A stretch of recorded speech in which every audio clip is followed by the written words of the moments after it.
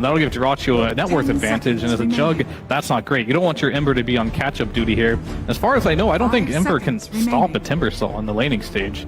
But even if they want to do the Timber off lane, which might be a better lane for the Juggernaut, he can pick anything from his choosing to deal with an Ember. And Ember's generally been a hero that is pretty easy to exploit, so I'm very curious on which direction game is going to go. Is it going to be Ace, or is it going to be Quinn on this final pick? I wouldn't mind something like a Beast if they wanted to go offlane. I was thinking about that too. Like Beast can just sit in a lane, and you're pretty good against the Jug.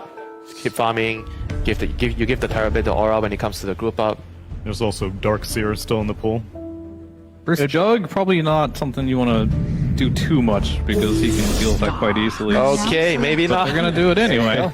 Darkseer. Well, you called it. You can at least surge out of this devastating combo with the Shield, the Gaze, and the Blade Fury.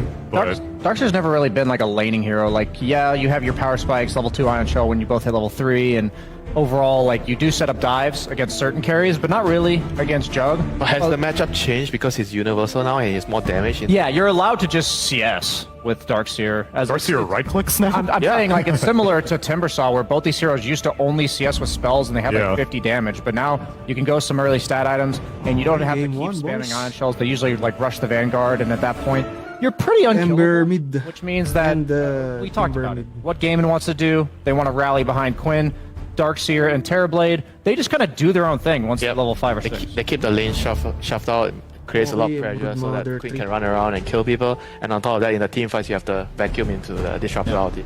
I think the most important thing is going to be the mid matchup, because if Quinn does win the lane, he's going to go skew that top lane. But I think if you leave the Darkseer alone, it's going to be a little difficult for him to lane there, because you start your Surge and then you get Gaze and there's a spin. It could be an easy death. And apart from land mid sea, there's like 5 universal heroes in the draft, so 5 against 5 balance. Where land meets sea meets galaxy. nag-practice sila. Let's get ready to get the thematic battle underway. Where land meets sea, where gladiators meet liquid, let's meet OD Pixel and Fogged. Thank you very much, Tsunami, and welcome, ladies and gentlemen, to the grand finals here at the Bali Major. Kasi liquid tubig. Against Team Gladiators pang lupa. We're here, the same 2 teams. I mean, overall, coming into this one, is there a chance we see something different? Or from what we've had so far from these 2 squads, Gaming Gladiators coming in as the favourites? Yeah. Absolutely coming in as favorites. I mean, they have year records since last TI, not counting TI, of course. It's 18-9 in game score, and overall, most of those series, of course, have gone in favor of Gaming Gladiators. I do think both teams, they kind of got what they wanted, but I think Gaming, they got more what they wanted. I think this looks like a very strong group-up draft. But Nisha, he's been, I mean, on his Ember Spirit, of course, he's been incredible, and looking forward to see how this one's going to go down, because Brood has also been a pretty annoying hero. He's been just really disrupting a lot of carries inside of these games, and yeah, we'll see which one of these gets the big farm. Yeah, and a lot of times can sort of become that secondary carry or third carry if you've got something good going on in the mid lane as well. In terms of that mid lane, you say, Nisha's been popping off, getting him on his Ember Spirit. Of course, from Gaming Gladiator side of things, they get the Timbersaw nice and early. As they see the draft play out, they're more than happy to keep Quinn on that mid Timbersaw.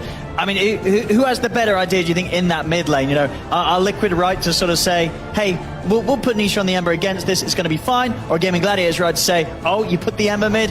All right, we'll put Quinn, we'll take Quinn on the Timber mid, and he's going to give Nisha a bad time. Yeah, you know what? It's game 1, right? We've got a potential long series. Yung Ember sa maybe Timber. try it out. You give Quinn his Timber. You're going to go Nisha. What do you want to play? Nisha's like, give me the damn Ember. We're banning Huskar. Make sure I'm set up for success. He's had some really good games. He's had some funny ones too with the Battle Fury double data list, but I hope we get. You better. Well, we're not going to get that here. We'll never have that again. Meepo thing. Yeah, that was a Meepo thing, and also just summons, which maybe got baited a little bit and never went for BKB, but that happens.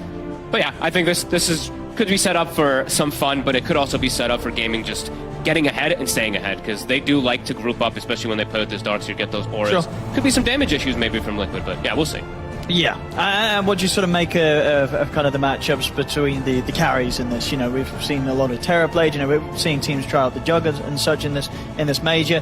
Head to head, you know, how do the timings of these sort of work out? You know, in terms of how you feel when we've experienced teams playing these heroes head to head. Jug has slowed down a lot. Yeah, right. I think that's one thing. Fury. He goes for his Battle Fury, so I feel like TP actually is a pretty okay matchup for it. Yeah, you can have some trouble just if he's able to stick on you with like with the Omni Slash and stuff like that, but itemization Even Gladiator though. kind of keeps ahead of this. All right, yeah. If you have a good lane as the TB, which I imagine, would you imagine Dyrachyo will this game? I mean, how are things sort of against the Zai Brood and the Boxy Bat?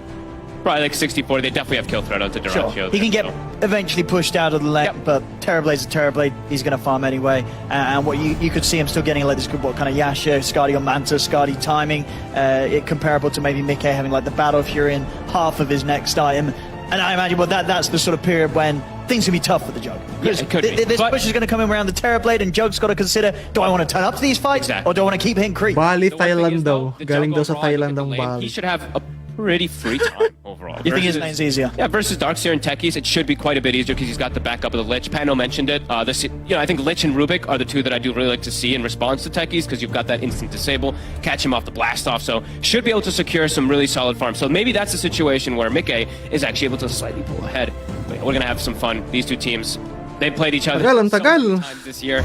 We are in for a treat. Ayun na. Indeed. Let's see if we get Gaming Gladiators being able to take Ay, it all nakasmoke silang again. lahat, boys. Team Liquid coming up with this a successful challenge and managed to take them down here in this grand final. In their best of 5, something that Gaming Gladiators have gotten rather comfortable with winning time and time again this season. Even just the upper bracket, I think Fear on the panel did mention it toward the end there. These guys don't lose once they start getting on their winning streak in that winner bracket, so let's see. Oh, It's no, going to grabe, be ang quite a galing. test here for Liquid, and let's see if they can get Sobrang off lakas ng early gaming. and start that advantage, because I think that's exactly what this lineup overall is looking for. Get a lead, push that lead, try to shut down Gaming Gliders, take over the map a little bit. So see if they get this first blood. They're actually looking for potential sneaky catch here. So if they catch them by surprise up from the high ground. Damon looks very prepared. Boxy's got the 2 blood grenades ready to go. Indeed, with this position they're holding around the trees, super hard for Liquid to get to. The smoke dispels, and Boxy knows they're up there. And with that in mind, Liquid unable to make the approach that they would hope for. Gaming Gladiators, they knew it was coming. Liquid already putting down some. I mean, that ward might actually just get countered pretty much immediately. That's already They been pinged, put it yeah. right under Gaming's vision. Tofu. That should be fine here. I mean, Kind of bouncy back. maybe not. It's a good angle with that flame break. And a tanky. Doesn't want to dive the tower though. At this point, Mickey far too risky. So just a bit of poke damage. And Tofu perfectly fine. So they don't get Tofu, and they will indeed lose. Almost certainly lose that observer ward. Definitely going to lose that ward. They pinged it out. They knew what was going on. In terms of the bounties, we'll just end up splitting the 2 for 2. So yeah, let's see how some of these lanes go down. As you said, you would imagine Jug and Lich should be pretty solid top. Maybe down bottom, Drachi on the TV feels a bit of pressure. And then the mid matchup, we'll see who was sort of correct with the way they drafted it out, because clearly both teams very happy to have these 2 heroes go head to head. Nisha missing a last hit there, a free one. Can't be doing that. Well, as we've seen in the past, it's been Timber dominant. Especially when Quinn has been playing it versus these Ember Spirits, he's phenomenal, just taking advantage of it. And that's where there could be difficulties, even if these lanes and stuff like that, if Liquid does come ahead, that's where Quinn can just break that, right? Because he can make moves to these lanes, to that Brood's lane in particular, and just protect the tower just to make sure that the Terrorblade Darachio is able to get that farm in jungle early. This Disruptor pick is cool. I like the point that Brian made quite a bit on panel too. I was looking at quite a bit of history of when they do pick it. Gaming does not pick this hero that often for Celery, but when they are playing versus these heroes that can sneak up the pathing in particular, versus this Brood, versus the Bat, that's when they do like to have it. Didn't see that coming. So it's cool, because then they rounded it together, right? They made the Disruptor look even better when they throw in the Darkseer, the potential of the vacuum combos. Absolutely, yeah. Great team fight provided just between the 2 of them, and also just great chase and catch. So if the fights start to go the way of Gaming Gladiators, they can easily combo it into further. Very hard for Liquid to escape from a bad engagement. Yeah, and maybe this top lane isn't going to be as easy as expected for Mickey, because he does have a Lich who's a very, very strong hero, but Techies really is just that threatening. And I do see that Sania, he actually took the Frost Shield immediately at level 2. Bottom, Moxie, he's got. It's going to be first blood for Darachio down here. Good catch from Celery with the kinetic field, and there's enough time for the 2 of them to right-click him out of the game. With the Darachio Terrorblade, one of the few Terrorblades I think in this tournament that is having just still the same success that it usually does. I think most of you were talking about how it's been struggling more than they expected. Quinn getting kept low. Liquid with Boxy's death is actually going to take away the Water Rune from Quinn. But Quinn is actually going to be put a little bit low on HP here for the next few moments. Yeah, definitely seeing. I'm seeing Mickey he's getting poked. The power of the techies, the poke. Yeah, it's commencing. So down bottom again, Zai. Attempting to get onto Darachio, but Darachio's fine. Very hard for kind of Zai to sort of threaten Darachio on his own. It's going to take a few levels to come out from Boxy before they have like that magical damage that may be able to pressure and threaten the Terrorblade even when he's under his tower. Boxy's actually just going to start pulling waves. Maybe he blocks this small camp too. I feel like just having the small camp available for Celery to reset lane position never feels good for Zai. Yeah, it's going to get He's got blocked. to get the block. Nice. Mid lane. My goodness, they're living on the edge.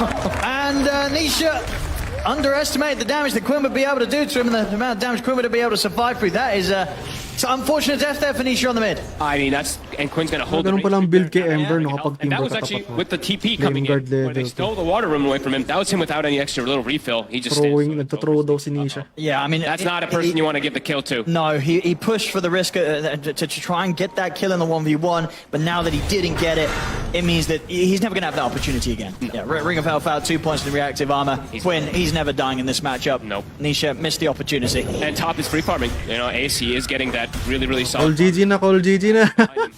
Not able to get Game 1 para sa Gaming He's farming Gladiators. nicely. But I've seen what Ace is able to do when he gets off to a good start as his Darkseer. Yeah. He occupies so much. He actually just plays farming. He gets Vanguard. He takes over like the top part of the map, not the actual like creeps. He'll pull some creeps into all these neutral camps because there's so much for Darkseer to farm once you get an advantage like that. Gonna try and make a bit of a go, but every time Surge is there, very hard for Lich and Jug to get away with the successful moves. And now Mickey, I'm surprised Insania put this point in this Frost Shield, if to be real. he Instead of just having doesn't the do anything in this lane for him. It's all magic damage. Yeah, you have if you catch them like really off guard and you know there's no surge and stuff, you can get that spin down with the slow. But most of the time that I've seen from these liches versus like the techies in particular, they hold the point or they get the gaze. So let's see if that pays off for Insania. Right now they're just getting freely harassed. Healing Ward is doing wonders, but have to be careful with that versus the techies too. Radiant's middle tower is under Yeah, attack. at the least, Liquid, as long as they're able to hold the wave around their tier 1 tower and stay close to that, they shouldn't die shouldn't in this die. top lane. But that means you're not getting kills on Ace. Yeah, you're not pressuring this Darkseer. Darkseer is one of those heroes where it can be a little bit like feast or famine. You could just sometimes you just don't get off to a start at all, and you're just dying a bunch of times, and it takes you some time to recover. This doesn't feel like it's going to be that for Ace at all this game. Kind of those auras really early. Insania making the move. Let's see if they can get the kill onto Duraccio. They can. They get the Flame Break knocked back into the Firefly. Yeah, they'll be able to take him down. So put some pressure on. So that's the benefit, I guess, of the Frost Shield too. If he does want to make some rotations Diving to the in. bottom, diving. So okay, I'm cool with that if he makes those type of moves on Insania. Of course, any moment spent away from that top lane does just continue to mean that Ace is going to have the freest time ever. We're from Darkseer with a line of patay na naman si Nisha might Nisha. be dead. Level 6 has been hit by Quinn. He's in with the Chakram. Nisha will be able to keep his distance from Quinn. Still got to be a bit careful. I mean, Quinn's still got a bit of mana. Yeah, we're gathering data on how to play Ember against Timber. Rune's gonna be coming up soon. Nisha's just gonna So try kahit to run the base. naka level 2 Flame Deny Guard this ka, run away mahirap from pa Quinn here. rin. Top lane. It's not seeming a lot of fun for Mickey. When he got the healing ward, immediately able to snipe it, and now he's in with the jump. Mickey gone. Mistakes made on the top lane. Mickey left on his own as Insania sort of just trying to help everywhere else out. Goes down towards the bottom, comes over towards the mid. It's leaving Mickey on an island and an island of pain as he's dead. He's out of that Talaga, top boots of lane. speed. Uunahin niya. Ace Okay, continues yeah. to probably have a Para huge sa smile on his face Arcane without well Boots. this early game. he is absolutely free farming Owen. That is a concern. This Jug. Is he gonna? Oh, I mean, he's He got Blade Fury. So basically, ang dating nito sa Lose his akin, courier immediately, and ang they might Timber lamang na lamang sa regen He compared needs sa help. Ember, no? almost got to come up. They're Kaya, bringing two. kaya They ano have lang, to. Ring of Health They've lang got to okay bail na. Mickey out of this situation. He's not been having a fun time at all. They'll turn towards Ace. Ace is able to get the 3-man vacuum up, but he will die. But Mickey, They get Mickey. nice pull. He's going to have Glimpse in a second celery. Yeah, he's got it with the Glimpse. That should do it. So they'll lose lives themselves here if Gaming Gladiators 2 go down. They get the chains. They'll lose the third as Nisha swings across, chains to cancel the TP of Celery. They get the 3 of them, so Liquid as a whole will be happy. Mickey, maybe not so much, as he's dead yet again. Oh man. Don't want this. So ang Jug Fire to go Remnant down. pala hindi This is a game that tumatagos you sa wanna be able ano, to have that good pace versus the Terrorblade Sa TV. static Duracho, shield ba yeah, yun? he dies Tawag once, skill but this na yun? hero, it farms much more naturally than a Jug. Basta yung pader ni, ano, I mean, Disruptor. to the point where overall you Ano feel ba yun? Gaming Alam ko Gladiators W yun eh, every kasi hero yung there E to yung kill the glimpse Jug eh. As soon as the Tapos Jug yung Q, returns, yung kidlat. isn't actually that It bad doesn't at all. feel that It's- they're bad. like, whatever, we just killed your Jug twice in a row. No, I mean, Good luck it's- recovering, Mickey. At least they got kills, but I mean, Mickey now it's like, he's gonna have to just jungle a bit here. And Duracho, he can actually come top into tower. They can take this tower, I think, yeah. And mid, Quinn, he's also going to start pressuring this tower too. So Liquid getting pulled apart a little bit here. Zai, he is having the best time though, so he's going to be able to apply some good pressure down bottom. And we'll see which route he does go with his build, since we've seen a lot of different variety. Yeah, I mean, in a game that's kind of going like this when you know your carry's sort of struggling, is that more of an incentive to go for sort of the carry right-click brood build for yourself, or does it mean that you should go the aura route so you can make sure your actual carry is able to have a presence in the team fights? You know, what's sort of the thought process as the offlane brood in this sort of game, do you think? That's a good question. I think because he has the Ember Spirit, he might actually just go down the aura route. Yeah. So we'll have to see, though. I think it's for me. I'm having difficulty telling just in some of the games because it's like, oh, he should go, or he might go aura just because like they're struggling or they're playing versus an early game lineup, and then they just go triple core. So I mean, like Amar has been like one of the best examples, at least from that, just going for that constant scaling on We his love you, Ace, though.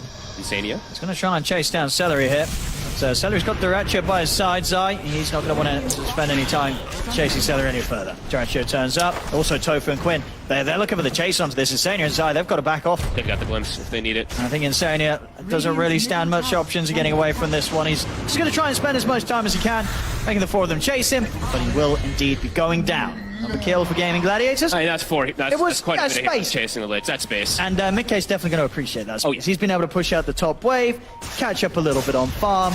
You know, he's more than happy with Insania dying as deep as he did just then. I love how much attention that Boxy's actually been putting on this top area versus the Darkseer. He's, in the beginning of the game when they smoked, they blocked this camp with a sentry right at the start, and now he's just been constantly walking over, keeping tabs of the Darkseer stacks and everything like that too. So definitely potential that Liquid wants to fight around that area if they do set up for it on the side of Gaming Gladiators. Could see some early movements coming in there. 5-4. Pretty even start here between both, but the Jug getting slowed down definitely hurts a little bit here. But that space that they just got from Mikkei was pretty crucial for him to catch right back up. He's getting to play this whole top half of the map without any interruption. I'm waiting to see what Zai wants to queue it up. Treads is usually kind of indicative of Echo Saber, but yeah. Does tend to be more like one in the mid. Nisha. He's cool. He's still got his remnant ready. chopping super low. Yeah, he was living on the edge there. I mean, Quinn, of course, will be able to easily hold this mid, hold this tier 1 tower. So super hard for Liquid to get away with any early push. Any time that Quinn turns up on his timber. I mean, first 10 minutes equal. It's just Zai going to be doing almost all that pushing in the early game. And yeah, Zai, he's committed the Ogre Club, so it's going to be scaling. So they're going for triple scaling items on the 3 cores at the least here. I mean, if there's auras parang mas lamang Juggernaut sa Terror Blade, Blade, to be some scare around the early team fights around these towers. Because Ace just has Lamang bang Juggernaut? and they're fighting with these triple scaling cores. They're going to need more time to be able to defend perhaps those towers if gaming does set up for them. Yeah, and I feel it could be difficult as well for Zai to have impact right, even with this sort of Echo Saber build, because unless he's able to sort of find the supports in the back lines, he's not going to care too much about getting clicked by a spider early on, right? TB, high armor, and, this Timber Saw, Quinn's not going to care at all. Yeah, Celery's the one who has to really worry about it the most. Yeah, right? Disruptor is the squishy one, but Techies, he actually does, once he's got Taser, he's pretty good. That's versus true as that well. Broodmother in a way, so does have a way around it. A lot of stacks being formed. Tofu, I think he has like a quad stack around his hard camp right now down bottom, but also we see Liquid getting crazy stacks. I mean, all about getting Paunahan na lang ng timings yan sa parehong Juggernaut and TB. And there's that quad stack for Quinn. Celery, it's the 6 now, so... Quinn is tough for them to deal with at this point. Occult Bracelet, 1778 HP. Very tanky. Yeah, they can't kill this They'll have to commit literally everything onto him, and they might not even get him. They're going to go for the lasso on to Tofu, but Static Storms the ready will stop them from being able to push in for this. Nisha turns, gets the Remnant out. They're on full retreat now. I believe he dodged the glimpse there, I think, with a slight. They're going to go for Boxy. Ace even dropping the wall to try and catch him with a slowdown. Quinn's going to be able to head forward with the Timber Chain. Firefly's gone. Boxy will try and deny to the Ancients. Not going to do so. Quinn will get the kill, and Liquid, they'll get pushed back. Surprised they are actually playing to try to hit the mid-tower. Their lineup without the Brute does not hit these buildings, so... Nisha will at least get away because he dodged the glimpse there, but has to be careful for the next time. Glimpse on Insania. Quinn. He's going to be off the mark with the Chakram, but the blast off also going to fall short. Nisha is going to attempt to jump back in and take down Tofu. He'll get him with the second Remnant. 2 back-to-back spell misses there. Insania juking. Gladius they'll retreat out of that after losing Tofu. I mean, Mikkei's probably like, great job, guys. This Jug, Keep this up. I love it. He is. Mikkei's going to be back on track for a solid Battle Fury timing. He's pretty close. He's keeping neck and neck with that TB right now. Dyrachyo. 14 minutes, may Battle Fury na to. I mean, we have the Clash of Titans. This is building up to be a nice little mid-game here of these fights. Yeah, both carries are going to hit their timings. Yeah. For sure. And let's see if the auras thrive. Pagandahan ng laban dito, no? Pagandahan ng galaw. It's the other MR build that we saw. Maybe it's just BKB Hex. because I think that's what we saw do the other day, which that is a little bit of, you know, it's not like Echo Saber. Yeah, I like this. I think that's better. I think, as I said, with the Echo build, you're going to have this problem of not being able to threaten the cores. If you get BKB and Hex, then if you can get that Hex on a good timing. Interesting interaction. Like Duracho is going to be... Kapag nilagyan mo ng Ion Shell yung gagamba ni Broodmother, mamatay sila. Terribly. Liquid have Blink, Boxy, Insania. I'm gonna try to set up for something here. Again, there have to be... I mean, some of these cores are a bit too tanky for them to really deal with, like Ace and Quinn in particular. So how do you avoid that, no? Parang Ace doesn't dapat actually have the mech meron just kang maybe they try for him. They'll go for control group. Try and get rid of Celery before he can get the Static Storm off. He'll still get it down, though. Tab. Nice the Static Storm. They get the Vacuum as well. The Hiwa-hiwala mi Spiders mo. He's out. They'll get Insania as well. They try and go and Kasi alisin mo yung may Ion Shell. Catch him for long enough. The lasso didn't last to a point where he was anywhere close to dying. He very easily got the ult off on that one. That was weird. To be honest with you, that was quite strange. There's a couple of times now where they've tried to make these moves, going with the lasso last time onto Tofu under the tier 1, this time onto Celery. Neither of them have gone great. This one, it went pretty terrible. They lose Nisha and they're going to lose the tier 1 tower. I mean, Boxy even flame break the blast off, so it would have been actually even worse if he actually connects on top of that one there. An over-aggressive move from Liquid. That's a blink reveal from Boxy that just gets Nisha killed, actually. Yeah, it feels like a bit of unnecessary pressure from Liquid. I feel like Mickey's going to be like, guys, chill, I'm farming. I'm having a great time. I've got stacks, yeah. Good timing on the Battle Fury after top lane. Yeah, Liquid, I think, getting a bit too aggressive. They're going to catch him. He's trapped in the kinetic field. He's going to try and low steal up a little bit, but there's not a chance, Zai. This Quinn Timber is a problem. He is gigantic already. Oh, and he's level 12. Yeah, is done. Shield Rune. They're just they're rolling. They're looking to just keep making these moves. Ace, he's got mech, so they've got these. They're very tanky versus the limited damage I would say that Liquid has in their draft. I mean, I can't see Liquid going for that move again around this. They have to wait for some more items. They've tried a couple of times. It's not gone great. Mas malakas yung right click ng Liquid on paper kasi Broodmother, Ember, tas Jug. Pero yung mga gamba ni Broodmother, isang Ion Shell lang yan, diba? Tapos itong Ember naman, based on my experience, kulang yung right click damage niya in mid to late game kapag wala siyang gamit. Basta mahirapan talaga siyang patayin tong Timber unless may vessel sila, no? Really spiral out of control here. Kasi itong Juggernaut, matapos lang yung Omni Slash niya, madali na siyang i-kite. Absolute freedom when they do these type of plays too. I'm seeing Tofu. Tofu's actually just setting up mines even around the mid area just in case. They're like, if they're gonna dive us like that, I might as well just set up some traps too. See Quinn. Very close to having the Kaya Sands, yeah. Shield Rune as well. Massive. He really is a problem. And their damage on the draft of Liquid, it's going to take, like you said, like 1 or 2 more. Even some of these items are just committing everything to try to bring this man down. And yeah, they don't kill him. No, and they're going to have the auras. Mech is done for Ace. He's going to go pipe. Definitely, I'm quite worried. Even though the gold lead is so cool, I'm worried when the fights do kick off. Are they going to be able to actually kill and bring down these tanky gamers? Are we going to see sort of... Equal yung net worth ngayon, pero pag naglaban sila, makikita mo yung item advantage. Just be taking draft advantage. They might be able to find Duracho. He's actually lingering in the top side here. Oh my goodness. Boxy. They've got eyes on him. Hello.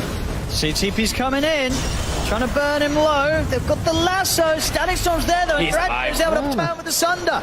Another attempt to move around these tier 1s that's just not going the way of Liquid. GG na. Every aggressive move is actually... They gotta stop, you know. Magto-type na ng GG. Screaming at them. He's like, guys, can we calm down, please? I mean, he is getting free farm, but it feels like he would be getting this free farm anyway. They're trying to go for plays, but I think Gaming's just prepared for it. Nisha. Ginagawa ng Liquid, bakit parang dalawa lang sila dun? He's actually almost got the space to get this tier 1 tower very low, I guess. Yeah, pretty good. With the way attention was drawn towards the top, so... Nisha. Ember Spirit Bot travel na. This as well. Celery's here to BKB back na up, next item. Of course, no Static Storm. Nisha. Could be in trouble. Nice. Oh, doesn't get the slight dodge. He's got the Remnant ready. Bomb. Still though, the wall is down upon him. He is going to have to jump away. So, ang Fire Remnant, tumatagos siya kapag yung Fire Remnant mo nakalabas na. Able to take him down. Nasa labas na. So, parang nga siya, invulnerable yung... So, basically, walang pipigil sa transfer to Remnant. So, Zai, sneaky little spiders, he's pushing bottom. Pipigilan lang yung Fire Remnant kapag, for example, may pader na si Disruptor. Tapos nag-Fire Remnant ka, tapos yung Fire Remnant dadaan dun sa pader. Harangan siya ng pader ni Disruptor. Okay. Interesting. I mean, versus Taser, it'll be great, and versus like the Surge and everything. Parang may kandila sa katawan ng gagamba. You do see it, but yeah. Okay. Well, there's reasons why you would have maybe preferred it to have been the Hex that you say was Wala, talo na kayo dito. Like arguments. Go GG. Arguments for both. I think he also recognizes that, you know, gaming is a team that usually, actually I was clicking around, they don't actually have a Pavis. Usually they have a Pavis on somebody. They usually just build a lot of these like glimmers and auras and stuff like that. So maybe just wants this extra dispel. Insania. He's just going in looking for Insania. We'll get held back by the chains, but the vision's there for the glimmers back. Insania. They'll throw out the chain frost. They'll go for the lasso onto Ace. Ace is slow to put the mech. He will die. Good Omni. Get the two of them. They get Ace and Tofu. They won't get Quinn though. It's Quinn. Perfectly fine. Here He's got comes the Ace rune as well running around. They should be able to get Celery also. This time it's gaming. They do. They get That's caught Ano off. nangyari doon? Bakit sila natalo doon? Able to take the fight on their own half of the map, with it being gaming gladiators. Si Chain Frost kasi, to be the no? ones Taas to go ng looking DPS for as action. nagkadikit yung Kill dalawang bounty is hero. very important. Jug gets at least one of them there. He gets Tofu, and he gets a little bit of that assist gold as well too. Yeah, Mikke's keeping it cool. He's got the Sand and Yash done now over the Battle Fury, so feeling pretty strong now. Here, 18 minutes in on the Jug. Interesting. I'm always intrigued to see like when they lately when they do go for like S and Y and stuff, because he is playing versus Disruptor. So some of the times you do see like the mantas just for the plays to push yourself out of these kinetics and stuff like that, because the status is just doesn't do anything versus static. So I guess he just wants the raw stats and everything from it. Celery's going to try for the setup, and he's going to find it here. Very nicely done. Celery coming out for the trees. Oh no. Have enough damage to kill Nepu. time before it ends. He's Oy! Oh! Attacks are coming. Naghihintay si Tekis, oh. Ang galing nga. Grabe yun, ah. I think Paano niya nakita yun? I think the attack might have been was still following him from Duracho, but either way, Tofu, he's there. I mean, that definitely extra damage done there when you jump Galing, out with the remnants and there's a techies waiting. He'll take that. Yeah. Hindi pa nagamit yung dalawang bomba, no? I'm level 11 on Parang ni right click na lang ata ni Tekis eh. Tapos namatay na. Very nicely set up there for Hindi na sumabog yung dalawang bombang nakatabi dun sa got Remnant. that Glimmer Cape complete and was able to kind of come out from the tree line and open Parang up. ayun, call an ambulance but not for me. We're seeing the skill build of his Tingnan really nga paying ulit off. natin. 0 Ayun, in no? Thunderstrike. And Isang bomba lang yung nagamit. surprise. Yeah. That's pretty horrific. Yeah, Nisha will be having nightmares about that one. Chain Frost. Oo nga, no? Kasi normally, di ba, kapag naka-fire remnant ka na, almost almost impossible ka nang mahabol kasi sobrang layo. Pero nakaabang pala doon si Tofu. The wall's going to be dropped down in the midst of it. They're looking at Duracho. Duracho's still got the Manta and the Sunder. He puts the blade through Duracho. Get a target. He turns towards Nisha. Takes Nisha's health. Zai fighting onwards with the BKB. Duracho still. Terrorblade. They're pulling him out with the fear. Duracho's getting busted. Still alive.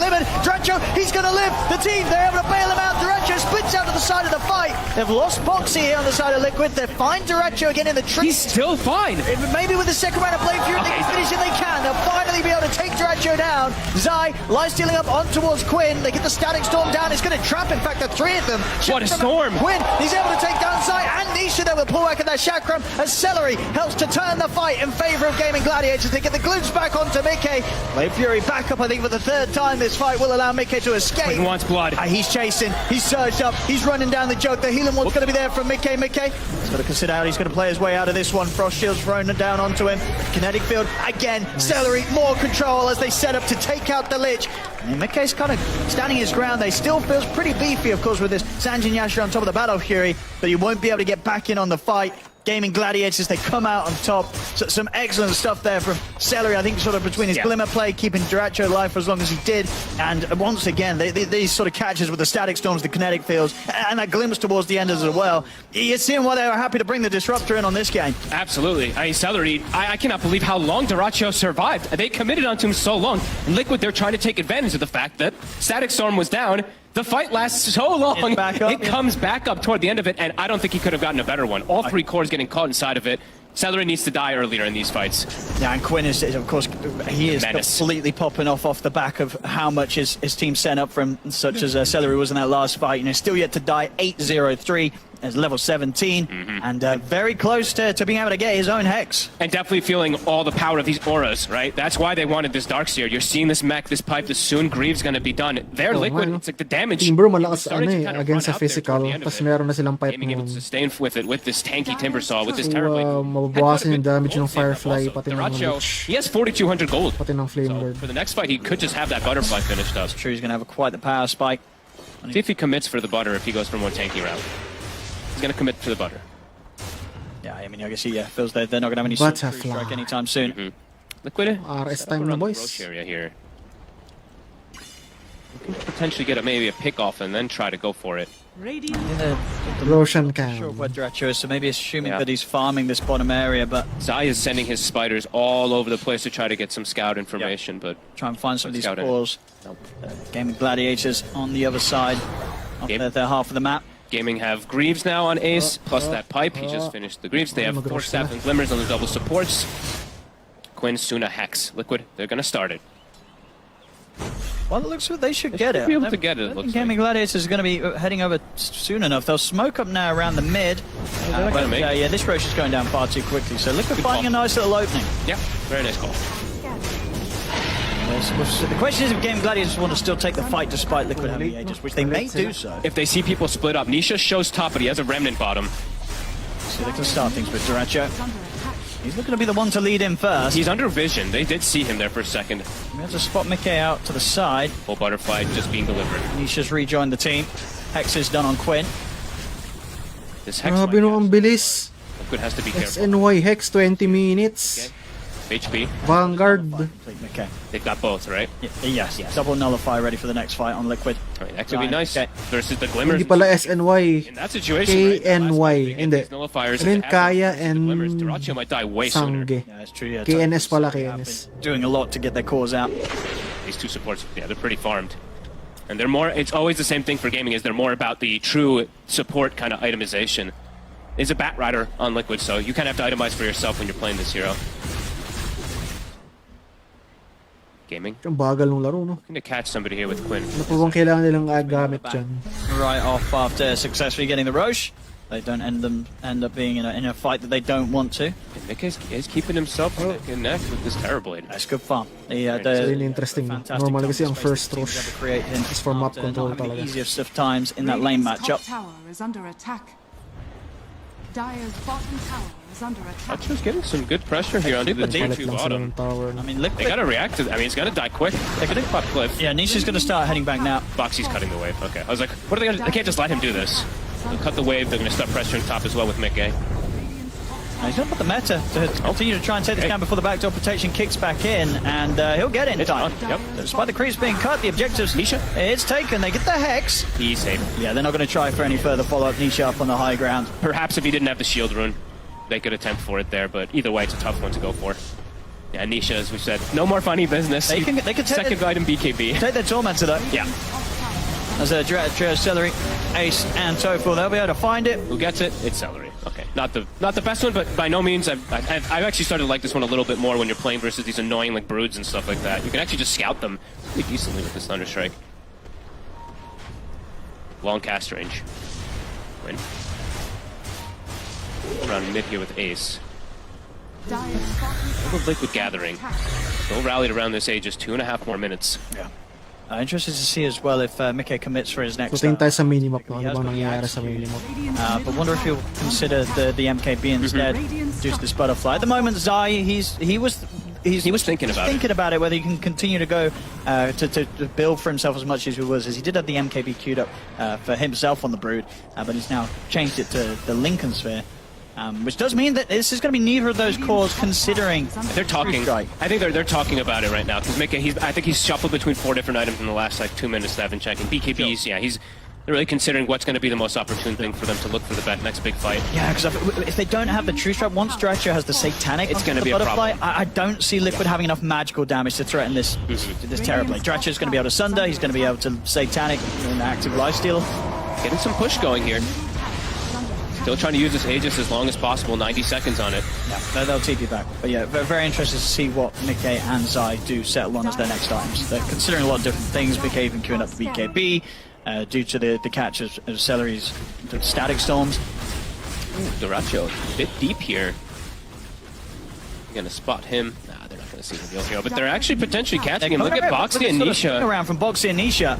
This could be a massive kill. They're probably like, is this real? Oh my god, it is. They were sort of questioning that themselves and maybe questioning a bit too much. Yeah, now they'll start to turn back in on this with Nisha getting the. Uy, alam na nilang totoo. He's in trouble. He's completely on his own. He's literally fighting everyone. I mean, What? he nearly brought down Boxy with him. Chain Frost, he takes. Bakit mag-isa siya doon? Ano yun? A lasso, it does the job. They do kill Teka, him. na-distract ako. I mean, that's the Duracho death though. That's the one a game that he And gets. that's all. Duracho, he has 4,200. See if he commits. Nakulay ni for- Dyrachyo goes for team. more Okay, tanking. asan So siya? true. Potentially get a maybe. So they can start things with Dyrachyo. Is under attack. He's looking to be the one to lead in first. He's under vision. They did. Focus na nga ako. Mamaya na ako mag-cellphone. The start, the Liquid were like, oh, hang on. Wait, what? This is real. Like, Hang on, this is for a real. second there. He was sort of walking away. He's like, Nisha, what are you doing? He's like, oh, you got the real dude.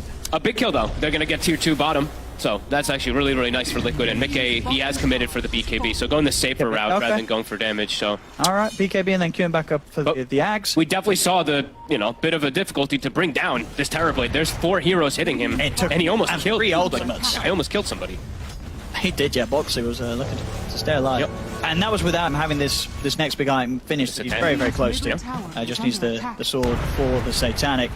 Blink Dagger done on Ace. Aegis has timed out. Gaming, see if they look to strike with that timing here. I think it's when Dyrachyo probably has the Satanic that they might look for an engagement. How many Wisdom Runes has actually Dyrachyo gotten? I think he's gotten, I know at least 2, but I feel like he maybe have gotten even a third Hintay one. pa yung He's Satanic. been grabbing most of them this game since he's playing on the left Ancients. I mean, regardless, Mickey, he's the one that's easily 2.5 levels ahead. Above. He's got the This is a talent. super high level jug. Yep, he's got the Blade Dance talent now. Yeah, I mean, this is going to be very important for standing his ground against the Terrorblade in the middle of the fight. If he's able to get those Blade Dance lifesteal procs. Even versus like the Timber Saw in some situations too. If he's able to just stand there and auto attack, it would make the difference. Quinn is just still super farmed though. Continued to be neck and neck with a Timber and a Jug. He's still getting his absurd scaling. He's got the 20 talent too. This talent is crazy. I don't know why this talent's actually on Timber Saw. 20% magic. Why? Like, why? Why is this there? Yeah, very, very close to having the Shiva's God on top of that. Was just at 800 gold away. And then they're probably, I was checking to see if anyone's going for like any Lotus Orbs or anything like that, because it is a pretty value game versus the Bat, versus the Jug and everything, if they do want to go down that route. But yeah, I mean, Celery's got to build for himself, right? He's You're going going to Ag. Disruptor. You go the Aghanims. you have Darkseer on your team. If you have Darkseer, it's like, like 5x more that you want to go for it. Is under attack. And how far is he in on those? He's Pero may Satanic na si probably about Dyrachyo. halfway through his Aghanims right now. Playing around the power rune here, Dyrachyo camping it. I didn't see which one is the next one that can come up. It's an That's illusion. an illusion. Never the worst one by any means. I mean, it's definitely going to make Quinn that little bit harder to catch and kill. They got the Hex, Mickey. They got the opening hat, they got the burst, they get the vacuum back into the wall, but still Mickey's able to put the blade through his Oy! Nabuhay pa yung Juggernaut. there as well as the frost shield. Mickey will live. Kaso babalik Kind siya. of lucky to get out. Glimpse. They want to go back in on this. They smoke up here, Liquid. Then maybe see if they can get some sort of way back into the fight. Zai has to put the BKB there rather early. Yeah, To avoid getting caught. Glimpse caught him. That was a glyph. That's not the tier 2 glyph, just an FYI. That's the tier 3 glyph that they ended up using trying to hold this tier 2 here. See if Gladiators can. Okay, so walang glyph for the next 5 minutes ang Liquid. No? Be able to get the glitch back into the Hex.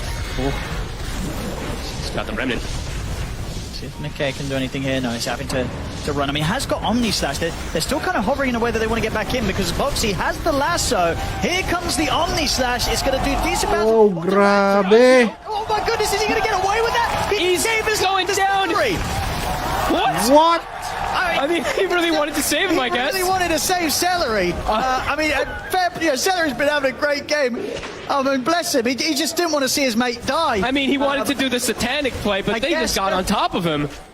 Oh, no. Well, I mean, dead on gaming Gladiators. A smart hit from Liquid. Patience, waiting for the meta to kind of just deteriorate down, ults being expended, and then they hit, and it's a hard one. They don't get Quinn, but they get Dyrachyo. Yet again, he's 1-4. I mean, that was a high-risk, low-reward play there from Dyrachyo, it felt like. Either way, the fight probably not going to go too great, but he set himself as low as he did, taking a few bounces from the Chain Frost at the same time, just in an effort to save Celery. And I don't know if you want to save. He's already used the. He already used everything. This Disruptor's useless. Yeah. Just let him die. That was, I mean, that was a bit of a blunder. Look, He's I mean, done his ult. you could watch in the fight too. Quinn is sitting on the sidelines, and he's like, "What the hell is going on?" This game's getting crazy, and definitely in a way that's favouring Liquid. Then up to a 5k lead. Mickey continues to get bigger than ever. He will have his Ags for the next fight. Oh, yeah, it's He got off massive. that one. Absolutely massive. Puta patalo. A DD rune now spawning around bottom too for the next team fight. They could have that with this Ags on the Jug. And Brochef, 90 seconds already set up around it. Huge opening here for Liquid.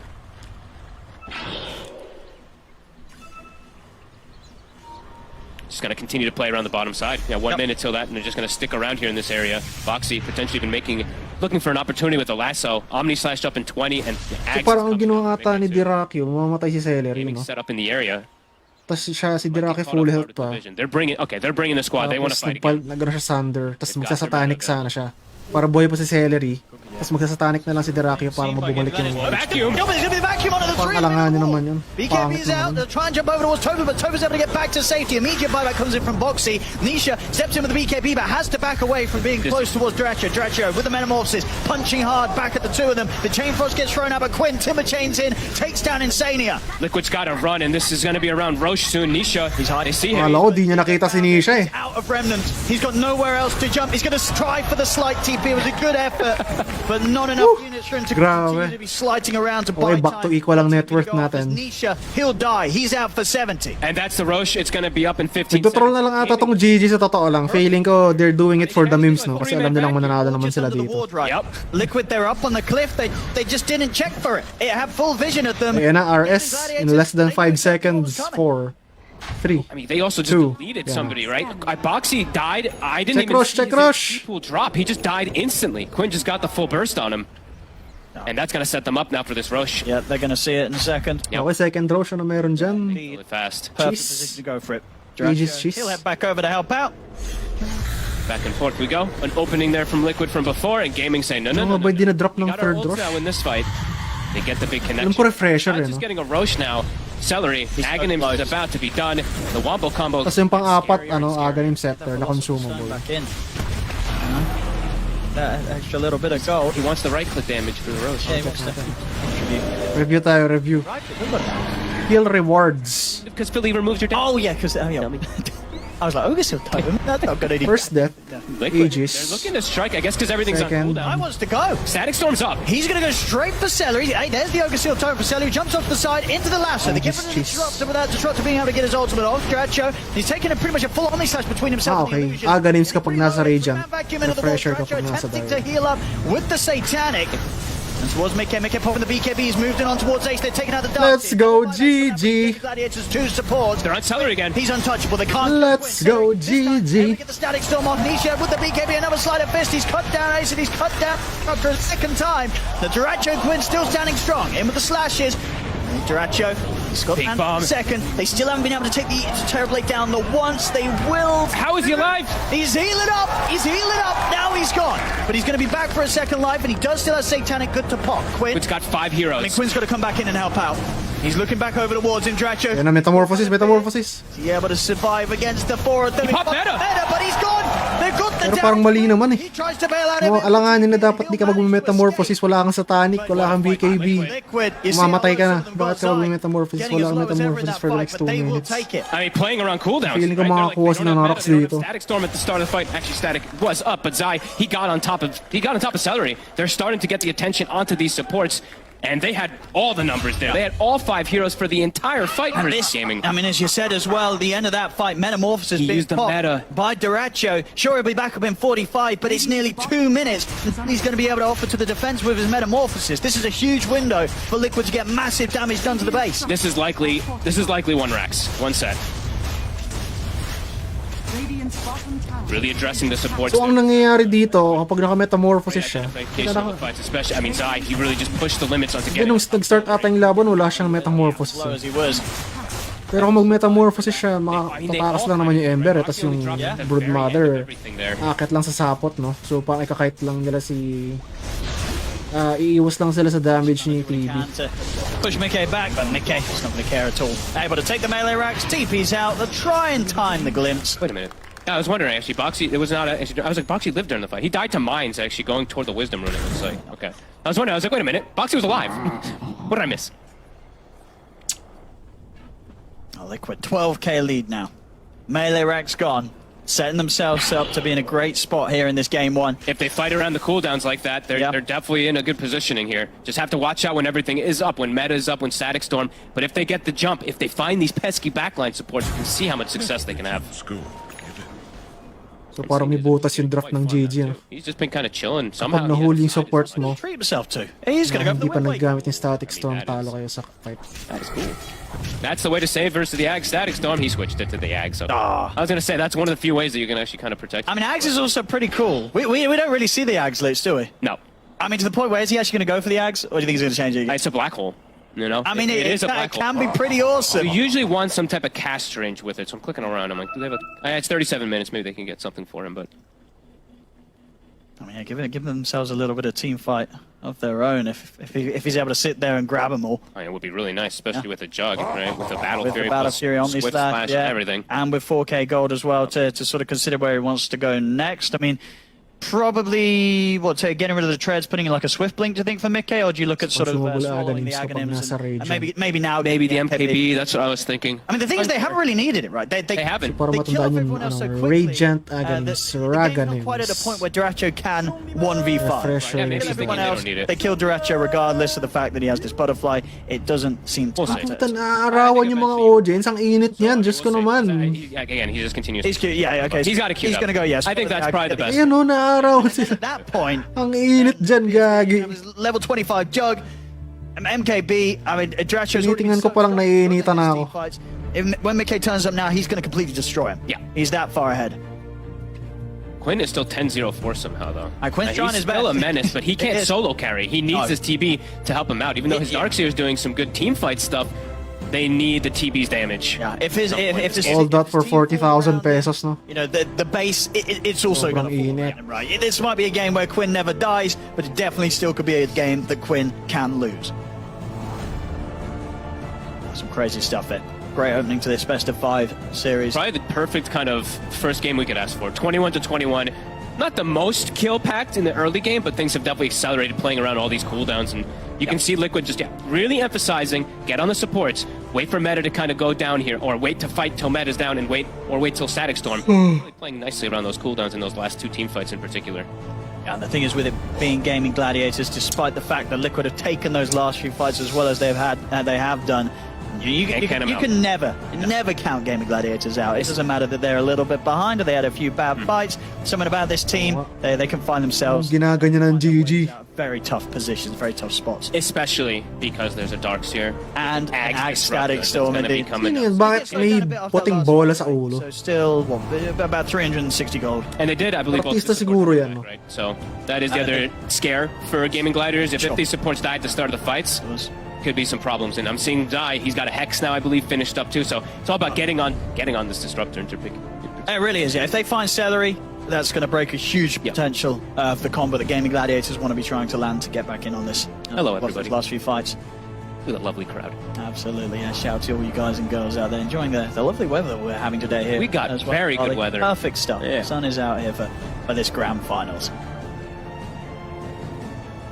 Let's see if we have any word on the reason for the pause. I didn't see one. Not at the moment, so hopefully Nag-uusap yung things are GG. good.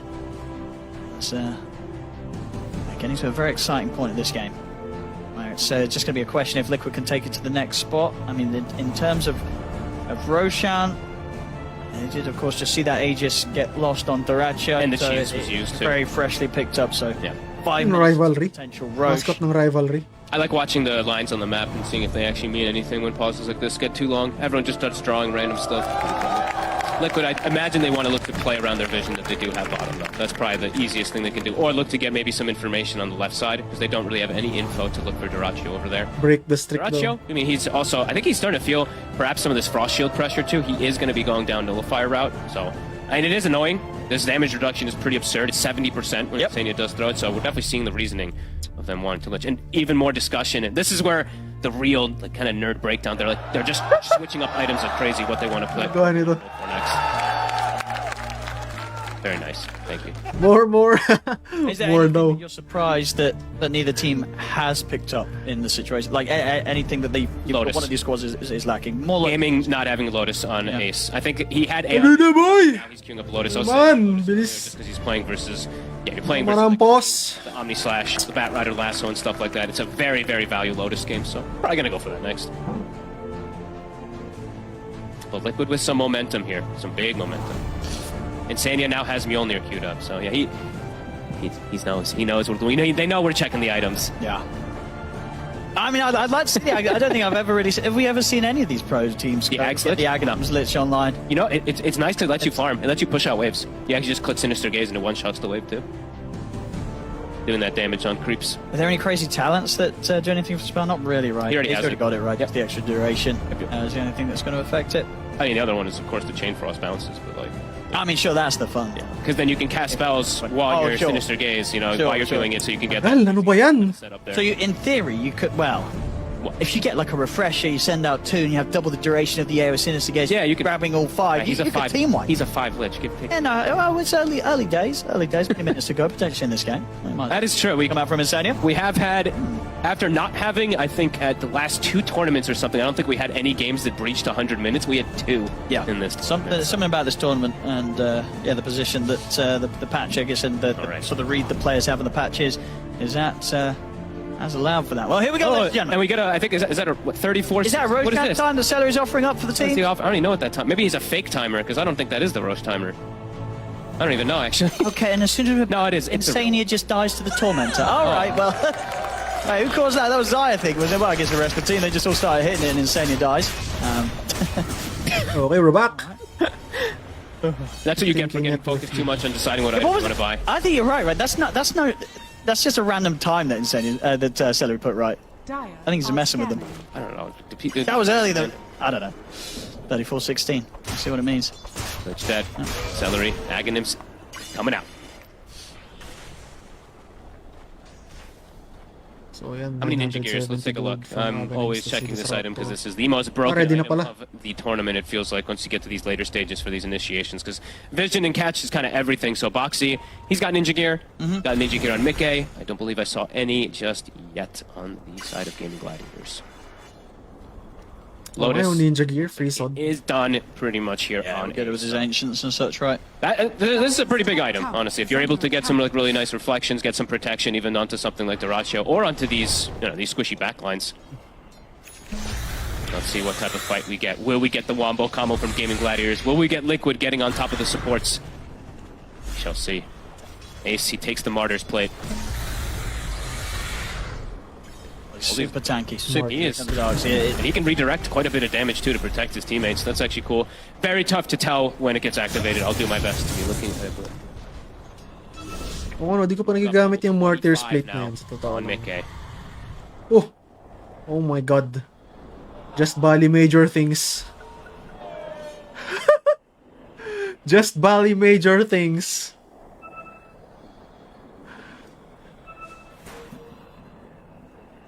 Garbage internet. Sino yan po ano yan? Ayo esports, e-pulse, tandaan niyo yung mga organizer na yan. 250 ping. Okay, technical difficulties. Okay. Next day na to, boys. Ay, nako.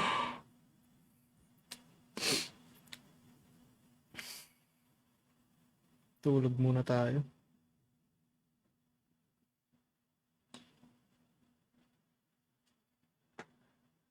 Bali major things, boys. Bali major things.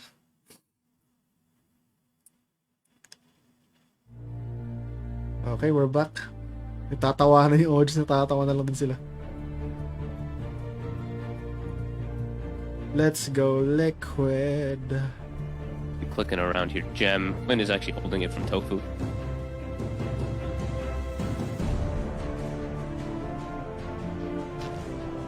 Ayana Estate. No? Init naman dyan.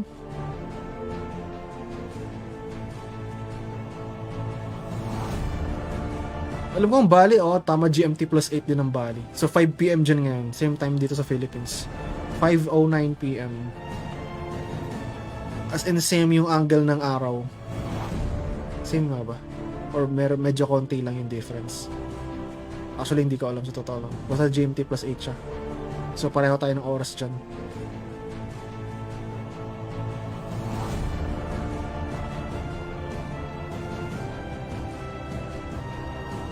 Logo ng rivalry yan, di ba? Ayun ba yung mascot nila? Agila.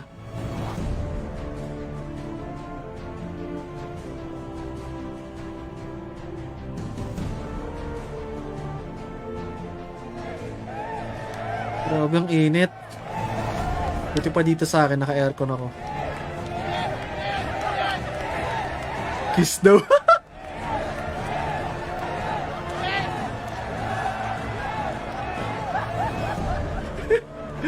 Kiss daw.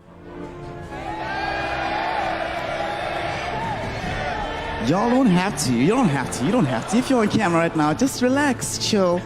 Unfortunately, y'all, as you know, Dota 2 is somewhat still in beta, so we have a small technical issue. As it stands, Dota still in beta daw. it's not going to be a scenario where the game gets completely abandoned, but we're making sure that we're resolving it ASAP. So, those of you who are here at the Ayana Resort, What? who are here live So may possibility na ma-abandon yung game dahil sa technical difficulty. at the resort, and honestly, this place is just incredibly beautiful. So, give us a few minutes. Yeah, incredibly beautiful and incredibly hot. That's played will have zero problems, and it will be as pristine as humanly possible. By the way, so far, are y'all having fun? Y'all enjoying yourselves here in Bali? Yes, it's so hot. While we're doing this, while we're still waiting for the pause to unfold, I just want to get a quick read of the situation. Who here is supporting the challengers of Team Liquid? Okay, y'all right. They're cool. They're chill. And who's here trying to back the back-to-back champions of Gaming Gladiators? Sino yun ito? Ngayon ko lang nakita to sa event. Of where things stand at the moment in terms of support. But we're making Pati yung box ng mic hindi pantay. So stick with us. Nakaka-stress naman yan. To make sure that the Dota Nakaka-OC. So take a walk. Kasalanan to ng organizer. At absolute most. Nagtipid. Back shortly with some more Dota 2 action. Yun ang tabingi oh. Yung box ng mic niya, yung may logo ng building, pagoda ba tawag dyan?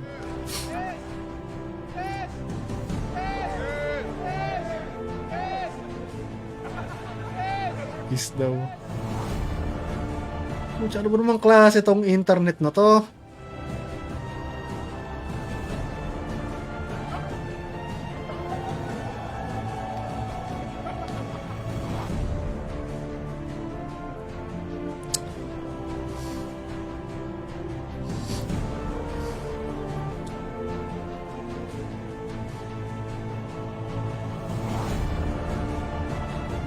Ano kayang mangyayari dito sa saga na to, no?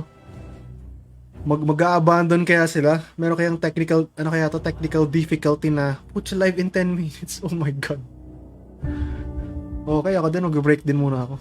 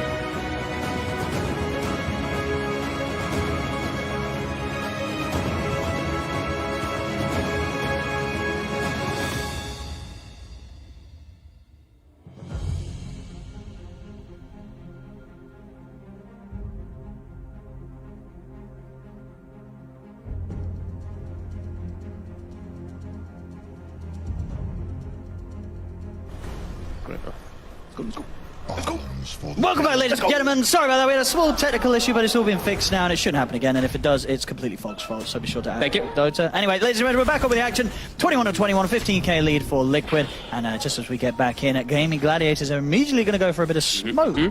Smoke actions to see if they can start something off. Just to kind of keep people refreshed. What did we just have Gaming Gladiators recently pick up that's setting them up to try and look for this move? Well, they're smoked up because they have the Ags on Celery here. They have no buybacks on the supports. Ace just got Lotus, so they're looking to get a big catch here. Vision is going to be everything.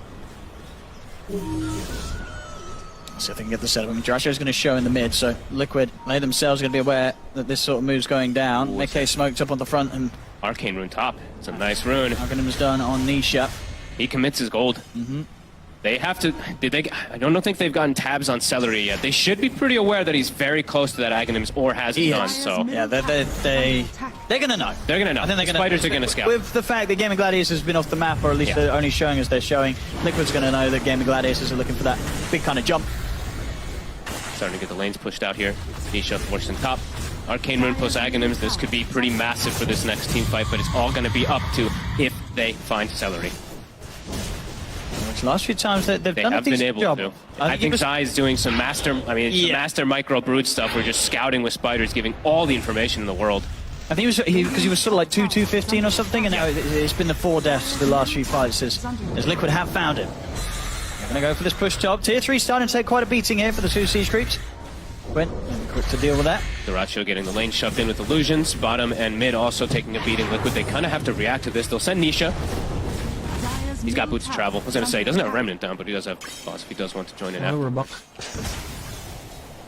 Another attempt here from Gaming Gladiators. Out the base they go. Fighters are scouting.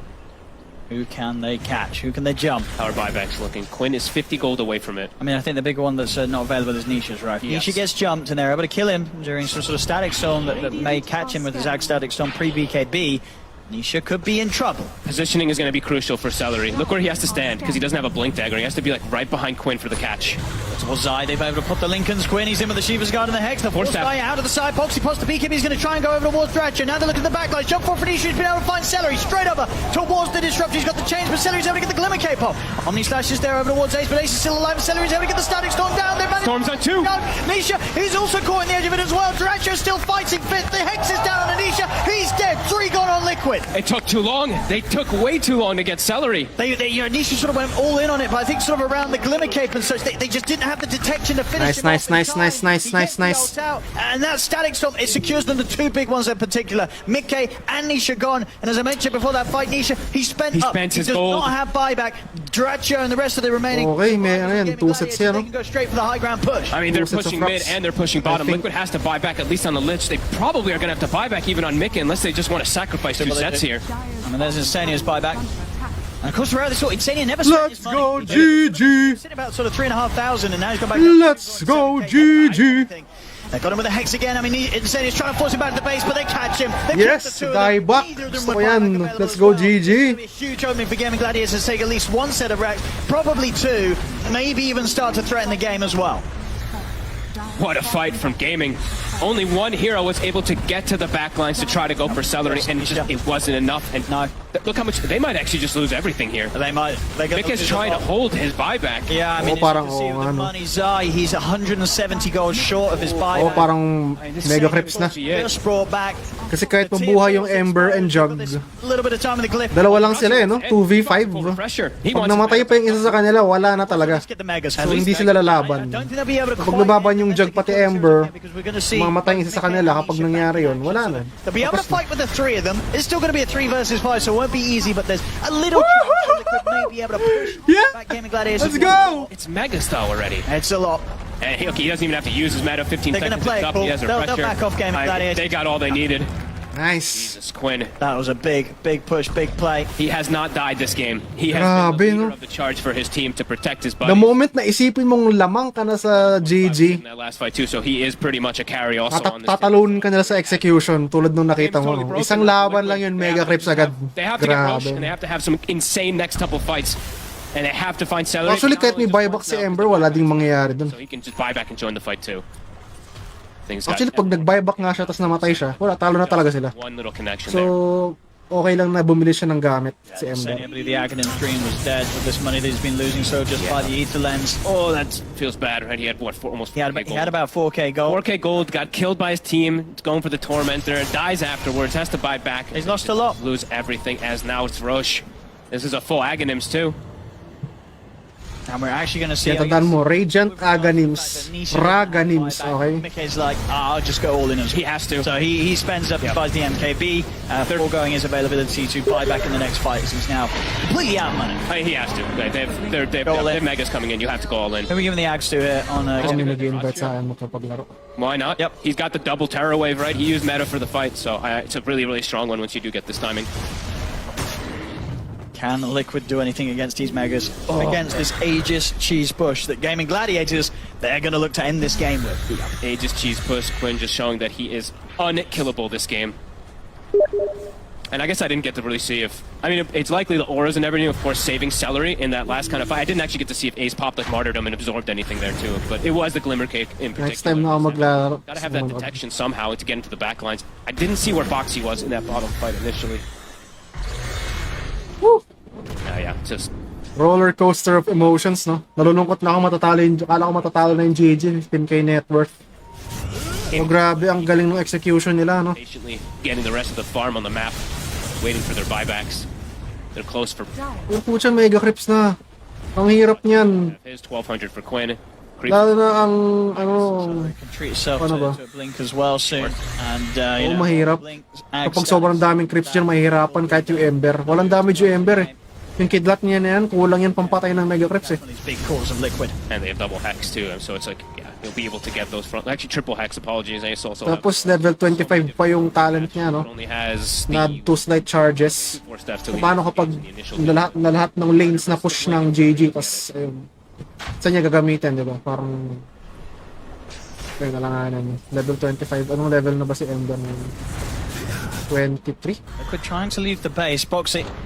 See if we can maybe find Tofu farming the neutral camps, but... bombs. They scout him. Oh no. He's got a shield rune. He wants to run He in. can just go straight in. If he wants to. I mean, there's nothing that's Please, GG, manalo kayo. unkillable right until the end, it seems. Kailangan mag-champion ng GG. See what they can make of this. It's so tense here. The creeps are building up. Mickey knows he can't show. He has to stay under Ninja Gear, because they could just jump him and full kill him. Blink now picked up for Celery. Yeah. Coming out. Him and Ace can end it if they get the correct jump. And Ace is going to start things. He's able to get in there, get the opening hex on Anisha. Anisha needs help. They got any way to... Oh no. The Terror Wave. He's gone. Boxy will commit him with the BKB lasso on a Celery. They desperately want to kill this disruptor. They've got the follow-up hex this time, so they will manage to stop the Ag-Static Storm, but there's the buyback. Celery's going to look to rejoin the team. Nisha, he'll buy back as well. They're trying to stand their ground against Duracha. Duracha getting pretty low. There was Sunder. Ace gets his health back up to pretty much... Okay, tapos na. Take down Zai. Zai's Walang BKB si Ember. Kapag nabuhay si... Tapos na yung oh, tapos na. Nisha cannot kill him. Panalo na ang GG sa Game 1. Wala na Omni Slash, walang buyback ang Broodmother, walang BKB ang Ember. Di pa nagamit ng Static Storm, tapos na. He's out. No Yes. buyback on him. Hex Thank on you, Lord. Nisha. Gaming Gladiators with the full cleanup of the Ag-Static Storm locks down the end. GG is called. Gaming Gladiators will take this game one. They just keep on doing it. Oh, and how do Grabe. they keep on doing it? This one, Liquid, what, 12k It lead? seemed like they had a chance. Grabe yung execution, no? Takes this 15k disruptor. lead. You just get Static Storm up there. You don't finish him. 15k lead, nabawi nila na in one fight. Tapos nakuha pa nila yung Mega. They got Mega. Grabe, ang galing. A huge injection of gold as they can itemize to now deal with anything. Even if they lose their disruptor at the start of the fight, they're too big. Duracio standing strong. Really was, and Quinn standing the strongest. Si Nisha. 0-9 never dies. A hero obviously revealed as it usually tends to be rather early in the draft, and they couldn't deal with it. No, they couldn't deal with it. And it's Just gotta be gaming gladiator where things. you maybe want to test, hey, can we beat this Timber Saw and stuff like that? It might be Realm, so Wala, talo na to. you ban it, or you put even more Ano, mentally broken na Liquid. Shadow Fiend. It worked, I believe, earlier, so maybe we'll see if they go down. Kailangan ko mapanood yung replay ng Clash na yun. Anong nangyari, no? Bakit ganon? Bakit sila A natalo? little bit of back and forth in this game. Execution. Looked like they were maybe going to be able to do it in the mid game. Di mo, 15k. Nabalik sa break-even in one clash, tapos nakuha pa nila yung Mega Creeps. Gaming Gladiators, Grabe. they'll take the victory in this game one. War flashbacks na naman yan, no? It's more than many, Pag natalo sila sa major na to, pangatlong beses na nilang natalo sa GG. All these series that Liquid and Gaiman have faced off, Liquid has actually never won Game 1 every time that Gaiman wins the series. Okay.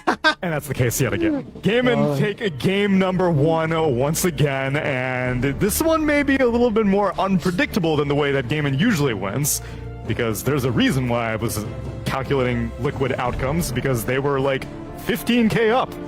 Yeah, I mean, it just sucks because it is what Grabe, papanoorin ko yung replay nung the entire flow of the game, and I don't want to say it's like why they lost, but you could definitely see the instant, like everything was going well for them, and then right after the pause came out, you could tell that Gaiman, it felt like Gaiman had some discussion or something during saying, remember guys, this is what we were doing, this is the objective, here we're going, we have these items. I don't feel like that was done by Liquid.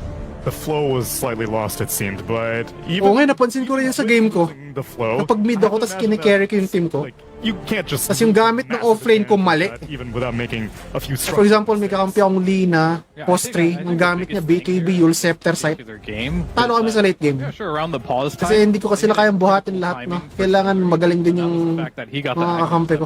online on this disruptor. The biggest problem they had throughout most of this game was blocking heroes down. They just pressed BKB and walked away. What did you have on Gaiman to stop that? And in the last fight there, they tried to kill Celery right when he got the eggs, right after that pause, and they couldn't kill him. And then at the end, he got the Static Storm off with all his other spells, and then all of a sudden, they get 2 kills and the game is... Essentially, yung animation ng Fire Remnant Yeah, the early game was also really from really Embers close. na transfer ka sa Fire Remnant, para I feel like both teams siyang played very well. phase And shift, all the no? small little mistakes like how the Hindi ka mag-interact sa world. because the Timber got level 6 first. He, tama. he died one time. I think Pero yung sending out ng Fire Remnant, nag-interact siya sa world. For example, nag-interact siya dun sa pader ni Disruptor. Level 1 chains and Timber decided, okay, now I can kill you. Pero hindi siya nag-interact sa and they were using that pangalan ng skill na yun. to pressure the tower, and Liquid somehow they were able to Basta yung pader ni, ano, when yung gumagawa na illusion na SS ni Darkseer. Tawag dun. Power the nullifier there, like Boxy. Pangalan ng skill na yun, kalimutan. He was BKB'd.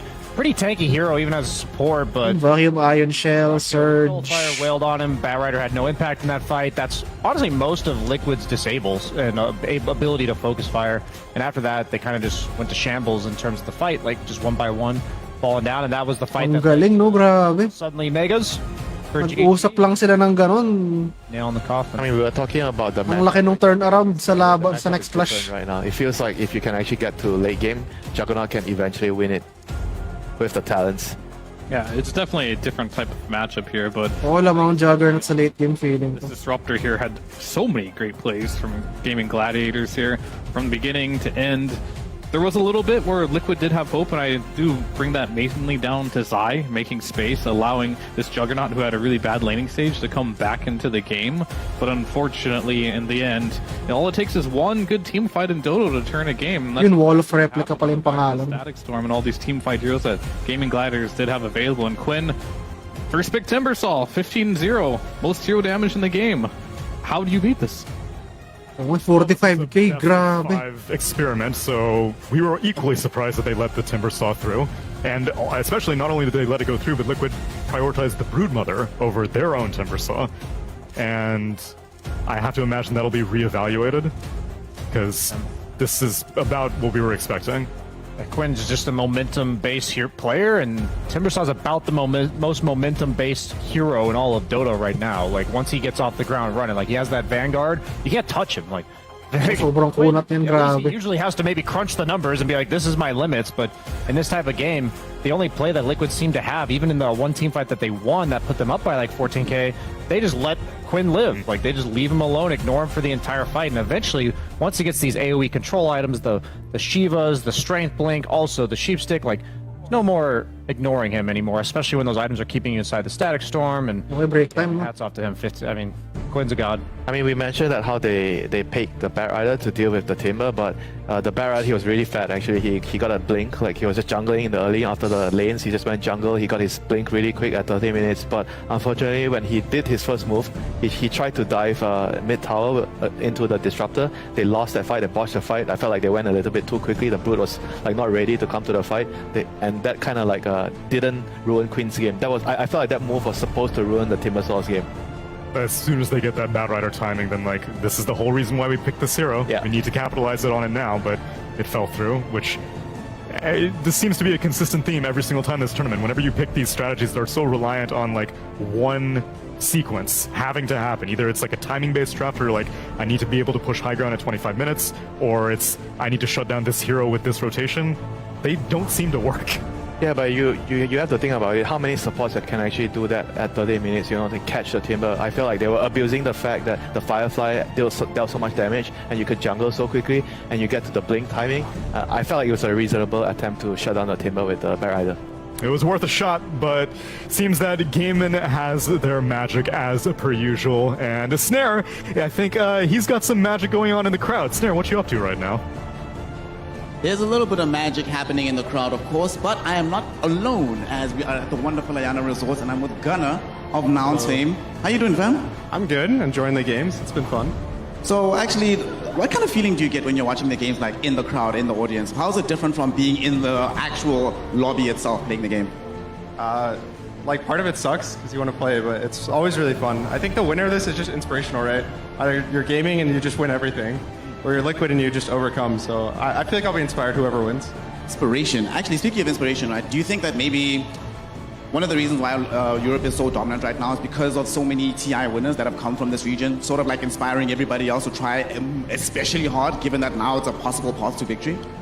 Yeah, I think so. It's also they have the most players, probably of any region, and I think the way they like play the game is just they try really, really hard to win. They do everything they can to win. You know, they have Tundra, they have all these kind of nerds, I would say, in terms of Dota, so kind of gives them the edge. Okay. And you know, you're from NA, you're chilling. How are you enjoying Indonesia? What's Bali been like for you? Especially since, you know, sadly y'all weren't participating in the playoffs. Have you had some time to just enjoy the resorts, check out the island? Yeah, I have. I went to the beach. It was a really good time. I saw a lot of monkeys. Very fun. You like monkeys? Honestly, I think monkeys are little devils. I do. You like monkeys? Why? I do. I don't know. They're my favorite animal. My sports psychologist asked us. He was like, "What's your favorite animal?" I wrote monkeys. Monkeys are actually the worst creatures who have ever existed. Haven't you had stuff stolen from you, food taken away, phones broken? Really? I've been fine. They were nice to me. Monkeys are not nice creatures. Anybody who likes monkeys cannot be trusted. I'm kidding. So talk to me about this, right? This place, Indonesia, is super sunny. It's quite a relaxing environment, right? As a player, do you think that's a benefit to being in the game? Like, given how nice this place is, does it help relax you, or do you get a bit more under pressure because you're like, man, I wish I was outside instead of inside playing Dota? I've talked to players, and I've heard multiple opinions. Some are like, oh, it's nice in the mornings we can, you know, relax and go to the pool or something. And some are, I just am mad, I want to play Dota all day. So I think it probably depends on the player. Have you been eating anything cool here? Like something that you haven't eaten before? Like, give us some reviews, some kind of food reviews of what's been happening. My food reviews weren't that good. I ate a lot at the same restaurant, but oh, why? I mean, it was really good food. It was just not very, I haven't explored that much yet. Why not? I've just been playing a lot of Dota. Makes sense. I guess you don't want to like do anything too weird, right? Too outside the ordinary. Yeah, because you don't want to get like sick. It's always the question of like, you want to eat good food, but you don't want to get sick and you can't play, get food poisoning. I've had food poisoning in an event, not a good time. Yeah, I actually had food poisoning a little bit here as well, but I tried something. It wasn't Indonesian food. I had frog for the first time, and I was like, this was going to be a good experiment. Plot twist, it was not a good experiment. Didn't work out for me. It went very south. But, you know, we're here. We're still chilling. One thing I'm also been very interested about, right? Why did you dye your hair blood? Let's hear. Why did I dye my hair? Yeah. I don't remember. I think it was one of my friends had dyed hair, and I got invited to TI to work. And I was like, I want to look cool for TI, so I just did it. And it was like 3 years ago, and I've just kept it all the time. Haven't you noticed that the ABTI comes up with a new hair meta? Like we've had people dyeing their hair, we've had people shaving their heads off. What do you think is coming next? I mean, the shave meta didn't really work that well last year, but who knows? Maybe it's like flip-flops, right? It was 2 years ago was the shave, then last year didn't work, and this year's bald again. Okay, how about this? How about we try a dreadlocks meta, right? Who actually, of all the players that are in the scene right now, who do you think could pull off dreadlocks?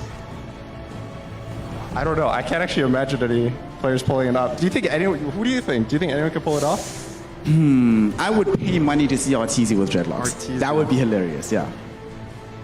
I mean, he tried the bald. I'm sure he'll try anything he can to win. Yeah, anything to try to win. So, hey God, wherever you're at, if you're listening right now, we need you to get some dreadlocks. Everybody on the side of Shopify, get that going for yourselves. But we're just chilling, we're just hanging out in the audience. We have a real set of games, though, that we're trying to witness. That's what we're here for. That's what everybody in the arena is waiting for. So before we get into it, Bali, are you loving this Dota? That's what we like to hear. Game 2 is about to kick off here at the Bali Major Grand Final. So do not go anywhere. Team Liquid and Gaming Gladiators at it once more in just a moment. Thank you very much, Snare and Gunner. Although as much as I want to talk about the Dota, I am curious with the dreadlock meta. Wouldn't you just have to go with the players with the longest hair, like this man on the screen? Is Gaiman, do they have the longest hair of any team between him and Tofu? Definitely up there. Well, Tofu ended up cutting his hair. But Dyrachyo, he's got... Dyrachyo has long hair, there. that's true. Yeah. Celery's like, it's not like they're exactly short. Like, you know, Zai's okay, you know, in terms Zai's of bushy, like, hair. yeah. Yeah. But I guess the rest of Liquid, not so much. So then, Aiden's this is the new hair meta. They were talking about Ball, they were talking about dye. Wait, actually, was Sumail, did he ever have his hair dyed during your TIs, Fear? I don't know if it was during TIs, but he definitely had a phase where he would dye his hair. Yeah, I remember the light blue. Light blue. He did it a bunch. There was like a 1 year time span where he just kept dyeing his hair. He wanted to look like some cool celebrities he liked at the time. We've all been through that phase, you know? And then he tells you, come on, Dad, it's not just a phase, this is who I am. Yeah, I mean, I've been there. I tried to be like Eminem when I was a teenager. Wait, as well. you had bleached hair? I did. When in middle school, yeah. I need to see these. Dude, I would have paid good money. Do I have them on me? No, we'd have like- to go back to like my mom's house and dig through the I'll go. little album. Bedford, Oregon. I'm there, man. Bleached hair. They exist. Dude, okay. That sounds worth digging for. Winter, did you have any questionable teenage phases of your appearance? Nope. You were just... I've never dyed my hair. I've never colored my hair. I've never done anything with Did it. you ever contemplate getting a tattoo at some point? Nope. I've tried getting the temporary ones where you stick on. Yeah. Those are the only ones I got. When you'll get the carnival or something. Yeah. Very How do you know he adventurous to doesn't be have any Winter. tattoos? That's true. I can't verify for a fact. But yeah, we can get into game number 2 as these players are preparing, which for most of the other teams, I feel like we were able to get a pretty straightforward idea of like, okay, game 1, this was the experiment that they ran, this is what they were okay letting go through. I don't know if it's as straightforward in 1, Grand Finals, 2, a best of 5, and 3, between these two teams specifically. Like, I would not be surprised if Gaiman gets Timbersaw again. I mean, that's just the problem with Timbersaw, especially on second pick, is there's really no carries that feel fantastic to pick against it. All the ones like Slark, Ursa, that are traditionally good at killing him, they actually still lose the lane now, because Timbersaw just clicks you really hard. He hits for 60 damage with items. That is something that a hero has always lacked. So suddenly you see this hero that you don't know if it's going mid lane or off lane, and it also is pretty uncounterable in one of those two lanes, and then it seems like a lot of people in the mid lane are just choosing to trade farm with it.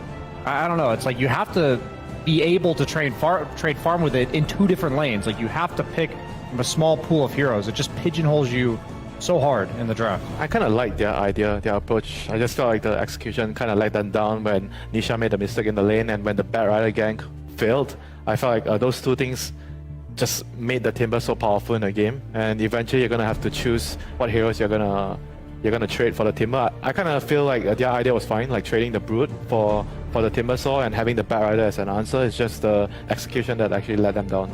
So I wouldn't mind seeing the same kind of draft again, and they just have to play better. That simple. Yeah, I mean, I think when you're playing versus gaming gladiators, it's just drafting them versus them just inherently very difficult. It really has been and always will be with this team as long as they keep the way they place the same. You have to pick and choose your poison. You either play against their Brood with Ace, Celery gets his Enchantress. Both these heroes can solo carry with these games. Are you going to play versus your Iolesh, or are you going to play versus your Timber? There's not enough bans in the game. I mean, would you rather play against the Iolesh? No. And trade that for the Brood? I don't think so. I think their Iolesh has, to me, always been the scariest, because if you make 1 or 2 mistakes against Iolesh, against Gaming Gladiators, your base is gone in 20 minutes.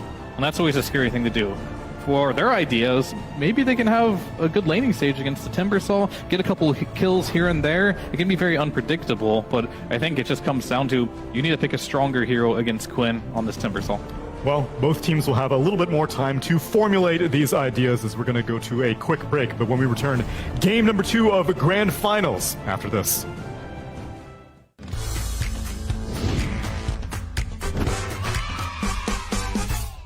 I'm so confused. Oh, behind the thing. You guys are really funny, by the way, not walking on. He told me that. Good troll, guys, good troll. Why don't we have a seat?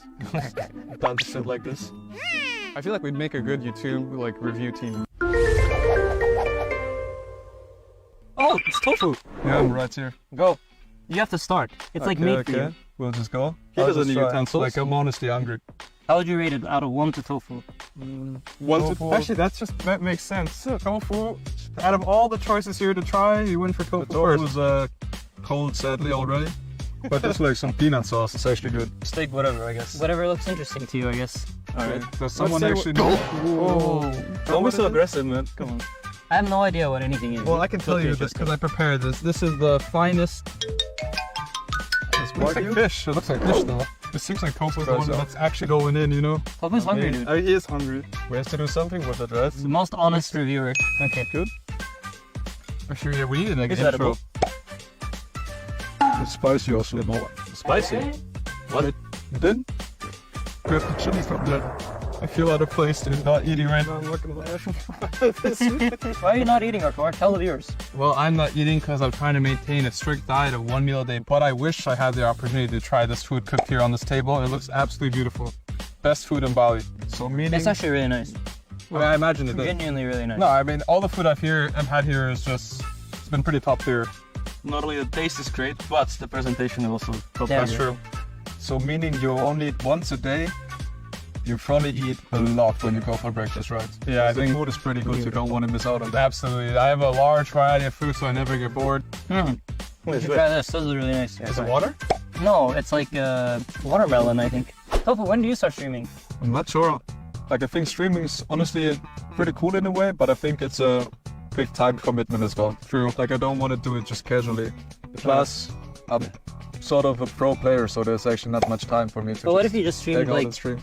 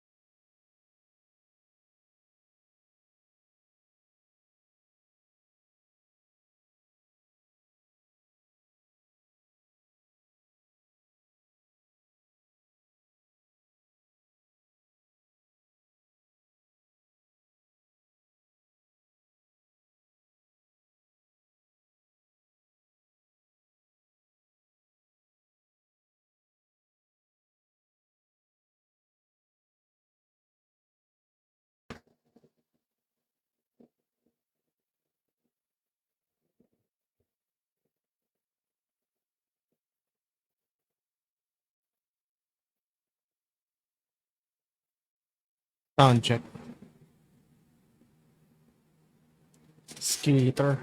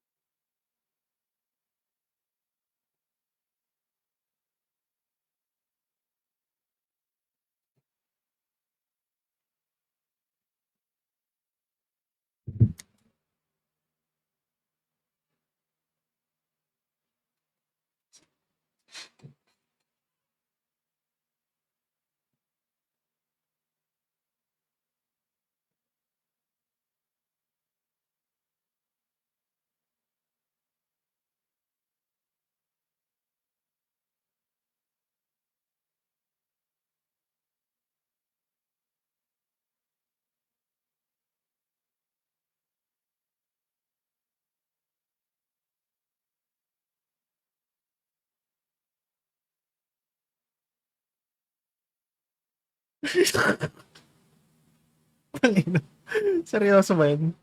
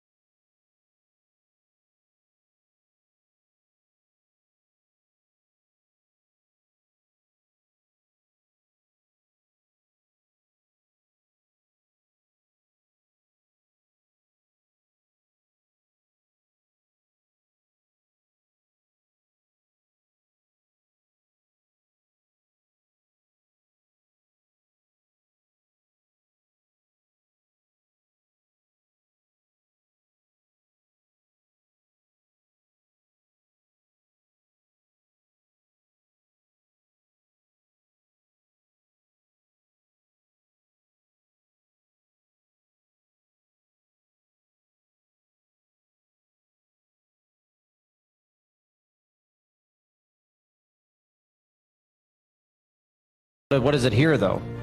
It's grand finals time. Isn't this where the land meets the sea? Hashtag where land meets sea. Hashtag fear. Fear. Hashtag. Hashtag. Hashtag. Hashtags all around, everybody. Game number 2 of Team Liquid versus back. Game Game Gladiators is upon us. Sana manalo ulit ang GG. I'm sure it is, yeah. Soon. It's here. I feel like there's not enough suspense. They're loaded up. I mean, I feel like that last game would have been a lot more epic without like that pause. So I think we're going to come into this like and realize that these two teams are giving us world-class Dota 2 action because that's what got them here. Neil, did you know that? They had to play well to get here. It is world class. It is. That's why we call our final tournament the International. Damn. Because the whole world gets involved. That makes sense. It's not just Western Europe. Contrary to popular belief. That's only once you get to the Final Four. Yeah, that is just Western Europe. Turn to ban. Gaiman All right, Gladiators. game number 2 is underway. We've banned Morphling twice. No, just kidding. It's Morphling and Broodmother. Will Timbersaw make it through? Winter, give me the prediction. No. No, we're going to ban out Timbersaw because Game Gladiators, they have first pick.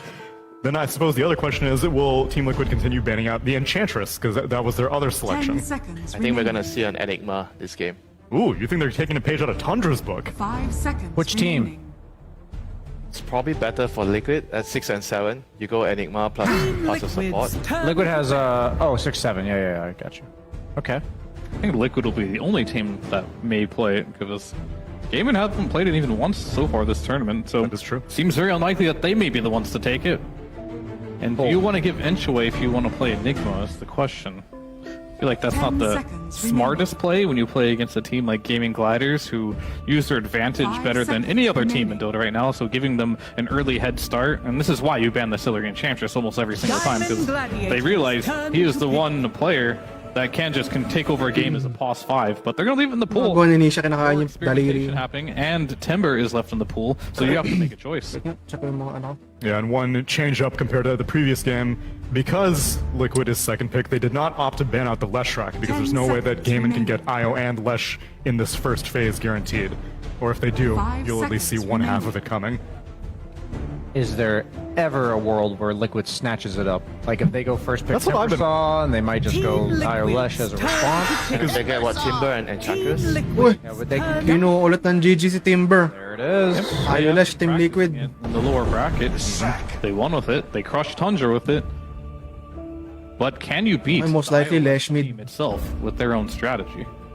That is the question. To be fair, on that Liquid draft, they also had Timbersaw, and they also had Bloodseeker, and they also had Windranger, which have also been very top-tier heroes. Yeah. So, Gaiman are probably the most familiar with an IO Leshrac strategy in the entire world, so surely they have solutions to it. Yeah, I think the reason like the IO Lash is like so powerful right now is because of the presence of the map that you have with the mid laner. We talk about how the side laners, they don't really want to move, and IO Lash as well. Like Terror you Blade. you don't really need to move, but you have Really? the presence of the relocate to pressure the Okay, side so laners. most likely Like, mid game Timber. to play. And gaming Pos once one again, they've chosen to have, TB. like, two of the cores that can Mid occupy Lash, the pos side four lanes, keep IO. pushing out the waves to deal with this Tingnan natin kung ano mangyayari. map presence from the IO Lash. And also Terrorblade, you're gonna build a Skadi, so eventually you're gonna be really good at dealing with the Lash in the team fight. Yeah, it's important to note, though, Scotty no longer going through BKB, so it actually gives Lesh a play against the Scotty Terrorblade. In the past, I think that was actually what caused Lesh the most issues. Was just So you think you should buy Skadi right now? Because normally you don't want to get. I'm saying BKB. I don't even. I'm sure you probably still do because it reduces the healing on Io if like you hit Io with it too. So No. What I meant is you are saying that the Lash should buy a BKB to deal with the Skadi. yeah. You can buy it because you're also against Timbersaw. So I think like fourth item BKB totally makes sense. So there's probably going to be a window where Terrorblade has Scotty and Lesh doesn't quite have his BKB just yet. But at the end of the day, like what makes Lesh so strong right now is the fact that BKB is only 50% magic resistance. Like they also buffed this hero. You know, Leshrac had his 1 or 2 months where we didn't see him in competitive. And if you read 7.33D, there's just 4 buffs for Leshrac. Most notably for me, the 20 damage on level 1 Lightning Storm. All of a sudden, he's able to secure CS at level 1 in virtually every matchup. Yeah. His problem hasn't been laning. He's always looked really good in the lane because all the buffs that he has received. His issue has been farming and keeping his mana up. And I think teams are realizing that Io, Leshrac, kind of fixes that problem. And when you do pick this combination together here, like you make Io have a purpose, when normally you just won't see this here. I think the only time you're picking Io is when it's with this Leshrac. And I do like the fact that Gaming Gladiators do decide to go for this terrible. Gladiators. Might not be as good with the Scotty against the BKB, but most of the time you don't want to be forced into that too bad. BKB super early on, and most people be like, hey, Illusion Hero versus Leshrac. I don't think that's how TV works at all. I think he's one of those heroes that's much like Leshrac. You just want to get in there, and being a hero like TB gives you that damage to burst. Timbersaw might help that a lot here. So they picked two hard-punching heroes right away from Gaming Gladiators. I think their objective is to not let this Lesh be able to run in, because if he dies right away, then this combo won't work. So the Lesh is definitely gonna need like heroes that can set up the fight for him. So he's gonna need like some Clockwork, Spirit Breaker kind of heroes. I mean, Spirit Breaker plus Io is definitely something that's very classic. Like you want a support that can always threaten with the relocate. That's something that comes to my mind right away. They've removed the Enchantress, they've removed the Disruptor, the heroes. Darkseer Spirit Breaker, maybe? It's looking like a really good Darkseer. Yeah, Darkseer Spirit Breaker could be something that's gonna work really well. It's very good against the Terrorblade in the lane, good with the relocate. But they like to go for the Rubik. I see a lot of teams, they just like Rubik against the Timber, because you can steal, all the spells that you steal is really good against the Timber. I think it's somewhat of a deny pick too, because Rubik's really good against Lesh, and Tofu is no stranger to the hero. I think what is important to note about Liquid picking Io Lesh here is they've picked it twice this tournament, but Gaming Gladiators was the only team that's first rounded it. Liquid was always taking it in the second round when they were on first pick. So it's basically them saying, like, we have to take this now or never, because otherwise we're going to have to ban it up against you. It's just a lot of respect to a combination that Gaming Gladiators is 6-1 right now on at this tournament. Only team they lost to is EG, who actually only had like 2 wins in the entire group phase. I'll have to imagine something wonky happened in that game. But I mean, this is all about the lanes now. It's like you got to secure your Timbersaw, you have to secure his like mid-game momentum, you have to secure the Terrorblade's early game. Undying is the best hero to do that for sure. And on top of that, because you're playing against a relocate, so you want to then make your team group up together at some point so you don't get ganked, and Undying is actually perfect for that. Like you mentioned, you're going to win the lane with Undying, and then you're also going to be able to group up together to get Rorschach. We've seen like how Gladiators won one of their games really quickly with Terrorblade, TA. I think with the Undying and the Timber, they could easily replicate that game. You push really early, you hit your timing, and you just don't give the Io a chance to farm the map and split you up. I've seen time and time again, the best way that you can deal with Io Lesh is make it feel like you're not invincible. And this strategy goes one or two ways. The first way is you just can't deal with this Leshrac. He runs around and kills everyone and kills all your base and you lose the game. Or he runs in, feels like he can die, and then you just lose. And running into an Undying, Timbersaw, and Terrorblade is a good approach, I think, for taking this game. I still do think that if Liquid managed to find some other hero, specifically the Darkseer, in a game like this, that could be very, very potent. But it just makes me even more confused why pick the Rubik, because the Rubik isn't helping Io Lesh survive, there's no buffs being provided, and really the Timber's the only hero that you cared about stealing spells, at least before the Lion got picked. Now that Lion's on the board, somehow Rubik seems more viable. I think you underlook a little bit sometimes. A lot of these teams value Rubik against Terrorblade just for the fabled damage reduction. Against these type of heroes, those are still going to go for the Darkseer. I think that was their best possible pick. Yeah, hard counter against TB, the illusion. Any hero that spawns a good illusion, Darkseer has always been good against him. What's also important to note is heroes that clear the wave melee range, because generally speaking, illusions on Terrorblade will clear a wave for free come like 10-15 minutes into the game, but against Ion Shell, it'll generally kill them faster than the illusion itself will kill the wave. So it's kind of like the tug of war, but in reverse. You know, you're pushing. Like who can push the lanes a little bit harder, and now you've kind of nullified the Terrorblade doing that, at least in one half of the map. Yeah, the supports also can't really do much to the Darkseer in the lane as Undying. Turn to And you're gonna build the mech and pipe, which I think when you have a Lesh on your team, the Lesh really wants the offlaner to buy all the aura items to buff him, so you ball together and you feel like you're really, really strong, you know? Like Lesh is sure that you don't want your other cores to play too much for themselves, you want them to really focus on the Lesh. Is there like any world where he actually goes like the Vanguard Ags build? Just against like, you know, it's not very effective against Timbersaw to go these aura items because he's pure damage through and through. I was just wondering, like, is he potentially the setup for relocate and team fights and all that kind of stuff on the side? With the Ags, right? Yeah. Yeah, maybe you could do that, but I feel like you still need to play for the Lesh. I think in the team fights, there's still like a good amount of like magic damage from the Lion, and Crimson is definitely still pretty useful against the Terrorblade. Yeah, for sure. Yeah, I'd definitely rather see the Greaves and the Crimson in a game like this.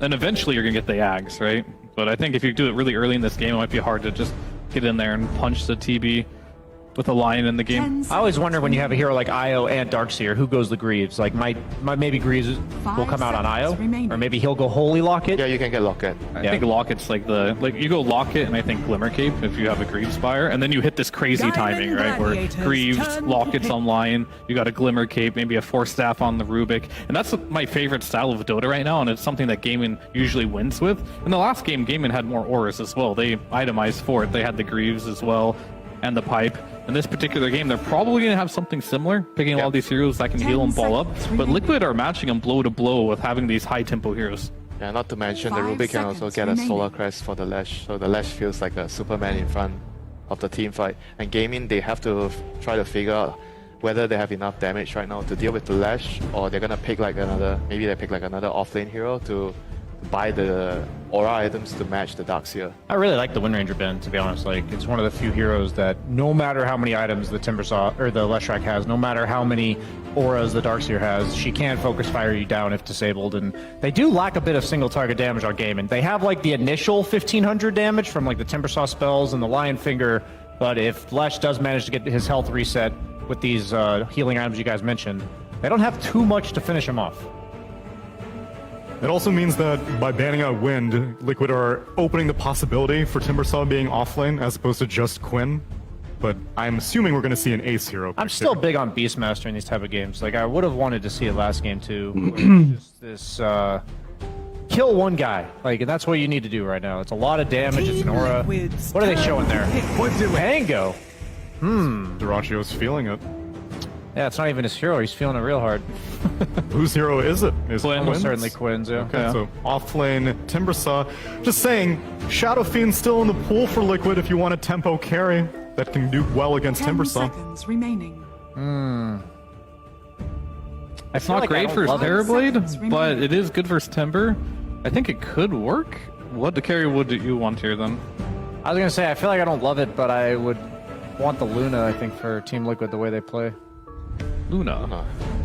Yeah, I think they're gonna prioritize the tempo again. I'm not saying I like it as like I'm super excited if they pick it, but they have played it. It is a possibility. It is high tempo. I think I would like the Shadow Fiend. I think Shadow if Fiend's good too. Timber is ever in a situation where he just can't lane, this hero is one of those heroes that just, he's either amazing, you can't kill him, and he's killing you, as we saw last game, or what does he add at that point if he can't do the damage, and he's like trying to catch up? Not much. The good thing that Timber does have, you can always fall back to doing stacks, but I think that puts you in a pretty good position if you can force him back in that way. And Quinn, he's picking up his Pango. This is one of the heroes that does pretty well versus Lesh throughout the game. If you get level 6 by the time Lesh gets level 6, you can just fight him head on with the Rolling Thunder. Doesn't have to worry about all that magical damage. And he deals with the wall illusions too, to some degree too. Another alternative, Drow Ranger, also available as a anti-TB hero. I don't love it against Timbersaw. It's like better later if Timber's mid, but in the lane you just you eventually can't hit him. He just has a Vanguard. It's really rough on Drow unless you can punish them like super early levels. And since he's got a Rubik or an IO5, I'm not like too keen on. She's also pretty similar to Lash in a game. Like I feel like they are very similar heroes of what they want to do. I think that they need like a melee hero that can run in, attack the Lash, maybe abuse the Darkseer, Iron Shell, and just run in front. Ideally, like a lane winner as well to deal with Choose your hero. Whoa! Carry Lesh? Yeah, carry Lesh. I'm actually down for that. I don't even know why I didn't think of this. Like, Lesh is really nice against Timbersaw. They picked it originally for mid, and then Timbersaw is now offlane. Yeah, there's so many good options of the carry. Carry Lesh, first time ko makakita ng ganyan. They are trying to play a very, very fast tempo game, and this hero can really abuse the Iron Shell. The lineup's incredibly fast. It deals well with the illusions. And he's going to step all over a Pango mid. Apparently the ult cancels roll. Like, the second you use Primal Beast ult on Pango win and roll, it doesn't just stun him through BKB, but it also ends it. Just get out of there, right? Get out of there. Yeah, slams him out of the roll. Yeah, that's fair. And on the other hand, this gives them a really, really sharp timing with the draft. You know, they don't really have much room for error. Everything has to go perfectly from the lane towards minute 20 to give themselves a chance to win this game.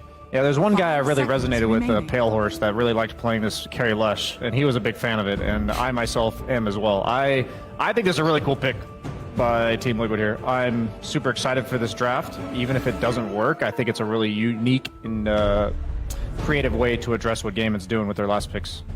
Yep, it's definitely different. I think it has the potential to work, but if it does manage to get that late game scenario and you can't actually find this Pango and cancel his role, he's going to clear all the illusions. Same with the line with the Shard, and Dirachi will probably carry the game, the way I see it. Yeah, eventually Liquid's gonna run out of damage and they can't really deal with the Terrorbat. But before minute 20, they'll have like a really good opportunity to run over the map if they get good lanes, abuse the runes with the Primal Beast, set up kills, and the ledge is gonna snowball. That's what they are gonna hope to happen in the game. Okay, so yung draft nila on a timer. Leave his lane, or is he just gonna try to? Yeah, you do the same build as you do as a mid. Like you're just straight up rushing the Bloodstone. It's only possible with IO. Like you can't do this here otherwise because you have health issues without the bottle. So does that leave us at a standoff where Timber and Lush are just staring at each other in the side? Once Lush gets 6, he can actually bully you out. Get rid of the Timber outside of the lane. But if it really comes down to who hits 6 first in that lane. Okay. Let's get ready for game number 2 of this grand finals, everybody. It's time for OD Pixel and Fogged.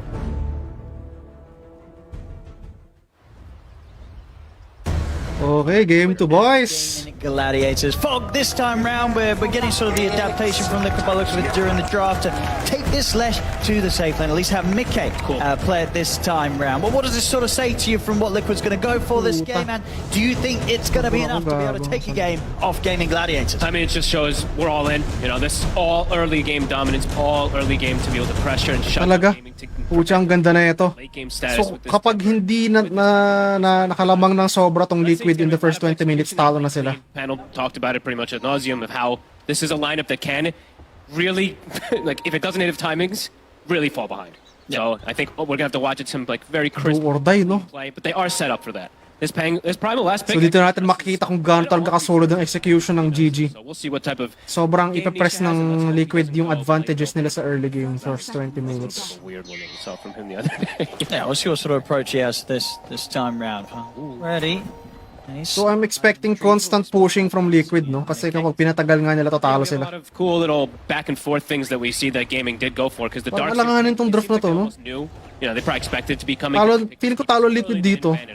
Very good answer. So they're going to take the Lion, so they'll have the Mana Drain, and then they're going to have the Pango also to deal with that wall illusion. Let's see how it all ends up going. See the start, Tofu. Instead of stun on Insania, I'll be able to tether across. They'll throw the blood grenade out. Stun's going to hold back. Insania. Insania should be fine. A little painful to start like that, though. Taking quite a bit of a hit there from that attempt of Gaming Gladiators. Yeah, Banterines will just go 2 apiece here. IO always has to be careful a bit versus Timber. Oh, yes. Even more damage. They are body blocking him off a little bit from the creep wave. Ayan na, sinisimulan na. Range for the stun. But I mean, he's back under the tower. They're starting them low. That's the important thing here in this lane. Okay, dalawang support nandyan agad sa bottom, oh. Might actually just die here. Napahirapan na si Mickey. Whoopsie. And indeed, he stuck around a little too long to throw it. Oh my, wait, what? The stick charges? The high five? Nah, they still got High it. five, okay. Go the way of Mickey. That was almost like, oh no, we didn't go for him. They're actually going to get the Observer Ward too. Okay, nice there for Liquid.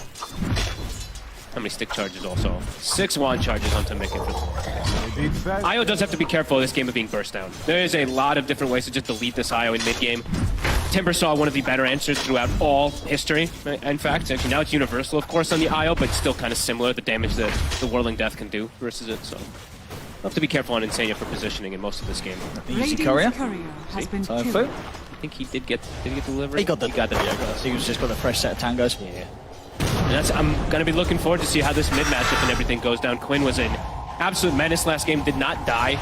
Let's see if he's going to have something similar this game. We know how Quinn's Pango can sometimes just take over games, even though it's been nerfed, but it is versus Prime. Yeah, definitely one of those mid heroes that can outplay a Pango, right? If you're not too careful with the swashbuckles, suddenly this Pango is the Primal is in on top of you, and a quick trample and an onslaught can be the end of you quite early on as a Pango. Can be. This is a Quinn Pango.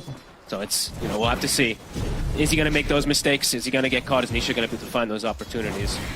So far, Quinn having a really good time in mid, 10-5. Yeah, he is. He's even bullying Nisha a bit. Nisha coming out. Okay. Yeah, he's good. impressive first few waves, though, from Quinn. See if Nisha's able to sort of stabilize it a bit here, but absolutely every reason to believe that Quinn could be on to the start of something good once again here in this matchup. Duracho is also getting a fair bit of denies. He has a big wave coming in under him, so we'll be able to catch up on those last hits. But yeah, for Liquid, this game, it's really all about clean plays, fast early aggression, and really trying to dominate and take over the map early, getting these aura items so they can pressure and pressure. It has to be the name of the game for them. Unless they have some big lead, you can almost, like, it's like at 35 minutes or something. That's going to be where it perhaps gets scary if Liquid doesn't have that lead. I mean, do Gaming Gladiators have good heroes to bring to towers and just slow Liquid down, even if Liquid do get a good start from the lanes? Yeah, I mean, yeah, they definitely do. It depends on how the Timbersaw's farm is, but they also have an Undying, so yeah, I would think that they do have ways to fight around it pretty early here. And Quinn, if he has such a good early game, if he has such a good laning phase, that Rolling Thunder is very, very annoying for something like Lash and Io. Little clever move there from Nisha. Takes the top bounty rune. He's actually going to TP bottom and grab this bounty rune, so cool. Okay. Yeah, I think he only misses out on one way. Bottom lane, Tofu, he's going to get taken down again. Nicely done. Level 2 lightning, super strong. Has to be careful trying to trade with Mickey. They also, I believe, yeah, they did get the healing Lotus down here. So Mickey shouldn't really die by any means down here. He should have a absolutely free time on the Lesh. Insania maybe dies once here, but with the healing Lotus, it becomes a lot more difficult for you to ever really pressure this Isle Lesh lane. And who got the Lotus in the top side? I think it was, yeah, Zai. So Liquid were able to claim both Lotuses.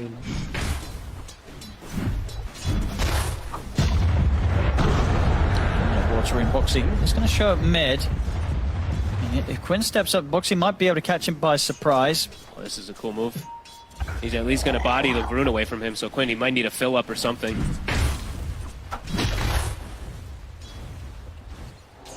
He's still got a few tangos at least to rely on. So we'll have the health to stick around in the mid, but we'll have to be aware every time the Boxy goes missing from that top lane that something might be being attempted for by Liquid. Just impressed with the denies. I mean, the animation on Pangolier is, of course, very, very good, but 8 denies. He's got I don't even know how many of these range creeps. I see Nisha, like, trampling on it, and Quinn, I think, just walked up and snuck the deny again, I think, for the 3rd or 4th time that I saw. 2-0. Top lane, Zai. Go for the vacuum. Tell him the surge to get away from the zombies. Boxy. There's a lot of zombies. Try to walk him down. Boxy could be in trouble. More hits he can get in underneath the tower. Yeah, Boxy, he's gone. He's gone. I mean, Zai's also still very, very low, hiding in the trees. Dratch is going to see if he can try and find him. Cut the tree line. He's on him. He's very close, and yeah, he's going to be able to get him. The last right click, actually not enough. Not enough. Ring of Health on the one, that will save Zai. Zai able to escape, only just though. As Duracho getting so close to nearly being able to take that Darkseer down. So much aggression from Duracho. I love that he just goes like, yeah, Boots, you're just playing versus this Darkseer. You can dance around the Ion Shells, and you've got an Undying with you, so you can go these early game Boots because you have the strongest 5 position in the game. 2-1. Primal Undying pa lang pinakamalakas na boss fight. See who's gonna hit 6 first. I think yeah, Quinn should be able to hit it just slightly sooner. Yeah, I got a few of those early denies, and from Nisha's side of things, he's definitely been having a bit of a helping hand from Boxy. Yeah.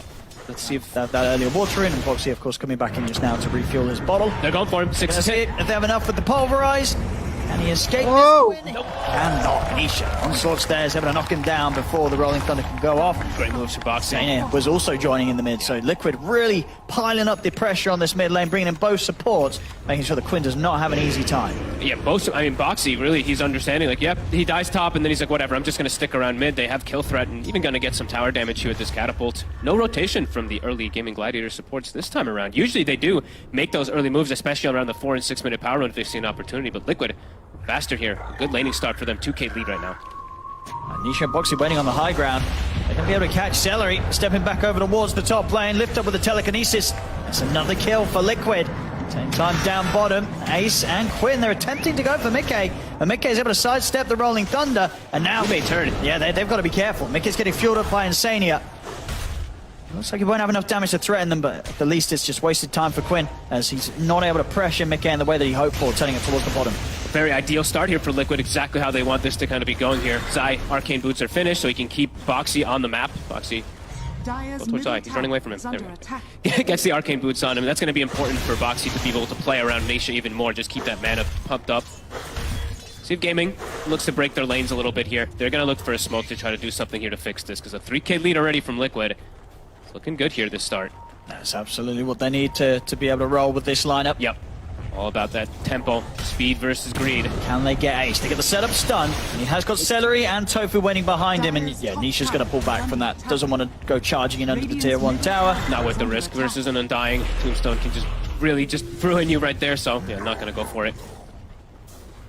And Duracio's still kind of being able to hold his own on this top lane. Yeah. It doesn't look like Zai and Boxy have been able to get right round the tower to really pressure him as of now. Boxy trying to get some sort of angle. Yeah, because he's like, where are the supports? They're not playing around Duraccio. They're probably playing around bottom, so wants to set up for this. They're bringing Mickey and Insania as well. Vacuum drag back into the reach of Mickey. Can they get the stun in time? Looks like they can't. Celery, he's going to be able to turn up, drop the tombstone. Duraccio, he's... the stun's off the mark. He's still alive. Duraccio's able to walk this off. An attempt there from the 4 members of Liquid, and it gets them nothing. Duraccio's able to walk out alive. I mean, they got a tombstone, but that stun just whiffing Duraccio. I thought they would just be able to walk him down there. Bit of a slip up there from Liquid. Duraccio plays it cool there and gets away. How does he live there? Definitely bailed out by Celery, but Celery now is lingering up top. This time he should probably die. Yeah, he's on his own. Tried his luck to stick around for a few more creeps as the wave comes in. He gets the 2 range creep, but back to base for him.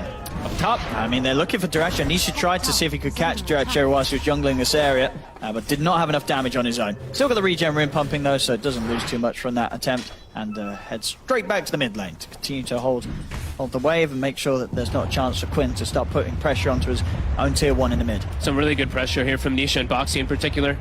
Keeping that speed up here. I mean, around the mid tower, they're thinking about it. Yeah, it's low. Boxy's trying to get the wrap around onto Quinn, but Quinn's got Tofu by his side, so Tofu will manage to hold back Nisha. They're under the tier 2. Nisha and Boxy can't lift the play anymore.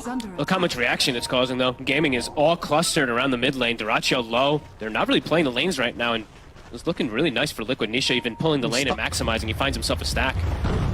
Very nice for his Primal Beast here. Big timings, and of course, you know, as joking about Nisha going for Blade Mail Vanguard again. He is queuing up the right item. He has the BKB queued up immediately. Yeah, the more standard. Yeah. And Duraccio is sort of baiting a bit because he does have Sunder. So illusion. He's in that little bit of a spot in the trees. Again, 4 heroes heading up, but they won't catch or kill Duraccio. And look, he step ahead to the tower. He doesn't even TP to base, so he's like, all right, I can still walk into my jungle and farm a little bit. But they're getting slowed down quite a bit. I mean, and the they're getting still hurting. Hey, Liquid, you know, with this pressure, 5K lead. It is speeding up at the exact pace that Liquid will hope for when they're running this Lesh IO in the safe lane. Power Rune. It's got the spawn bottom. Quinn will be able to set that one up. Supports, the level's still definitely struggling on them. Bottom, Ace. See if they can take him out. He's pretty beefy here with the Vanguard, and he's got plenty of 1 charges. So indeed, he'll be A-OK as Ace is underneath the tower. Rest of Game of Gladiators find the DD room for Quinn. Their mid-tier 1 tower also taking quite a bit of a beating. So Liquid, they can probably look to pull more people over towards this mid.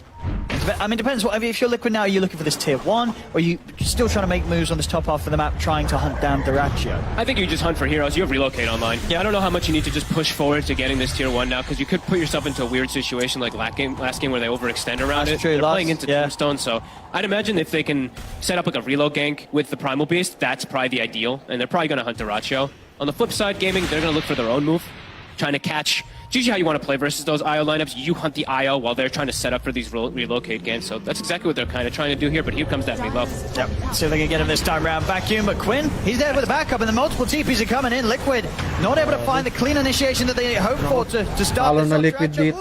Big charge. Nisha, able to finish him before there's any chance of a Sunder to come off. He'll turn with the Pulverize as well. On towards Ace. Ace able to get the Timber Chain off to cut down Zai. Mickey, he's trying to finish off Quinn and Ace, but he cannot do so. As Liquid, they'll lose 2 for their attempt to take down Duraccio. Guess he wasn't able to get the tether off there. It got broken somehow because he just ended up ditching the 2 cores. Get them 1, and now Nisha, he's actually going to get the cleanup. All right, I mean, that's well worth it. It does, and maybe if we can look for more with Insania coming back across. He's got the control onto Ace. Ace, he's got backup though. There's the respawns are coming in. Duraccio's ready to rejoin the fight. Tofu, he hit 6. The Hex on towards Nisha. The stun as well. The burst from the finger. Tofu able to take Nisha down. He just got 6, I think, off like a creep or something. But Foxy, he's able to finish off Ace there with that final bit of burst. He tries for a very cute little TP. He won't succeed as he does die, but some messy fights. Boxy, he'll be happy with that snipe on the way out though, taking Ace. Under attack. Supports on the side of Gaming Gladiators, though, definitely very happy. Tofu getting the cleanup. Celery, he almost has a mech after that fight, so started pretty nice there for Liquid, and then they get the third kill, but then ends up being pretty good for Gaming toward the end of it there, especially since they're behind and they're getting some type of trades in this fight. Yeah, Liquid have got to continue to grow this advantage. If it starts to get sort of slowed down whatsoever by Gaming Gladiators and Duracho gets the time to farm, definitely going to be concerns as the minutes pass. Getting some nice stacks to go back to, though, so jumping it right back up to that 5k lead when they're able to farm them. Yeah. That was really fast TPs from Gaming. They were super ready for the relocate gank, so gotta watch out for that on Liquid. Yeah, I mean, as you said, you know, you expect Liquid to try and go looking for these kills. Gaming Gladiators, they're fully aware that that's what Liquid's going to be going for. Insania, they've got to be ready to set up for that. Liquid have some big timings here already. Insania, mech's done, Mickey, Bloodstone's finished, Primal Beast, BKB very soon on the horizon, so they can keep looking to play fast and punish this, because Gaming, they're a little bit requiring like even the Lion having finger up in some of these team fights to get some burst, and does have a bit of a long cooldown, especially at that level 1. Back to business here for Liquid, they'll get the tier 1 mid. Keep that pace. Look for this Duracho again here, keep looking to accelerate things and shrink the map. I mean, continue to get some nice stacks. They know exactly where Duracho is as well. The scans hit. We're going to have Nisha try and find the setup here. It's actually Zai that opens things up with a wall drop down. They get in with the charge forward of the onslaught, the pulverize as well. Another good catch for Liquid that can allow them to keep this momentum in their favor. They got the TV illusion too, yeah, so he can actually take maybe the next creep wave with, and they can keep this push going up on top. And they will still have relocate if someone does turn up. Gaming, careful how they play around the map. Duracho really struggling this game. Only level 8 so far here. Yeah, there's been a lot of focus on towards him. I mean, even in the fights the Gaming Gladiators have been able to take it. It was the fight off the back that Duracho goes down at the start, with how Liquid can just, they can pretty easily focus him in the midst of these fights.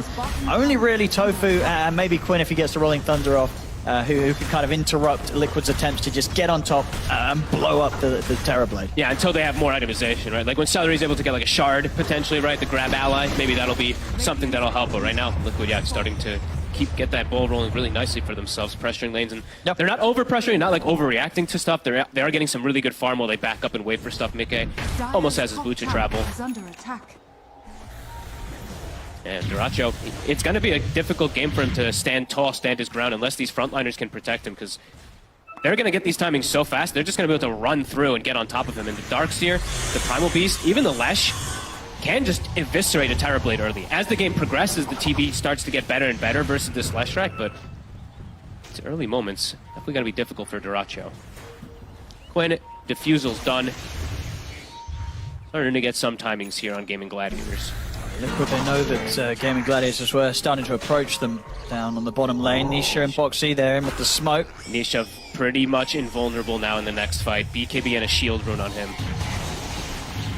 Gladiators, they're getting out of this half of the map. They don't want to stick around for this fight that's almost certainly going to be on Liquid's terms with the way that Liquid are approaching with this two-man smoke. This is not an Insania. This is not an easy fight for Gaming Gladiators to take here. Meta even used already, so Duracho, I mean, he's trying to just be as efficient as possible to get that farm. It's gonna have to be quite an overextension on Liquid if Gaming's able to take the fight by any means. Keep giving Duracho wisdom runes, yeah, same thing as last game. 2-2 top, looks like that's gonna be the call from Liquid. Yeah, that was a sell for the push. Should be able to tank for it for this catapult to do the work. Looks like they just don't want to waste more time just chasing Gaming Gladiators around the map, because as we're seeing Gaming Gladiators, they're doing a good job of avoiding Liquid. They're protecting their TB area. Flip gets popped immediately as Edict does. One thing for Liquid is their draft doesn't kill Roche at the absolute. Pili ko mahirapan mag-high ground tong Liquid We na have some to. downtime. We're just gonna go get a Kasi quick. na sila matatalo, no? It will take them a little. Sila makakapush ng high ground. Magic damage, but of course, Bakit? Wala silang right click. Something like that, undying in particular. Meron lang sila yung Malit Edict ba tawag dyan? Tier 2? Yeah, Second skin nila, shock na pangsira ng tower. They don't have any interest in turning up the fights at this sort of stage of the game, whilst Ang Drag galing, may heat map sila ngayon. his first major item, the Yasha, into the Skadi by the looks of it this game. He needs a lot more time. Dire's top tower has fallen. Heat map kung nasan siya naglalakad. Yeah, Liquid. Tower is Tier 2 under taken. Keep getting some nice, good aggressive wards down so they can keep spotting where Duracho is running. I think that's probably one of the best things that they can do. This is actually, I mean, a weird spell skill, but I would say this one's not even horrible, just for getting information on Boxy, Conjure Image. Storm, Right now they're lightning getting storm. stalked on the side of Gaming. They have the relocate ready on Liquid. Quinn and Tofu might get jumped, Zai. Trying to start things off with a vacuum. Good stun from Tofu to hold back Nisha. Tofu he'll up for the TP out. Quinn will still stick around a little longer. Okay, no, he's also indeed going to bail out of this place. Boxy getting some deep vision down, so I like that he places this one. It's been spotted though, so I imagine this one's probably going to get taken out. But really good coverage of vision from Liquid this game. Top, they have that deep ward. Bottom, they have it too. And also in the bottom lane as well too. So yeah, getting pretty much full information of the map right now to be able to watch when Gaming Gladiators is looking to split up, because that is pretty much entirely what Gaming's going to do for these next few moments, unless Liquid overextends. They need more time before this TB feels in any realms of being able to fight. Matsumba. I think Panel touched on it a little bit too. It's, you know, Dyrachyo, the timing for TB versus Lesh IO, it always was that Scotty timing, but, you know, nowadays, a little different, especially if there's a BKB on the Lesh, because that Scotty isn't as effective versus that debuff, you know, debuff immunity.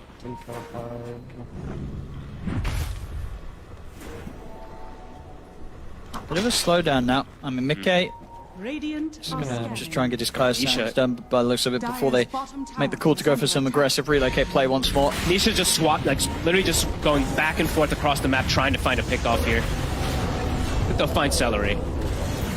Boxy with a nice steal. He's got the Timber Chain. That's going to be really good for catching heroes that are split up around the map, and immediately they swing toward top. They want another one. They have this deep ward on Quinn. Dire's middle tower is under So attack. Nisha can get in on top of them. This might catch them off guard. Gaming. They want to settle for Tofu. They do. In fact, BKB just immediately. Nisha not messing around. He wants to kill this line without any interruption. Does cost him a BKB, guys, but the line is dead. Boxy off the mark there with this Timber Chain. Dire's top tower. Last hit gonna be him. He's juking them. He's okay. He's actually going to live. I couldn't quite catch him. He actually missed the first Timber Chain. Liquid kicking that tempo up. Top tower drops to Nag-high ground na sila. Also that fortification. Wala pa siguro, wala talagang gamit yung GG. Because I think that was also a meta used from Dyrachyo. So Hindi sila looks like it was. masyado. Indeed, a missed opportunity there. And I mean, Nisha now with a Blink Dagger. Incredibly aggressive build. Just goes from top to bottom, looking for another pick off here. He's gonna run to Ace though. Not the ideal target. He wants the TB. Well, they want to try for a play themselves, Gaming Gladiators. Smoke up for Tofu, Celery, and Quinn. Nisha doesn't have his BKB available, so this is definitely an opportunity if they can get the initial catch. They can catch him here in the river, but he's already back on his Mas half. tumagal pa to. Very hard to chase down now. Talong He's Liquid almost certainly dito. going to have heroes ready to back him up. They saw him though under the ward. They see where he's going. You're right, she's splitting once more from the team. Boxy's not going to be able to get over in time to help, and they catch him with a Hex, the burst of the finger. Nisha's gone. Oh, they might get Boxy too. Shows himself. He's got another Timber Chain. He's down to the low ground. Swashbuckles off the mark with the chakrams there. Gaming Gladiators, they'll take both of them. 2 huge kills. They actually played. Ganyan dapat yung ginagawa ng Liquid ngayon, pero hindi nila ginagawa. So feeling ko talo na sila.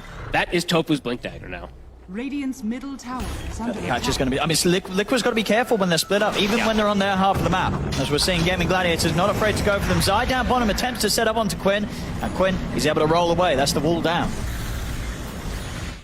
Really, really good assessment there from Gaming playing around that vision. I think it literally just caught him for like a second there on the Primal Beast, and they saw the path he was taking as they get that, what, mid tower dropped? Yeah, mid tower was taken out there, and Galing mo. they lead. I say, you know, Vision talaga important. it does feel scary for Liquid. Alam mo kung nasaan yung They mga got that kalaban. lead. They got kind of a decent timing on the Ay, team. nako. A lot of early pushes went Bali well, major but things. Are they far enough ahead Big eye. to feel good about themselves? Big eye issue. What the? Ooh. What does that mean? There's a big eye in the sky. Somebody's eye is I big. think What it's is? probably not something good. That sounds. Hopefully that's not hopefully the players are all right. good. Oh jeez.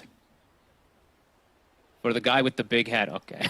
Right. Oh, okay. Okay. Well, hopefully- it can't be that serious. He's having a joke. Well, hopefully Quinn. He's having a smile. It's okay. Quinn says go. He's just sorting himself up. Big eye issue. I mean, just quick eye drop or something. It's all good. Hey, it's a big eye issue. That sounds serious. I'm like, Big all eye- right? I was like, oh That god. doesn't sound good. 20-minute pause. This does 30 minutes boss.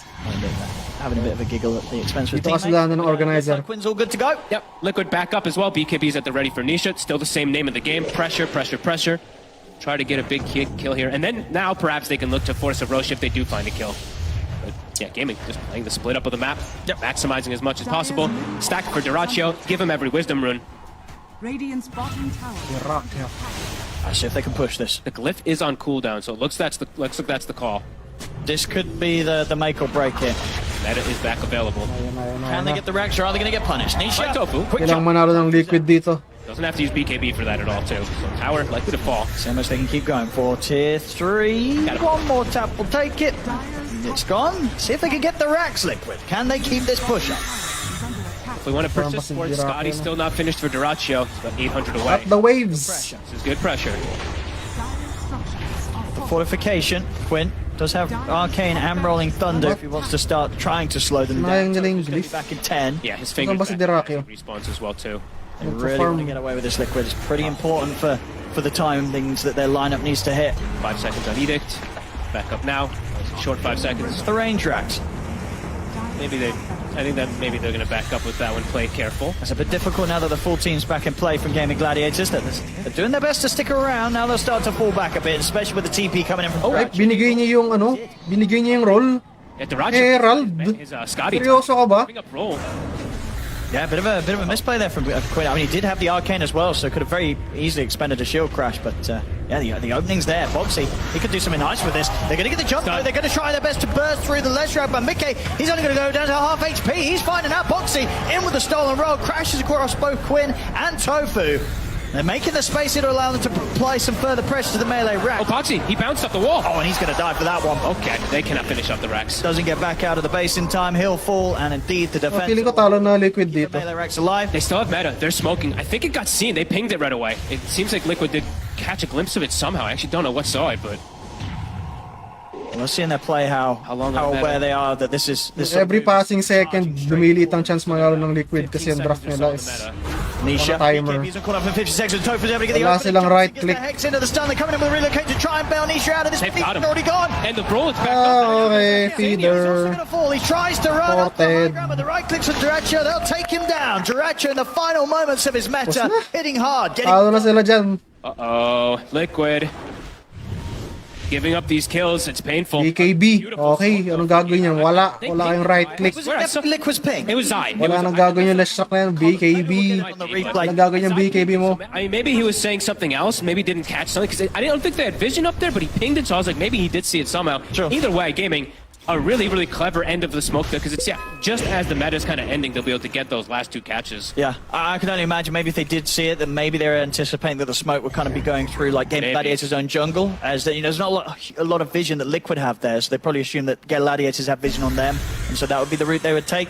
But of course it wasn't. They just went straight down the mid and they find Nisha. And of course the eye on top of it. I feel like for Liquid you might just actually have to go back toward top soon or something because I think if you lose maybe even like 1 or 2 more of these kind of situations, the game is just going to be really difficult to actually fix here. Yeah, look at Terrorblade's farm. He's getting massive. I mean, sure, Mickey is huge, but it's a carry lash. There's definitely going to be limitations as the minutes pass against the favorable scalability that the strong cores of Gaming Gladiators is going to have. Yeah, because they do so much damage, and Ace's build is pretty ideal here. The pipe, and now he's got. Ginagawa ng Liquid. Bakit pause 1 lesh? Aghanims is done. So iba talaga yan. Dapat right click yung pause 1. Shot procking onto these heroes is. And they're not very tanky right now. Mikke, I believe he is going to at least have the Shivas done fairly soon, but... Walang point na yung Shivas mo sa totoo lang. Just beating on you. Meta's back up. Rolling Thunder's back up. Gaming could look for fight. Sa long fight, talo sila kasi wala silang right click. Maubos yung mana ni Lesh. In this si Undying kayang i-regen si TB tapos pag may satanic na si TB. It would feel great if you walang kwenta yung Shiba mo. It would be, but your lineup it kind of stinks at it overall. Unless you like literally just full come in, then you could just get wiped because Gaming's lineup is very good at fighting around that Roshan. Definitely feels like a gap in what they have here, Liquid. Ang Liquid parang hindi nila kayo makapag-contest sa Roshan. Insania, and Insania's gonna look to take him out. Wala pang Terror Blade yan. Umuwi sila. They're gonna look to maybe set up and fight around here. Mikke, he's actually still in the area. It's kind of spooky when there's the meta available on Duraccio, and he'll pop it. They'll start beating into Mikke. Ace pushing forward on the front lines. They'll get the vacuum wall dragged back onto the 2. They're on top of the Lash. Rolling Thunder coming in from Quinn. They've got the stun control on towards him, but the BKB's out for Nisha. Nisha able to grab Quinn, of course, out of the Rolling Thunder. Let's go, GG. See if they can burst through another. They can. The finger's there. It's going to be 2 of them dead as Gaming Gladiators will chase on for more. They surround. GG na. Whoa. Thunder. It's not going to be enough. They catch him with the stun. Mickey's taken down. Liquid lose 3. They get the Scotty connection on towards side. Position 1. He's going to be out with the surge. Tignan natin Dota buff. May less shock position 1. Great angle with the timber chain. He's going to have another chakra to throw forward in a second as well, Zai. He's got one more surge to go. I mean, if Ace can again get these big angles, this time Tree's going to trip him up. Won't quite be able to close the Dota gap. 2, ano pa, Dota 2 Pro Tracker. Quinn was able to find Flash Rock position 1. And they actually, I mean, did Ace? Oh, He got him. there's no joking against Timber. Get out for sure, Zai, but Ace says no, and Gaming Gladiators, they end up getting a team wipe. A full wipe, and the game is now Nice in a draft. position where what do you do on What do Liquid? you do? You never got that Barangay melee. Majors. Ano na ba to? Lesh Rock. Going like this, 5k lead to Gaming Position Gladiators. I 1. don't know if you ever will get that Check melee round. natin. You're gonna have to cause some All kind of rank weird plays to tiers. happen here. Ace, he's Divine trying to disengage. Immortal. They might lose Tofu for this. Roll. Be careful, this BKB is still on cooldown for 12 seconds. Safe lane pick 1.6%. So sa Divine to Immortal roll, ang Lesh Rock is na pinipick siya na position 1, 1.6% lang. So, ewan ko, kakaiba talaga. Pero di natin masasabi, no? Wala tayong masasabi. Mas magaling tong mga player na to sa atin. Hindi ko alam kung ano yung tumatakbo sa isipan nila. And syempre, hindsight bias, nakikita ko na yung resulta eh. Pero yun, kakaiba, no? Ano kaya nasa isip nila bakit gusto nila position 1 Lesh Rock, The no? team fight from gaming is just their target prioritization is beautiful. If you actually saw Maganda kaya talaga yung logic behind that? and the IO, Or sometimes you can see these IOs get away with mali talaga yung decision nila? full commits onto him, just deletes Insania. Yeah, Ace in that last fight was pretty dead. Oop, they actually do find Dyrachyo up here. Was it? This could be the catch. Good Get the catch Roche. done. I think maybe you push for that Roche hard here. It's still not super quick though. It's not. It's either you push for the Roche or you push for a Rax. You want to get this melee Rax. You got to get this Rax out of the game, so at least you have one lane that's pushing in. Pero parang gumagana naman, no? Kasi, ayun, no, sige mo, 30 minutes, 3k lang yung difference 30 in seconds until Dyrachyo's back up. At saka iba talaga sa pro level, no? Anything can work kasi ang taas ng coordination, hindi tulad sa pubs. Could be able to push them back. Ayan, mag-rock sila. Quinn. Kasi Oh, ng he creeps. does. They get the reload. They're going to go for this kill instead. Quinn, he's out with the sword. Ay, pucha, buti nakaano siya. And he's got into the Rolling Thunder. He actually gets He's out. actually able to get Kung away. hindi siya nakapag-roll up doon, patay siya. They made over towards there. It slows down the efforts to try and take the Rax top. And here comes Quinn. Going to continue the roll over towards the supports and get back up the high ground with the swashbuckle. Boxy tries to grab him outside the base. And with the jump forward from Nisha, maybe they can still Grab ally. get into the tombstone. Is he going to have TP's any escape respawning. after this? I think Quinn's going to be fine. Liquid, they've got to start backing up. It's getting a bit awkward now. Insane gets burst though. Mech will be popped. And deep with the Ganda ng game to na to. Gaming Gladiators, they'll take Puro this fight pukpukan out talaga. and chase Liquid away. The illusion out into Boxy. Boxy's going to go for the TP. Anything to stop it. There is just a straight up burst and the control from the Hex. Pero nga, tandaan nyo, every second that passes, Just sort of a split call, right? They get two. dumilit ang chance ng Liquid na manalo. In the mid, they try for the play, maybe underestimating the fact that he had that shard ready for the easy setup into the roll-up. And Quinn's away. They don't get any extra Yeah, damage Split done at all. Earth, Diabolic Edict, Full HP. Lightning Storm, Again, Pulse just sort of this Nova. position of the game where we can see that Liquid, they're really struggling to find out how to push it to the next step. Gaming Gladiators, they just can shut rush. down every effort. And they can go to certainly Roche can. easy. They've got the Undying, they've got the TP, they bring it down. That's going to bring the fight now. Liquid, if the call is going to be, I think they have to actually go up there and fight it. Grabe, gusto kong malaman kung ano yung tumatakbo sa isipan ng Liquid kung bakit nila naisip na position 1 Lesh Rock, Catch no? Quinn at the start, right? So then Quinn just has freedom to reset and roll away. He's out. Baka naging tulad dito nung secret nung TI-11, no? Position 1 Naga Siren, tas yung position 1 nila in 4 games nang kulang sa practice. He's got extra coverage. I think they're cool, that with the fact that they could pop meta like that. They could just chill. They could wait this 2 minutes. They don't have to force things. They know that this game, it's only going to get harder for Liquid. Let's see if Liquid does anything. I think they just pinged out. Grabe, no? So they're probably saying, hey, he just used meta. Let's try to maybe take a fight after that ends. Set up all around the mid lane. They have to take any sort of window they get given here, Liquid. Feeling ko next fight, pag natalo Liquid, tapos na to. I feel like he really needs it. No amount of items will help Liquid, sa totoo lang. Wala silang right click. Give some coverage to Insania. Insania does have Glimmer and Mech, but I'm just watching Ace. He has it out for him. So, ang limiting factor dito is yung mana ng Lesh Rock, no? Pag naubos yung mana niya, wala na silang damage. And dapat itong GG, hindi sila magdikit-dikit para konti lang yung na-affect ng Pulse Nova. Para konti yung lifesteal ni... Can they threaten the high ground, though? It's difficult with this Aegis on Quinn. They got the tower. They're probably like, yeah, meta's on cooldown, but going for high ground, a little bit risky. But it's buying more and more time for Gaming Gladiators. Oo, panalo gaming dito. Ace is honestly such a... maybe just the Timber Saw as well, too, but Ace is playing it super well. And he looks... Wala nang makukuha. Wala nang gamit na makakatulong sa Liquid. Protect this IO a little more so that Mickey looks stronger. Kahit mag-refresher pa tong Primal Beast, Not easy by any means. kahit double wall of replica, siguro lalayo lang yung GG, no? And imagine Duracio's just going to go Nullifier also next. Yeah, he's already queued up. He's already got the relic, right? Yeah, he's already got the relic, so just the helm away, so it will be there far before any of these sort of extra maneuvers and items from Liquid will be. Yeah, At may Jerax sa pangalan ni Mike. Going to go raw damage, or if he was going to go for the Dispel. Don't blame him going Dispel versus the Crimson and potential, you know, nihilism and all that will eventually... Isipin mo, no, at the highest levels of Dota, tipong Grand Finals ng Major, meron kang Griefer, no? Here, gaming. Position 1 Leshrac. 10 seconds. Racho. Based sa Dota 2 Pro Tracker, no? Gaming might Based on play ng mga pro, ang Leshrac safe lane ay 1.6% lang pinipick. They can. Pero yung mid lane, 86%. So, they're not pressured to. statistically speaking, Griefer si Mike. Duracho's probably like, I want to kill people. That's his usual thing, right? I mean, it Crater hurts. niya. Liquid take a hit like this. Nisha has a shield rune. Pwede pala yung ganyang angle. Tofu. Panonoodin mo yung mga insekto sa laro. Nullifier's finish. If Nisha shows himself on the wave, we'll be careful with the Ito, fact pag that natalo Liquid dito sa he's clash na likely to, heroes behind Rax, him. They might get ayan, the free jump set. round over towards Free Mickey. set of Rax. Sania, send out the illusions first. Tofu in the Tapos jump. most likely magbabayback yung iba ng Liquid dyan, so more damage to their In with the network. Rolling Thunder. BKB's out from Mickey. He's going to turn straight back towards Seller and Dratcha. Dratcha puts the BKB in with the meta. He's focusing towards Nisha. Nisha, his BKB comes to an end. The ball gets knocked down. Insania tethers across, but he's gone. They'll lose Insania. Quinn dying to the damage of Mickey. Finally falls, but he's got that Aegis. He's going to be Ayan o, mamamatay si Mike. Kasi walang hindi siya nagre-regen masyado. Mickey. So, paano namatay si Diracio? Maybe they can find more causes. Quinn, he's getting chased down by Insania and Mickey. Switchbooker's going to be back up in a few seconds, and he does have the safety at the roller. But Boxy, he's in with the telekinesis, grabs him, slams him down.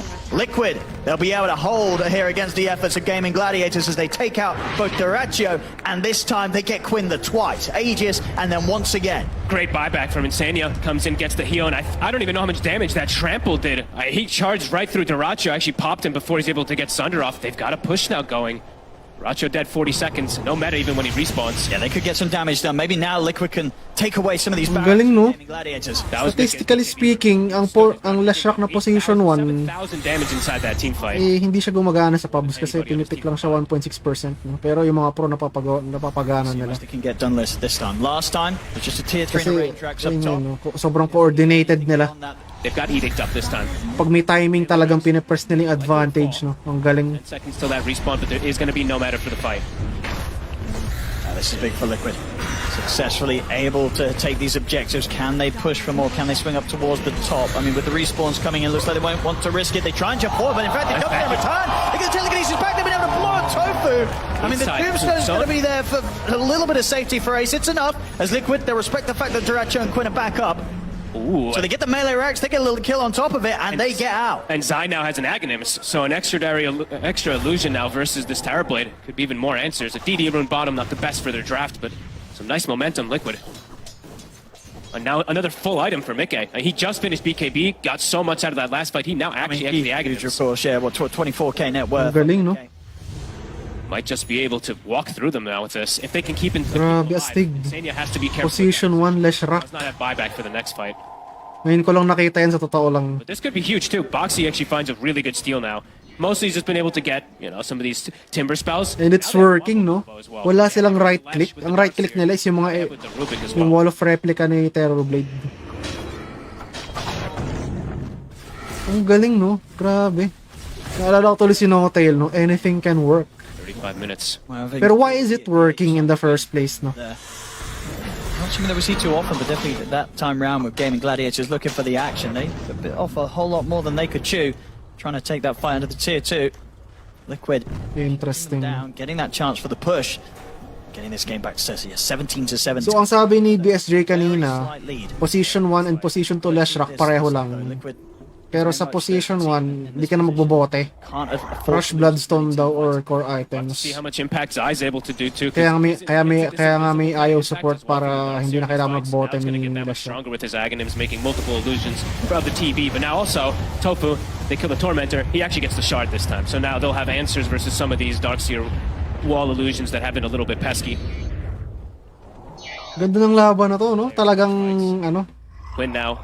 dikit na dikit kahit yung Mudraf mukhang ewan. Walang right click yung Liquid. Ripping them to shreds. And a heart now on Nisha to go for the charge. Liquid feeling strong. Want to try to catch Gaming Gladiators off guard. Pero ayun nga, reminder lang, di ba? Kasi nga professional tong mga players na to. Talagang coordination. Kung gagawin mo yung post 1 last rock sa pub, wala. I-support mo, most likely hindi ka tutulungan, ganyan. And Quinn completely and utterly smashed into the ground. That's 70 seconds. They can get the push going again. Grabe, mastig to. Okay, level 20. Yeah, Zai's going to be bringing in the It works. At least another tier 2. I'm certainly going to look to try and go for more. Yeah, whole minute. No Pango for the defense. Duracho trying to push the mid-wave out as far as he can. See Ace probably Ang cutting. galing, no? Bumagana siya, grabe. Ace actually committing his gold for a heart, trying to get a little bit tankier to get into the front to protect Duracho. Yeah. So 45 seconds. Grabe, ang galing ngayon ako nakita ng larong ganito sa totoo lang. Still quite a solid hold they can put together with just the 4 of them. Foxy, with the jump, they're trying to burst through this Tim. They get the wall drop down as well. Tries to put the BKB, turns with the Sunder. Metamorphosis as well. Look towards Mickey. And Mickey with the BKB pop, he's still incredibly strong. Ace looking to be pretty unkillable. This They're down to about 2/3 HP, but nothing any further. Another stun thrown away at this Timber Saw. I don't think Ace is going to care too much at all. They'll clip him with a further stun and another stun, but this Timber Saw ain't dying. Walking death ball, no? Hindi death ball. Para siyang bola na hindi mo kayang masira. Tapos dahan-dahan niya sinisira yung base mo. Ganun siya. Ganun yung style ng Liquid sa game na to. Risky meta still up on Duracho too. They'll back up. I mean, they force meta and they get a really big kill onto Quinn, and they get some decent tower damage there. Pero ayun nga, no? The longer this game goes, mas lalamang ang GG. I don't think that they should. Kasi mas malakas ang right click ni Dyrachyo kaysa sa... Actually, to focus fire this last. Ay, bumili kaya sila ng Vessel. Longer respawn. Could have been the dream for Liquid. Feeling ko important ng Vessel against Slash Rock na to. Yeah. See if it's up. Tingnan ko nga yung replay niya, no? Bumili ng Vessel tong GG. To get some vision around. Yeah, I think he's perhaps setting up to see if Dyrachyo is going for like the split kind of farm up here. Doesn't quite find him. They're going to check the Roche. It would have been literally the dream timing for them if it did come up there, but not the case. It's actually coming up literally as meta comes back up.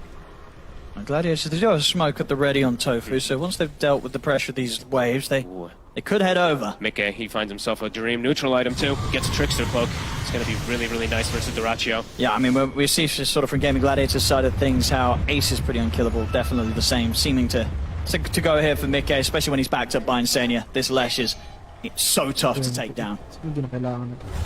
Is that a great... Okay, just a great healing Lotus. I always try to keep track of these with the IOs too. So, I mean, if they have to get this IO taken out fast and early in this fight. Galing, no? Grabe. Just be unkillable. Constantly going through the Twin Gates. They're looking to hunt. Gaming Gladiators, they're playing careful, staying kind of more inside the base. I think kaya rin siya gumagana kasi itong Terror Blade parang ganun din, eh, no? Yeah, they scan. Itong Terror Blade, may right click lang siya kapag naka-metamorphosis. So now they're gonna smoke and which is a short duration compared sa mana pool ng Lash Rock. It doesn't look like they want to drop this. Oh, no, they do. They're waiting. So feeling ko pag habang tumatagal kailangan ng refresher orb nitong Terror Blade. Sure. Para double BKB and metamorphosis. Pero isipin mo, no, kung naka-double BKB na si TB, pati double meta, kasi hindi pa rin tapos yung laban, tapos wala na siyang metamorphosis, lamang na yung Liquid, no? So makakapush sila. Kasi parang ganun yung nangyayari sa mga nakaraang laban. Ito mo, kaya nga nakakuha ng rocks tong Liquid. This fight should be able to kick off before each side's able to attempt Roche. I mean, Roche is only now making its way back, of course, to the pit. Gladiators are going to be able to bring this fight. This is definitely going to just be that straight up battle. Do they get the big connections? Is Zai able to get these big spells off? Because these walls, they're last flash na to siguro. So far from Ace. It's going to waltz in. Nagpapakiramdaman sila. This high ground Liquid. See if they can scout out as much information as they can as Gladiators attempt to approach. I think this is one of the few times you see Dyrachyo ganda, grabe, ang galing, oh. toward the back, but they do have a vision. Hinahanap nila yung best position to start the fight. He swaps positioning here. They don't want to go on Ace. They don't want to go on anything else. Yep. I mean, Dyrachyo, Mickey's got eyes on him. So they'll turn. Grabe, astig. He's not going to play his luck any chance here as he'll turn towards Mickey. Mickey puts the BKB. They get the grab onto Quinn. They're on Insania. Well, they've completely surrounded Zai. side, but Zai is able to get the wall off, and the chase Thunder. Get the Thunder off. Brings Nisha Okay, low. let's see. Duracho has to back away. He might not get the chance as Mickey catches him with the split up. Duracho dying here to the damage of the Lesh. He's out. Duracho's gone. Immediate buyback from both supports of Liquid. Mickey still pretty high on the HP as Celery's attempting to stand Zombie Tofu apocalypse. with him. Tofu, he's got the control on towards Nisha. Nisha's onslaughting away. Ace, another Chakram, Timber Chain forward. They're cutting down the escape, and Nisha will turn with another Pulverize, but they'll bring him down. Triple kill for Ace. Or buybacks. Triple kill for Ace as he Buyback. finds Boxy. Buyback si Rubik. And he's still full HP. He's more Galing. than ready to keep this going. They'll catch the IO again with another disarm. Ace focusing his head in. Wants the Ang rampage. ganda, gago. Grabe. Distance from Ace. Ace continuing to chase. High level Dota. The rampage for Ace as Gaming Gladiators. They'll lose Celery, but Ace, he'll be happy with it. This one, it Oh, lamang GG dyan. Ang daming buyback na nagamit. buybacks from Liquid had to be used to try and come out even. Mick Ace does stand his ground, but so does Ace. I mean, the Ace. damage. Look at the damage numbers tell it all. 10,000 on a Lash, 14,000 on a Timber. How many spells did he use? Like 40 different spells.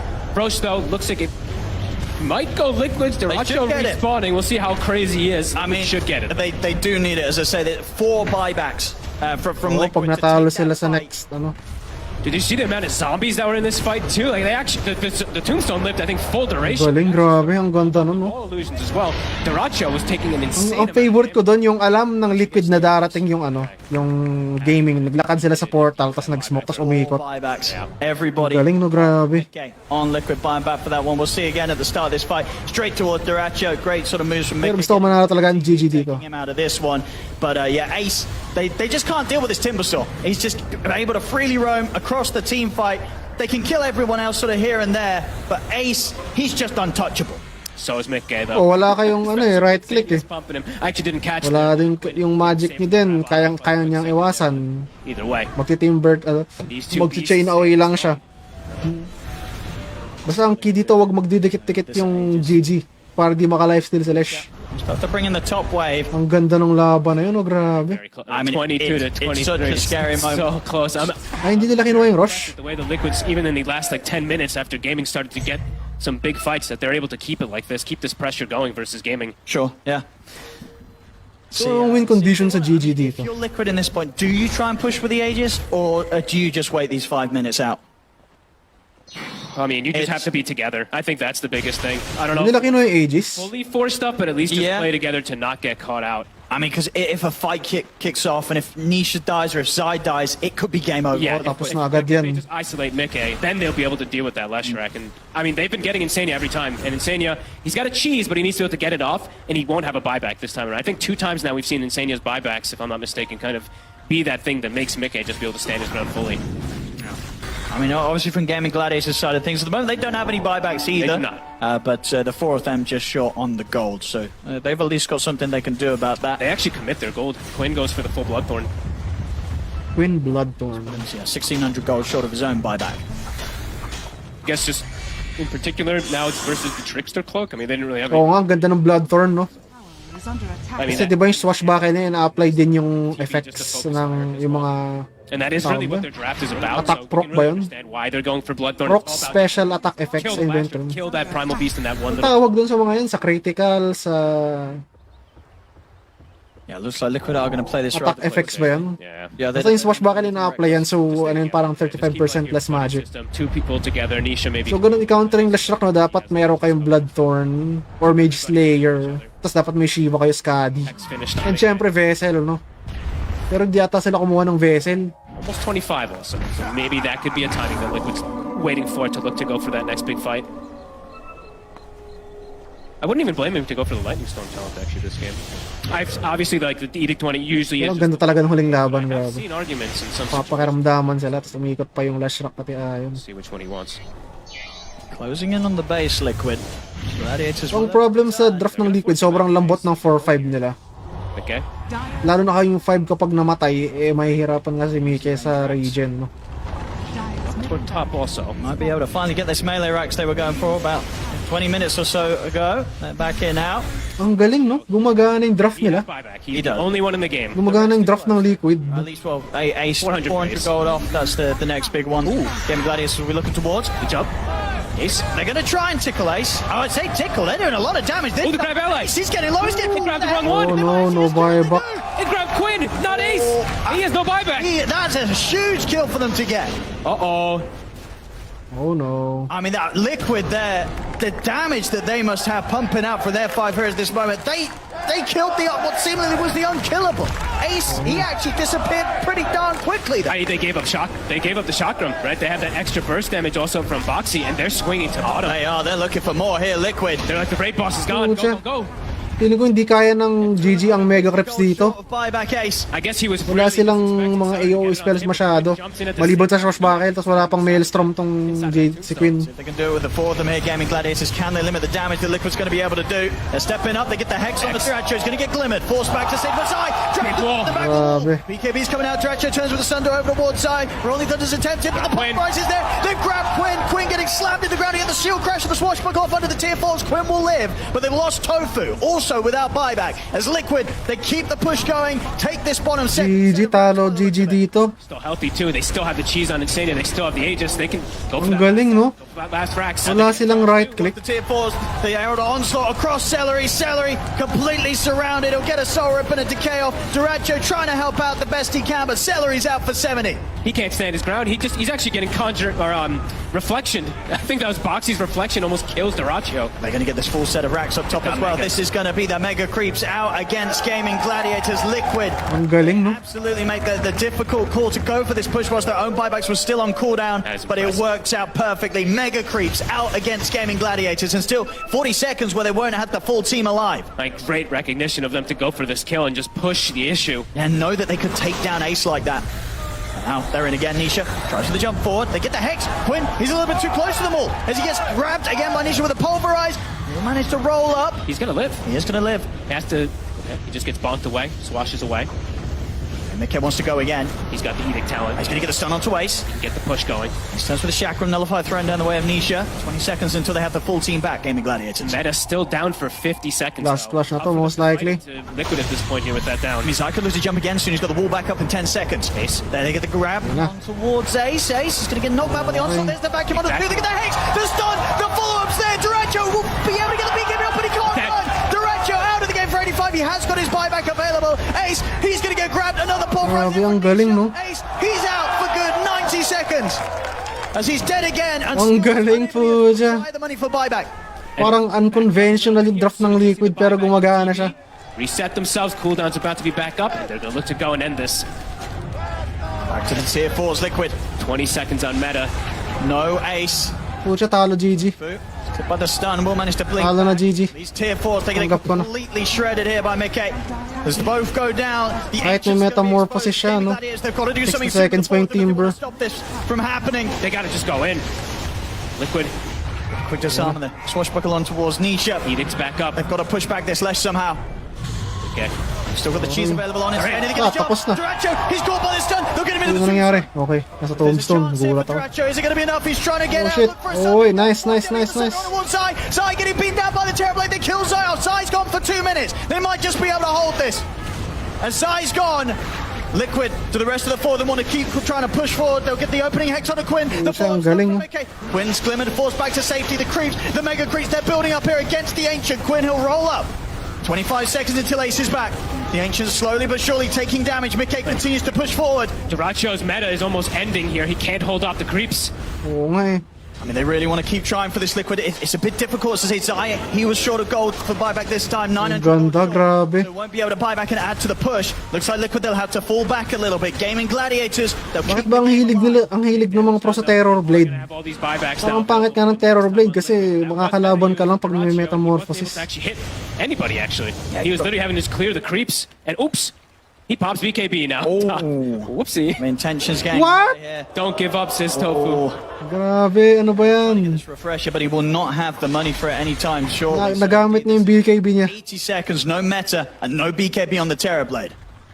Liquid, they'll have a bit of a winner, sort of a 30-second gap where Zai's going to be back in action. They'll have the 5 of them alive. And check the roast just in case, too. They're like, oh, it could be back up. It's not quite up there It's for soon, 40 though. seconds, but it's very soon. Pucha, Zania. ano ba yan? things could fall into place for Liquid to set up for the final game-ending push. And Sanya now having a greater healing Lotus on him too to just keep Mickey pumped up as he has been beautifully this game. The buybacks really do feel like it's been the difference maker for Liquid in this one, being able to push forward and find Dyrachyo over and over again. Yeah, I think Nisha, some of his initiation's been fantastic. Yeah. Straight in with the grab. Of course, going to have 2 sets of them now with that refresher that he was pumping out last fight. And he's got the 25, so the pulverized duration, Yeah. it lasts forever. He gets in, he grabs them, and not a whole lot can be done. I mean, Celery, he's really got his work cut out with these tombstones that he's trying to bail his whole team out with. But as we've seen, it can only, of course, be one.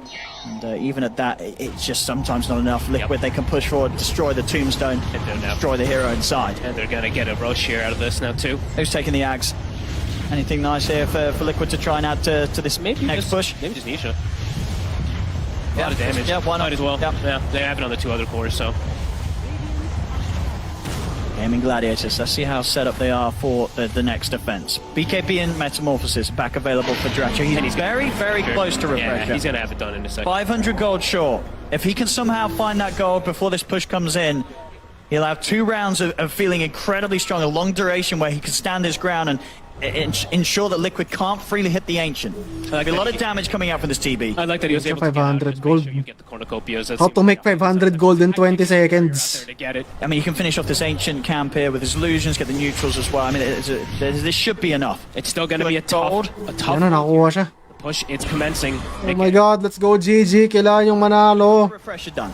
So 2 BKBs, 2 Metamorphosis is ready to go for the defense. Well, let's keep it positive, no? At least puno ulit yung HP ng Ancient. Nisha just waiting in the wings, shield rune. This is one of the tankiest primal beasts you'll ever see. Oh, mga primal beast, no? 7,000 effective HP, the vacuum. They're going to try for the setup here. Nisha pots the BKB, they're on to ace. They're going to see if they can burst through the Simsaw again with the grab. Allies there, straight into the tombstone. Celery able to come in with the save. Dyrachyo They'll fall back. trying to get Terribly Liquid. So that's first BKB from Nisha. They do have fortification available, Gaming Gladiators. So soon wearing out, 8 seconds. Playing it careful here, waiting for the sneak jump. Watch Zai here for this vacuum. Ace just jumps casually into the tombstone. And get the opening Come on, sides. two. Nisha's going to fall pretty low. Indeed, they get the combo opening, bringing down the Undying really. Run Dyrachyo. Celery's able to step back. Nisha, he grabbed the terribly caught by the fall of Hexblade. Dyrachyo manages to BKB Sunder on towards side. And Dyrachyo's back up to full HP. Pods a refresher. Second round of the Metamorphosis good to go. But Nisha, he has the pulverize. The long duration is slapped Some down. pulverize, gagi. He's dead. Through Mickey. He's going to try to buy back, but the Hex is on Anisha. Nisha's out the once. They take the ages off the primal beast. Namatay si Mickey. For a second round. Dyrachyo. He'll get the punch back on towards Dyrachyo. The Hex as well. They're looking down the Terrorblade. They've got him. Dyrachyo's out of the game. See if they can continue the clean up here. The stuns flying through from Boxy. The stolen Holy shit. By catching onto the 2. Halo GG. They can look towards finishing this surely. The grab's there on towards Timber. They've found Ace. Ace, he's got no way of surviving through this. He's out. He's got buyback. They're going to throw the buybacks into this. But Celery, he bought back, dies back. He's out again. Triple kill for Zai. Nisha bullying them back towards the fountain. The creeps are building up. As it's just 2 versus 5 here on the defense for Gaming Gladiators. As Liquid, they'll be able to close this one up. GG. No! Liquid take game 2. What a game. And what a display really of dominance from them. This Grabe, one ang galing. fighting back kind of hard of it, but the buybacks from Liquid, the jumps that they were able to get, the opening they find, killing Ace top, that was the big one to allow them to really push forward here. That was sick. That was an impressive win from Liquid. This was, as you could have seen, this was not an easy game for them to close up. Big jumps. Honestly, Zai really coming in clutch with this Dark Sphere pick. I think we saw like multiple 3-4-man vacuum plays, the punches, getting these TB illusions, and just making sure Mickey survives throughout pretty much every single fight. 15, Mickey. What's his damage looking like? His damage is 80k damage. 80k. Wow, 80k damage. In that God. game. And yeah, the last few players as well. The way they could start the fight, whether it's sort of Zai jumping in with the Hex and the vacuum, or Nisha just getting the pulverize pretty much on Quinn, or Dyrachyo, every single fight it felt towards the end. They were just playing this perfectly, Team Liquid, which is exactly what they need to do to be able to threaten Gaming Gladiators here in this best of 5 as they're able to come in with this punch in game 2 and set the score right now 1-1 between Team Liquid and Gaming Gladiators. Ladies and gentlemen, we've got a series on our hands. How long of a series? Well, we're not too sure quite yet, because in Berlin, it was the Game In winning Game 1 and Liquid winning Game 2, but this is a whole new day. In fact, I can't believe someone gave Gaming Gladiators a taste of their own IO Lesh medicine. That's how it tastes. This is taking their own strategy and shoving it in their face. Yeah, slurp it down, baby. As I am so happy to see a Carry Leshrac win. I think it's so cool to... I just said at the end of that draft, even if they lose, it was a cool idea. And I think against Gaimin, they've been winning. Tofu said in an interview, somebody has to beat us. Like, we're just going to keep doing what we're doing. You have to show us something that we're not ready for. And I feel like that's what Liquid did that game. Yeah, I totally underestimated the IO Lash and the Darkseer potential. I thought they had a really sharp timing that they had to finish the game, like by say around 25-30 minutes. But their heroes actually still scale really well. Like the Primal, the Darkseer, late game they do a lot of damage in the team fights. I was quite surprised that they were able to take down the Timbersaw a couple of times when they initiated on the Timber with like around 5k HP. Yeah, oftentimes with these types of lineups, I would imagine that magic damage can only get you so far, because no one on Liquid right-clicks. But the thing is that Gaimin's cores are at their best when they are getting right-click. This Timbersaw, yes, while obviously tanky against magic damage, I don't even know how many reactive armor stacks he was getting if Mega Creeps weren't hitting him. And same thing with Terrorblade. I just assumed that it would fall off, but Liquid, this was a solid late-game draft against this Gaimin lineup, at least. Yeah, it definitely was, and I think we all wanted Nisha to step up, and he definitely did this game. And to your point, like BKB, you still do 50% magic damage through that in the patch now, so having that magic immunity or having it line up that it's full magic based doesn't hurt you as much as it used to here. But it does go back to the early game here and the draft. They did get the IO Leshrac, which is something Gaimin likes to play, played it against them, beat their Timbersaw this time, and Mickey did so well on this Leshrac. Maybe it was his experiences as a mid player back in the past with Liquid, playing this hero so much, but he was ultra comfortable. The rotations to the mid lane here by Insania, shutting down Quinn, very crucial, making sure that you can have a game on your Primal Beast this time around. He did go away from Liquid briefly, though. And in that moment, I was just inevitable watching the Gaming Gladiators march down, Ace getting a rampage here, and all of these buybacks coming out of Team Liquid, but they just didn't really have enough of a structural advantage on Gaimin to be able to get to the Radiant side of the map. Even after that win, it seems that the entire game was just continued to be played in Dire's base. Yeah, I mean, the moment in the last couple of crucial team fights, they had enough damage to get through the Timbersaw. Timbersaw, he was like lacking, I think, 200 gold for buyback. I think that was like the point where the game just felt like they couldn't really hold it anymore, and they lost their barracks. I think props to Liquid, like in the team fight, they were able to like steal the stun from Lion on Rubik, and they were able to combo it really well with the vacuum and just winning them a couple of crucial fights. And I think at one point in this game too, we talked about it in the preview panel here, that these BKBs could make a big difference. In that 32-minute fight in the bot lane, when it looked like Gaimin was pulling it back, they had the double BKB available, and Duracho couldn't stick on a target. The Lesh just ran away from, the Primal ran away from him, and Duracho was like, I guess I'll hit Isle for a little bit now. But then they reset, and then Nisha on his Primal went back in, killed Duracho, and they took the game back into their control. Yeah, the magic damage also is magic damage that's pretty reliable as long as the opponent's not exactly mobile, and they only had one mobile hero on the side of game, and like Terrorblade and Timber tend to just be damage soaks, and they have a ton of AoE damage on Liquid, and it's damage that they're gonna do even if you're not stunning them on the Leshrac. You're like, even if you're stunning Darkseer, there's the wall, the Ion Shell, so it's like Terrorblade and Timber, like this was just a war of attrition. Who's gonna eventually bring each other down? And I think when you have IO plus any hero with a bunch of heals, it's just, that's a tough war to win for Gaimin there. And Liquid do persevere in this game number 2, which gives us an opportunity to do a little mic check on them. Mango is like here, boys. Yeah, Box is making hella space. Boxing God. But I'm going. TB. I'm fine. Yeah, nice. Pango. Dropping TB. I'm getting fucked. TB all the way. TB. I'm stunning him. He's gonna hide. Play the kite, guys. Does he die? I hexed him. He's dying. Okay, reset. He's gonna buy back. Really. They cannot kill me. Lion. Lion and reset. It's BKB, don't lie. Yeah, we need to get Pango. Reset. We need reset first. Drop TB. Starting. TB die. TB 1 HP. He's not dead yet. He's dying to me. Dead. Watch out buybacks. Kill Pango. I need help. I'm buying. Keep fighting. I guess. There we go. Yeah, go. Watch me. No. TP. I'm getting fucked by Timber, guys. There's no song. TP dead. Oh shit, the Vivex are coming out.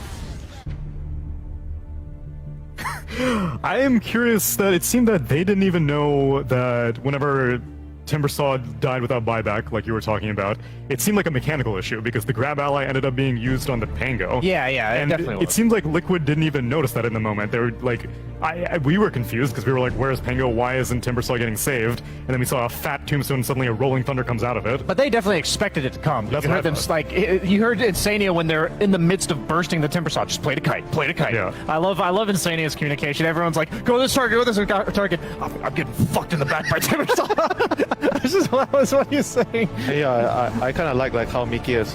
He had a very commanding voice throughout like the team fights. I think that's really good as a carry. He's telling his team what he needs to do. Oh, Kite, go back. Oh, I'm gonna buy back right now. Don't worry about me. Come back. Yeah, and the targeting as well. That's really great. This was a high pressure situation, and you can see that Liquid are rising to the occasion. Will they finally be able to conquer their demons? This is a good step in the right direction. Let's see if they can continue it in game number 3.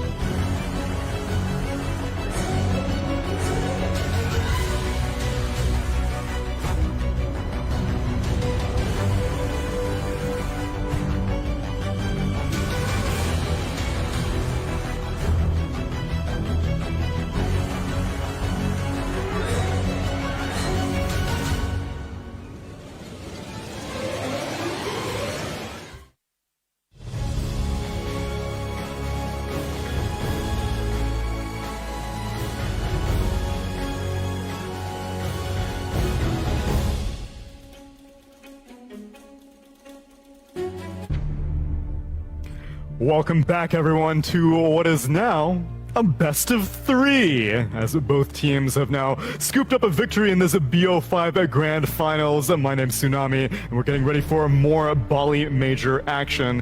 And I've got a panel here to do it with me. It's BSJ, it's Winter, and Fear, I gotta say, you're looking mighty fresh today. I am. You know why? Why? I mean, I'll tell you, I think you noticed right away that I just have a little more swag than all of you guys. I noticed that. I was feeling it. I stopped by my local H&M, checked out the summer collection, decided to find this little gym here. But you too could also swag like me as well. That all is you have to absolutely do, correct. just go to H&M. Just go to H&M, proud fashion sponsor of the Bali Major, and your pecs could be as accentuated as Fear's. It'll do that for me.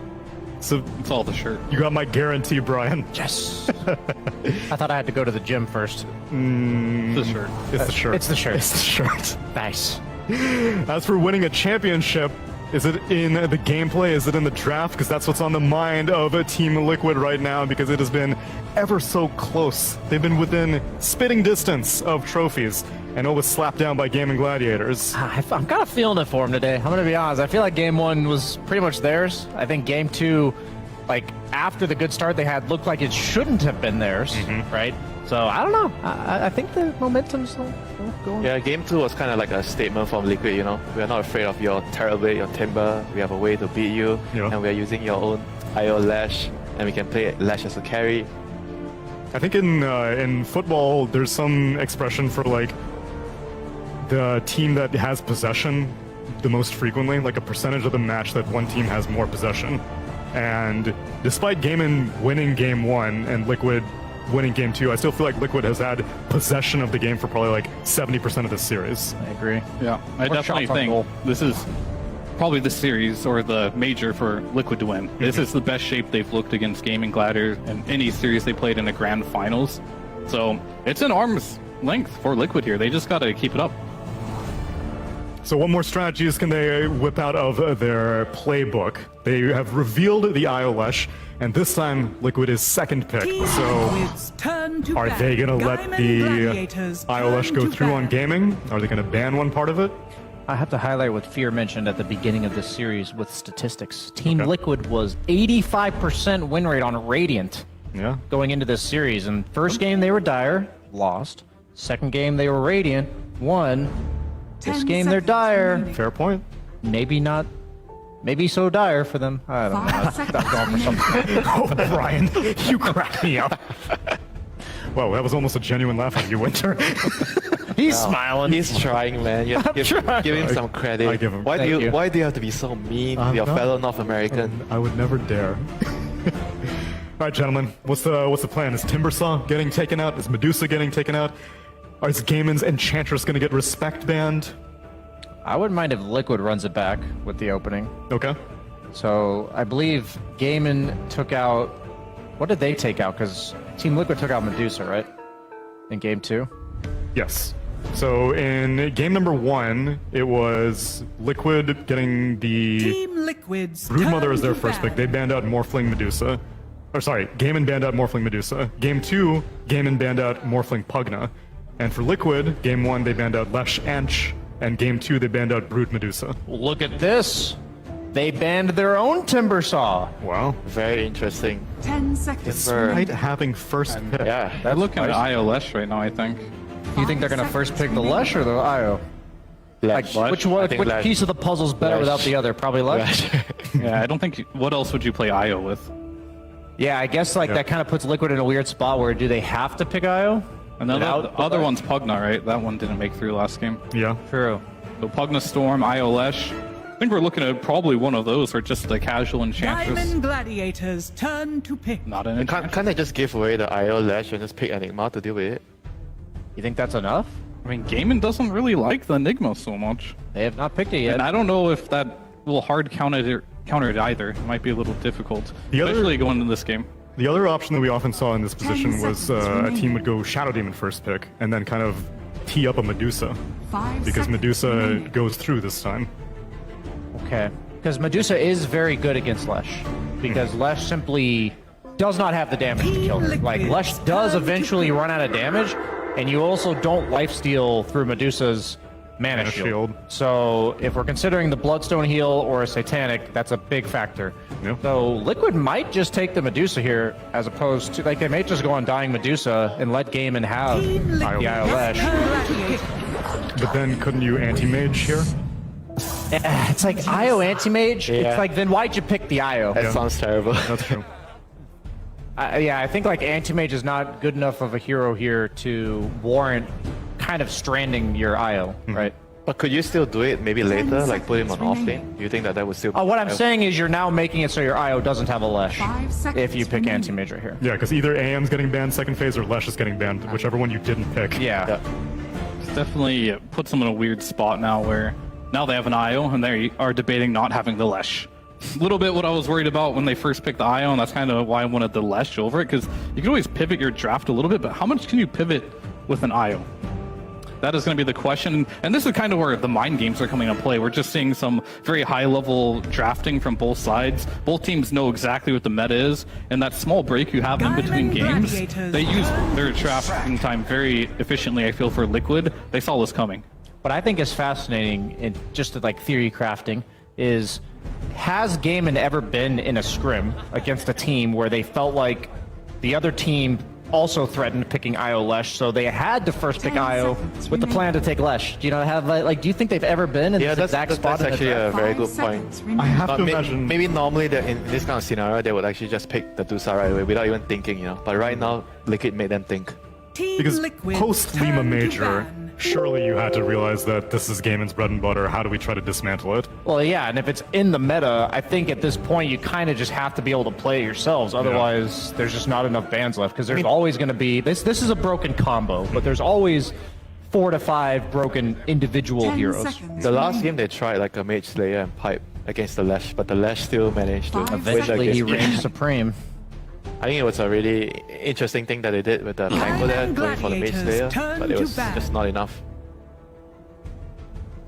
I think Medusa's pretty hard for Lesh, because you are a Scotty builder potentially, but you also don't rely on the Scotty. And like I said, it's just the fact that you don't Bloodstone heal off of the mana shield. It really is a big deal. Yeah, we'll see how that plays out. Too, right? Get a lot of mana back.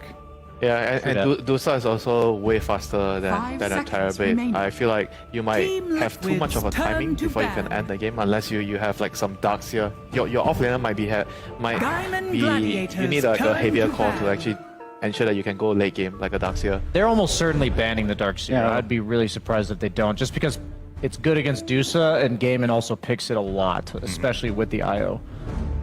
And also the lane will be very difficult, because for all we're talking about Mana Shield, Undying does not help a Medusa in lane very much. You're not, I mean, like, aside from being a bully, but like Soul Rip is not going to keep Medusa alive. We usually have the batteries. The she still takes 2% of that damage. Sure, yeah, 2%. Like skim milk. Tombstone is still going to be nice. That is true. Ally. Grab ally as long as he targets it right. It's still going to be useful. I mean, sure, it won't be as useful as another carry, but Undying is still going to be Undying. It's going to help you get Roshan, win the team fights. But I guess my question is, how important is it to get like the Coddles or the Pugnas who refill Medusa's mana? I think you're more concerned at this point with stuns. Like, I think Liquid, you have pretty good 5-man already. Like, Medusa already represents like a timing push. She's going to ball down a lane. Even if it's not against an anti-mage, you still have that period where the one strat is they have to ignore you because you're so tanky, walk down a lane. So I would like to see, like, I like the bans. Disruptor as a support, Batrider as a support, Rubik against the Leshrac.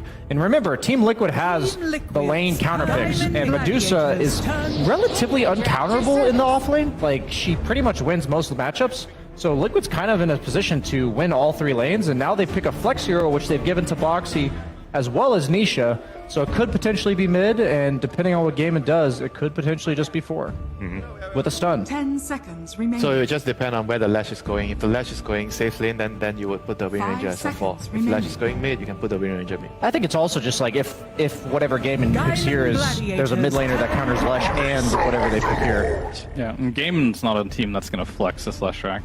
I just don't see that happening. Liquid's the type of team, they'll flex everyone around, but Gaimin, they're specialists. When they have a hero, they said that about the Timbersaw last game, though? Because I also thought that Timbersaw is always going to be Quinn. No, I didn't think so. I think Ace also plays the Timbersaw. They have a couple flex picks, but I don't think Leshrac on Dirachu is one. Yeah, I don't think I've ever seen a Dirachu Lesh. Yeah. Well, Liquid do indeed ban out the Darkseer as suspected, and as a result, Gaimin scoop up their Underlord for the Ace.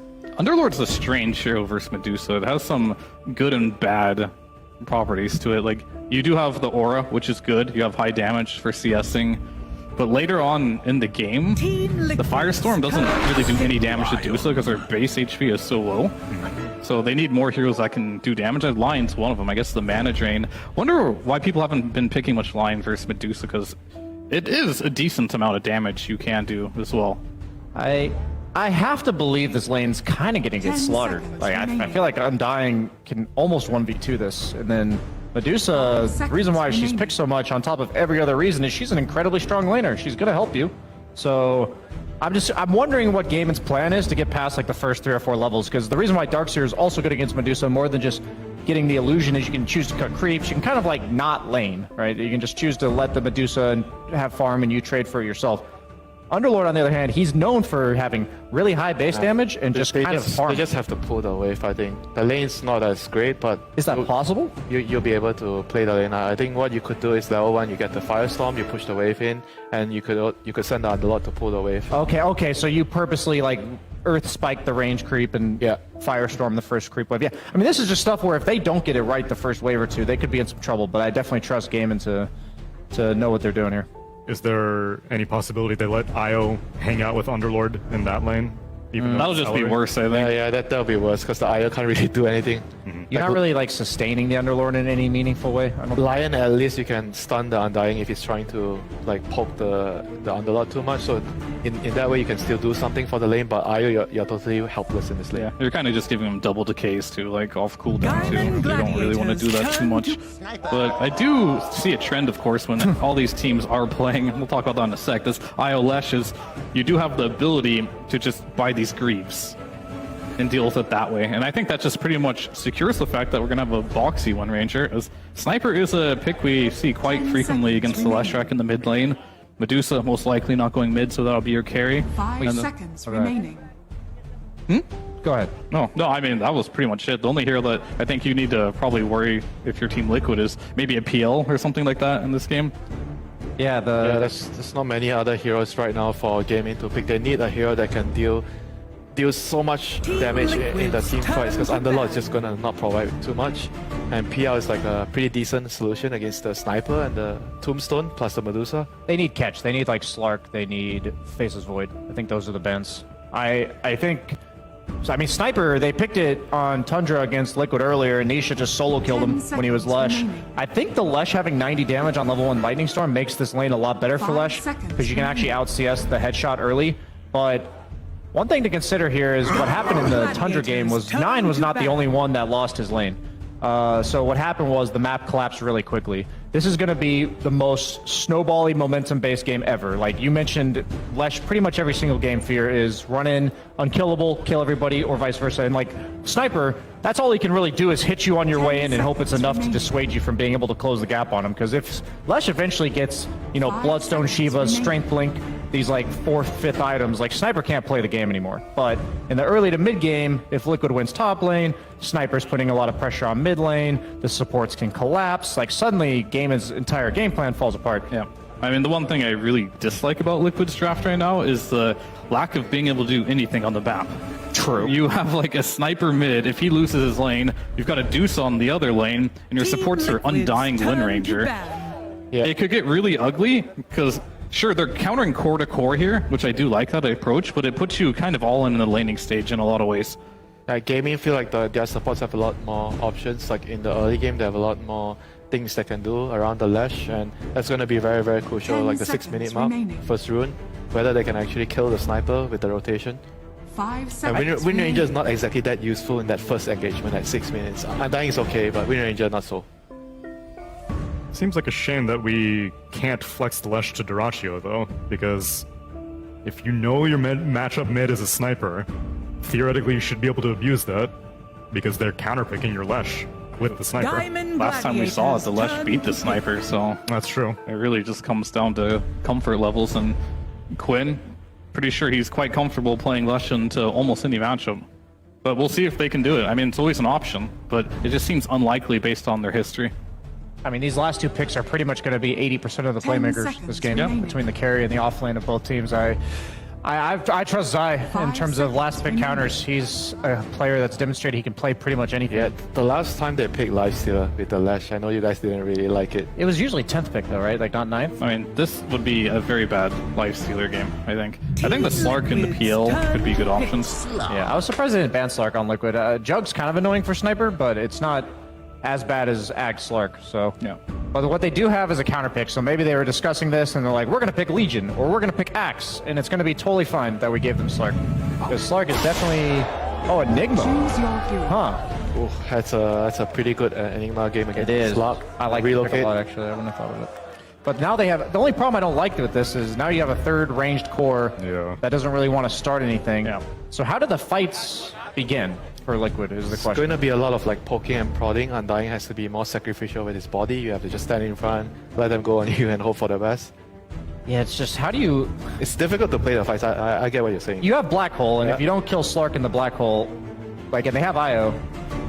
I actually don't like this pick. Yeah, but what if he actually just he itemizes aura and he just So plays as you a tank think Liquid's and don't play- plan is to say you can't fight into us, we're going to have, like, Greaves, Helm of the Overlord. yeah and don't play for the black hole. Just get the auras and stand together. And then what do you do with that? Do you just walk into objectives? You just take Yeah, Roche? like walk to- sniper is gonna hit like Medusa hit the towers. You place your tombstone down, and Enigma is gonna be standing like in the middle of the fight. I'm just thinking about the map, because you're going to have Underlord, Lesh clearing waves really fast. Like, yeah, you can maybe group up as Liquid, but you have to concern yourself with how quickly you do that, and like who's taking care of the bad farm on the map. These are the questions I have. Yeah, I really think Liquid's draft here is very difficult to execute if they don't do well in the laning stage. So this one's going to be super important that they do have counterpicks on the laning stage. They just need to work and be able to group up if they want any chance in this game. Usually Liquid doesn't look like they draft for the lanes nearly this much, like on average. I feel like I completely agree. It's whether they're up by like 3-4K at minute 10 because they could be, or they just kind of lose. Like all three of their lanes are hard counters. I will say anecdotally over the past few days that we've seen Zai's Enigma, he does not lose lanes. And Yeah. he very quickly gets online. It's quite possible they just win all three lanes and the game's over at 10 minutes. It's quite possible. But it's like, if that doesn't happen, the game gets quite weird. Yeah, I mean you win all your lanes 20 minutes. The Medusa has Manta and Butterfly. You just push all the tower. I can see the game just ending at that point, you know, and there's nothing you can do. I would not be happy with my pubs playing this kind of draft, though. I would not. Medusa or... I mean, the thing is, it's whoever picked first, you know? Of It's like if the course. sniper picked That's first, right. then the Medusa He blames the rolled for mid, Medusa. and the Medusa's like, I'm still playing Medusa. All right, friends, let's get into a game number 3 with ODPixel and Fogged.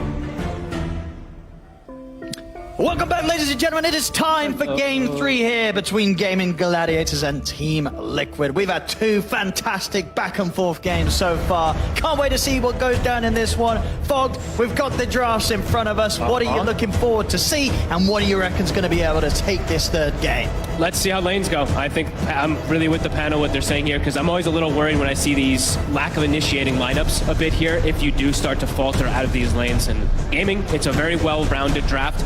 Lanes, top especially, we're going to have to look at for this Underlord. This one could be a little bit difficult. Okay. But we saw earlier today, in fact, I believe did? it was this morning, the Lesh versus the Sniper. I think it was Nisha. He actually killed the Sniper solo and stuff like that. So let's see how he plays the matchup being the Sniper. Yeah, I mean, what is it, do you think, coming towards the end of this event that's sort of making some teams finding the sniper pick appealing? I don't know, because I think it's lost all the games, right? Let me look. Check the win rate. Let me check. How's Sniper been doing it? He's lost all 3 games. Uh-oh. I was thinking about it, and I was like, I think I saw one decent game from it where Liquid was playing from it, and then he just like ran out of steam, and you could see he was kind of just tickling heroes. But let's see what goes down. I'm looking forward to seeing it, because clearly, if it's lost, as you said, in the 3 games that it's had, there must be some untapped potential that teams are trying to show us. Nisha's trying to show us. We'll see if he's able to show it here in this game 3. I'm just wondering if they're going to fall into issue. It's like, man, we have Sniper do, so these two heroes are kind of doing the same thing. Like, in the purpose of the overall grand schemes of the game, right? So, yeah, we'll have to see how it ends up working and see how much Nisha's able to do. As you might get a little bit of damage here onto Salary. Not quite a kill, but... Still start for Gladiators. They'll get themselves 3 or 4 bounty runes to begin things off. Talking about sort of the final picks from both teams. Gaming Gladiators, of course, settling with Doracho getting the Slark in. And then from... Blood Grenade clips him. He might be dead. Might be dead. He's going to have a stun back up in a few seconds. He has got stick charge. So he's making Insania work for this. Pops the stick, turns with the stun. Smack him. And Insania... Help was fine. Yeah, he is indeed. He's going to be able to back off. Efficient tango. Down 12 strength. Those tangos are super effective, of course, for this. Yeah, we'll have to see. But these last picks, right? Duracho, Slark coming in, and then Liquid, they'll get Zai the Enigma. What do these sort of say to you? The Duracho Slark, they wanted to have this answer versus this Medusa. There wasn't the most heroes really left in the pool that Duracho likes to play. I know me and you were theory crafting. Will he play the Lash, and do they do some type of like Pango kind of thing and do all this? He doesn't play the Lash. He wants to play something more normal, so I think that's probably the case for him. It also does work decently with even like a Lash threat for the mid. Nisha. Might be dead. Right click. That'll do it. First blood for Quinn. That's exactly what happened earlier today. It was Nisha killing the Sniper with the Lash. I mean, let's see. I think a lot of people right now are probably going to be skeptical of what the Sniper's going to be able to do. I'm pretty skeptical of the tri-core. We just haven't seen it work. Yeah, of the tri-ranged core, to be honest with you. There's very little front line, but I think it's going to all be up to really how this Dusa goes, especially if Nisha, if Nisha struggles this much in the mid matchup. Quinn is going to be very happy with this sort of start. I mean, level 1 lightning, Lane. right? Brian talked about it. Racho, he went down to about 10 HP there. Hillary will be able to top him up a little bit, and he's got the tangos at the ready. Yeah, he's got Tango and he's got the Ring of Regen, so he heals quick. Yeah, does have to be a little careful. They are very good at playing this lane. That's one thing. No matter what 4 position it is, like a range 4, actually maybe mostly even like a melee 4. I think we've seen the Tiny and the Tusk with the Enigma work best for this side of Liquid. So I think this lane, Zai should do pretty decent. Of course, being able to slow down Dyrachyo, but I don't know if they're going to be able to get any kills down here. Unless there's a pretty big slip up. Looks like the answer to Quinn's Lash is going to be check the runes, take them away from him. So Boxy will swing toward mid. Yeah. And, this top lane, I mean, we still got the panel talk about it. Should be free for Mickey. Yeah. The Medusa Undying, pretty much as textbook as it gets, right, when you go for these sort of dream setups in this patch of your safe lane duo. Yeah, and it's like, it's versus a, I mean, pretty weak lane. Like the Underlord overall, every time he's playing versus the Undying it's just been pretty miserable. All things said, though, Ace is 9-5, so he's getting some decent denies up here with the lane positioning. Quinn, he's being kept a little bit low here, but... That's just the effect of the double water runes being checked. Yeah, I mean, we'll see. I mean, it'll probably take sort of a death from one of his supports to get the rebuild mid, and indeed, yeah, get the wall back to base. He knows that there's, unfortunately, from one of those situations where you don't mind your supports dying in the side lanes, because then maybe you may look at this, though. Free bottle refill. This is the one power of the line versus the Deuce. I think it's something that a lot of people have been wanting to try to see how it's going to work, especially in laning phase early. It is quite strong at the start of the game here. Let's see what Tofu's going to be able to do to try to slow down Mickey. Yeah, Ace is handling his own. Actually, 13-6. This is impressive stuff up here. Yeah, I mean, what's sort of causing this? Is it just the fact that on paper maybe you would have expected Insane to be able to bully Ace back a bit more than he has done this game? I think Tofu's doing a good job of trading, and I think also, I'm going to say, the double blood grenade that Liquid used at the start to go for Tofu, I think it actually hurts the lane a little bit here, because then you can't go for that early aggression to kill the Underlord, maybe level 1, so... I think they don't have any blood grenade up there, so they kind of just have to play off of the right clicks rather than being able to chase them out. Looking at this mid lane, despite that boost on drop top. Are they going to be able to get something with this? They've surrounded Tofu. Tofu should go down this time. Insania offering up a high 5. There we go. Tofu, he's too dead to give it back. Nicely done, Insania. He looked like he was going to be okay for a second there, but way too much damage, like 2 hits from Undying, and it's like, oh my goodness, this poor Lion. But Ace is farming, so 20-7. That's very, very impressive. So. I mean, we're seeing again around this mid. Boxy heads over, makes sure that once again Quinn, he doesn't get the refill. That is annoying. This time, Tofu did die. He's happy that Tofu died top. You get that beautiful refill from your support. Nisha catching back up, but Quinn definitely having the edge here. Dyrachyo is getting slowed down. That Enigma effect is happening. 10 denies already onto Zai. And he is going to go the build that we've seen pretty much every single time on these Enigmas. Straight into the Vessel, I'd imagine, versus Io. It's going to be fast, so that can be an effective timing to potentially slow down the Leshrac as well, too. Just having that early here on Zai. Sure. And they're actually getting good damage here on Dyrachyo. They do get the Shackle connection, but a bit too hard to take him down. In the mid lane, we're getting a battle to the death of Quinn. Whoop. Tries to step up there, does get the combo onto Nisha. Not quite enough to finish him, and he has to back off. So close.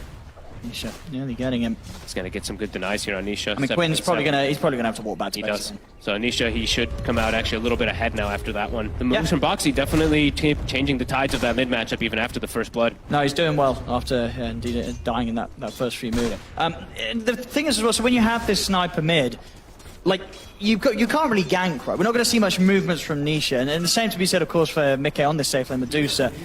So...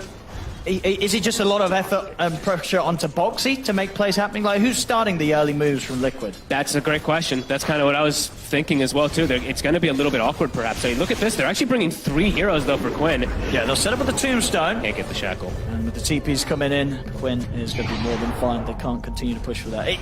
Just seemed difficult for Liquid to find the action, to start the action. But maybe that's the plan, right? They don't want to start the action. They just want to live, they want to sit back, they want to farm, they want to let the Sniper and Medusa get to a point where they're going to be able to sit on their high ground and ain't nobody going to be able to get anywhere close to pushing against their power. Yeah, we'll see if that ends up... Wow, that voice is cracked pretty hard. We'll see if that one actually ends up working out, too, versus the auras that are going to come out really early, too. Ace, he's going to go for full auras plus atrophy. Sniper does at the least kind of help range that, but...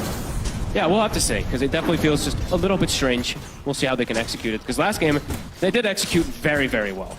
They did, yeah. But this one, some of the best. I think that was pretty much the best performance Liquid's given up in terms of play, and they've had quite the performances through the match. But to be able to shut it down at that late stage after a bit of a hairy mid game, that was a very, very, very flashy game too for Liquid. It's impressive to see when a team can use like quad buybacks and be able to get that big effect out of it, rather than having like some scared, like, oh my god, what are we gonna do? Gotcha. Jesus, taking a beating.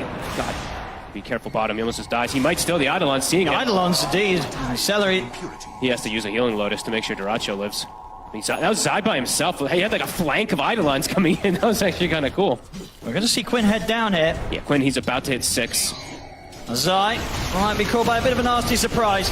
The setup there for Quinn. Duracho's able to step up. They'll take Zai down. Good moves from Quinn. That's his 6 setup. And Duracho will be able to get healed up there from Celery. Nisha taking the space on it from mid, getting a little bit of tower damage here, but a very, very good rotation from Quinn. Runes, Wisdom Rune, it was 1 for 1. I'm most impressed of anything in this game, though, from how Ace's early game is going. Sure. And it looks like it's just going to be straight into maybe even a Crimson early. Here he has Helm of Iron Will, plus the Ring of Health, incredibly tanky. Mickey is farming up here, but the fact that this Underlord is actually ahead of him is huge. I mean, it is probably one of the best Crimson games you'll see, right? Ever. Like, I mean, it's not a Wind Ranger core, but it's going to be devastating across the board. Everything that everyone offers up, there's going to be very little damage done when Ace turns up and pops the Crimson. Could be the case of damage just being limited across all of the heroes of Liquids, to be honest with you. They do take some time on the Sniper and the Medusa in particular to get those damage items online. We'll have to see. We'll have to see what the game plan is going to be from Liquid. Getting a DD rune. That's going to be a nice little enable there perhaps for Nisha. Yeah, I mean, Liquid's putting a lot of effort into making sure that Nisha does continue to have a solid time in this mid after that initial death. Quinn, of course, going to be ahead, though. The stacks, this is what we see every single time with these Lash, especially on Radiant. I feel like I see these two camps just get the quad 5x stacked. I think we're on the DD rune. Both supports, Celery and Tofu, also around. He's just getting some good damage on this tower. Already 1,000 damage done to it. And Duracho has to be unbelievably careful bottom. A power shot and he's dead if he gets seen. Level 5 on Boxy. That power shot will kill him. I mean, the creeps are going to see him. Just get it. Boxy's going to go straight for him. He gets the Dark Pact off, but a few right clicks. Power shot is completely off the mark. Not even close. Duracho, he's able to walk away. And here comes the Rift. As soon as we be careful from the items, Duracho's got to get out into the trees, but D with Quinn being brought across, it's going to be him gone. That's the other real scary thing that there is on the side of Gaming Gladiators, the Relocate and the Fiendscape. They can always have the numbers in these fights, and Liquid's draft, it's a bit immobile. Yeah. Dusa, Undying, these heroes don't traverse the map very quickly. I guess at the end of the day, it was just a sort of a 5-head bait there from Duracho. It was like, these guys are going to want to go for me, they're going to try and dive, and he's trying to head in with Boxy to go for it. Any position where he gets caught. And Duracho's hit the 6 now, yep. Now he's going to be perfectly fine down. Yeah, and he's going for the Dream itemization. And going for the Diffusal. The double dip, of course, versus the Medusa is always going to be really nice with the stat steal, too. They're still hanging around mid. Here's the reload. They want to try and get in on top of Nisha. With the stun, into the Hex, Quinn in with the follow-up. The Shackle shot is there. Nice shackle. Two of them, Nisha. Let's go, GG. But he can't against this damage from Quinn. He'll fall. Tofu able to get out for another stun. Quinn's still got mana to play with as he'll try and run down Insania. They'll actually take him back out of there. They don't want to waste any further time chasing down the Undying. They got what they came for. They took down Nisha. Power Rune. Quinn's going to quickly buy his point booster. What's it going to be? They're getting fast. They're already accelerating things on the side of Gaming Gladiators. Up top, and that means Boxy once again will make sure that Liquid continue to control the power. Boxy's annoying. The good thing on the side of Liquid is how well Zai's game is going. So the Vessel, it's going to come out very quick to deal with this IO in particular with that Lash backing up. And Mickey, he is still farming well. It's just the fact that this Underlord is continuing to stay ahead of him. Yeah. And is that... Could be dangerous. He's going to go Arcane Boots first. Okay. And then he'll be able to get the Check ko yung progression ng... He's going to go Crimson, Celery's going to go Mac, then he can maybe go for... Networks, pati item progression. He doesn't even have to go pipe this game. I don't think you don't need the pipe. That's useless this game. No, you can go for other stuff. Yep. There's definitely going to be some damage issues, I would say, for Liquid. Just, I think you're all eyes on seeing how this Sniper's going to work out. Because so far, it's a slow start, it's a hard start. Maybe he's a distraction, though. Maybe the Sniper's also just like, hey, you're going to put more attention on this, and then that's where Mickey is going to thrive. I mean, I guess, but it feels like you kind of need a mid... You need more than just one. Something in this pack. I agree. Hey, hold on, I'm trying to think of something here, because this one just does look... It looks like it could get weird. I mean, honestly, I want it to work. You know, I want to start queuing up some Sniper mid. This hero's fun. You said you hated it. Well, it's fun...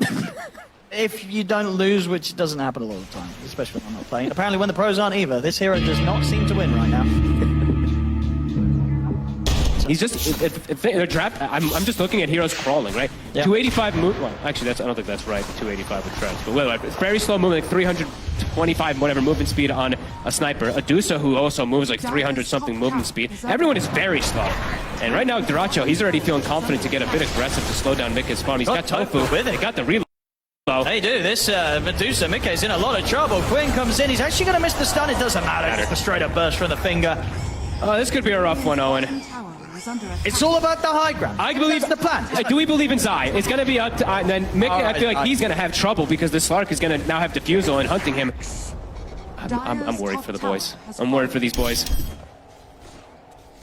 The acceleration of gaming's draft, it's so easy to make moves. Like, there's Fiend's Gates, there's relocates, they're quick. Even Duracho can set up ganks. And now he's got the Fusel. So I think he can look to even play around this top side, kind of like the way that we saw Amar playing this off-lane Slark, and just not let this Dusa come and get this farm up. This is just not a safe place. Ano makita yung match ID ng previous He can't go anywhere else. He has to stay up here. That's true. We'll see. Ay, bawal mo siyang panoorin hanggat di pa tapos. Okay, bawal. So that's Fiend's Gates up. I mean, you're right. Actually, yeah, they've got Sige, bukas ko na lang titingnan yung progression ng items. They have a lot of different ways to go for it. And Tofu. Okay, it's only level 1 mana drain, but I mean, if he gets some good levels in, I could even see him going some 4-1-4 build. I mean, will there be space?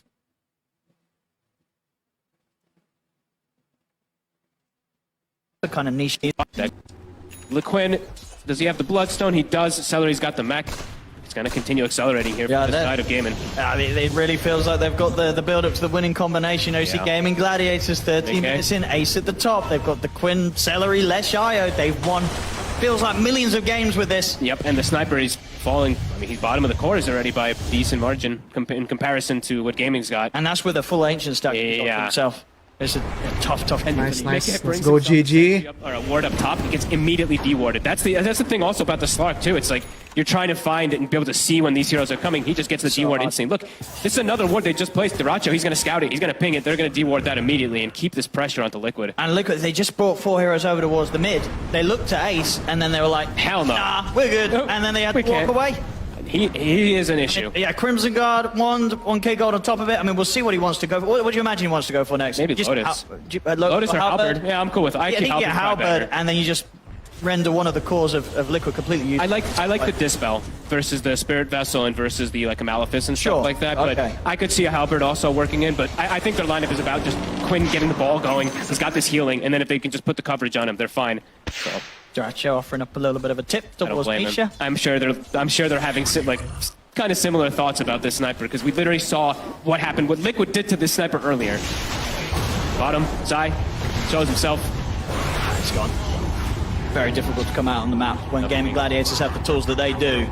And you can see that Liquid, they're like, well, how do we make moves? How do we respond to moves? I mean, the setup is boxy. The setup is only boxy, and the damage is nobody.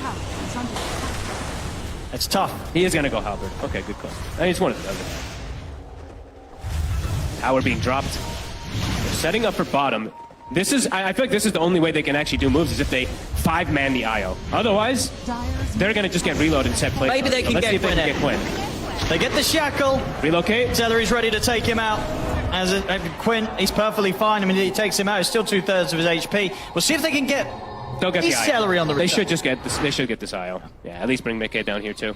Goodbye, Ayo. Taking the full 5 of them. Will be remembered. For an IO. It is indeed just the IO. I did not choose the support life. Okay, Nisha takes it. Support life chose me. It's one of those games, you queue up, sniper, mid, you want to be the carry. You don't care who's playing on the safe lane hero, you're ready to carry the game on your own. So there's Nisha's plan here.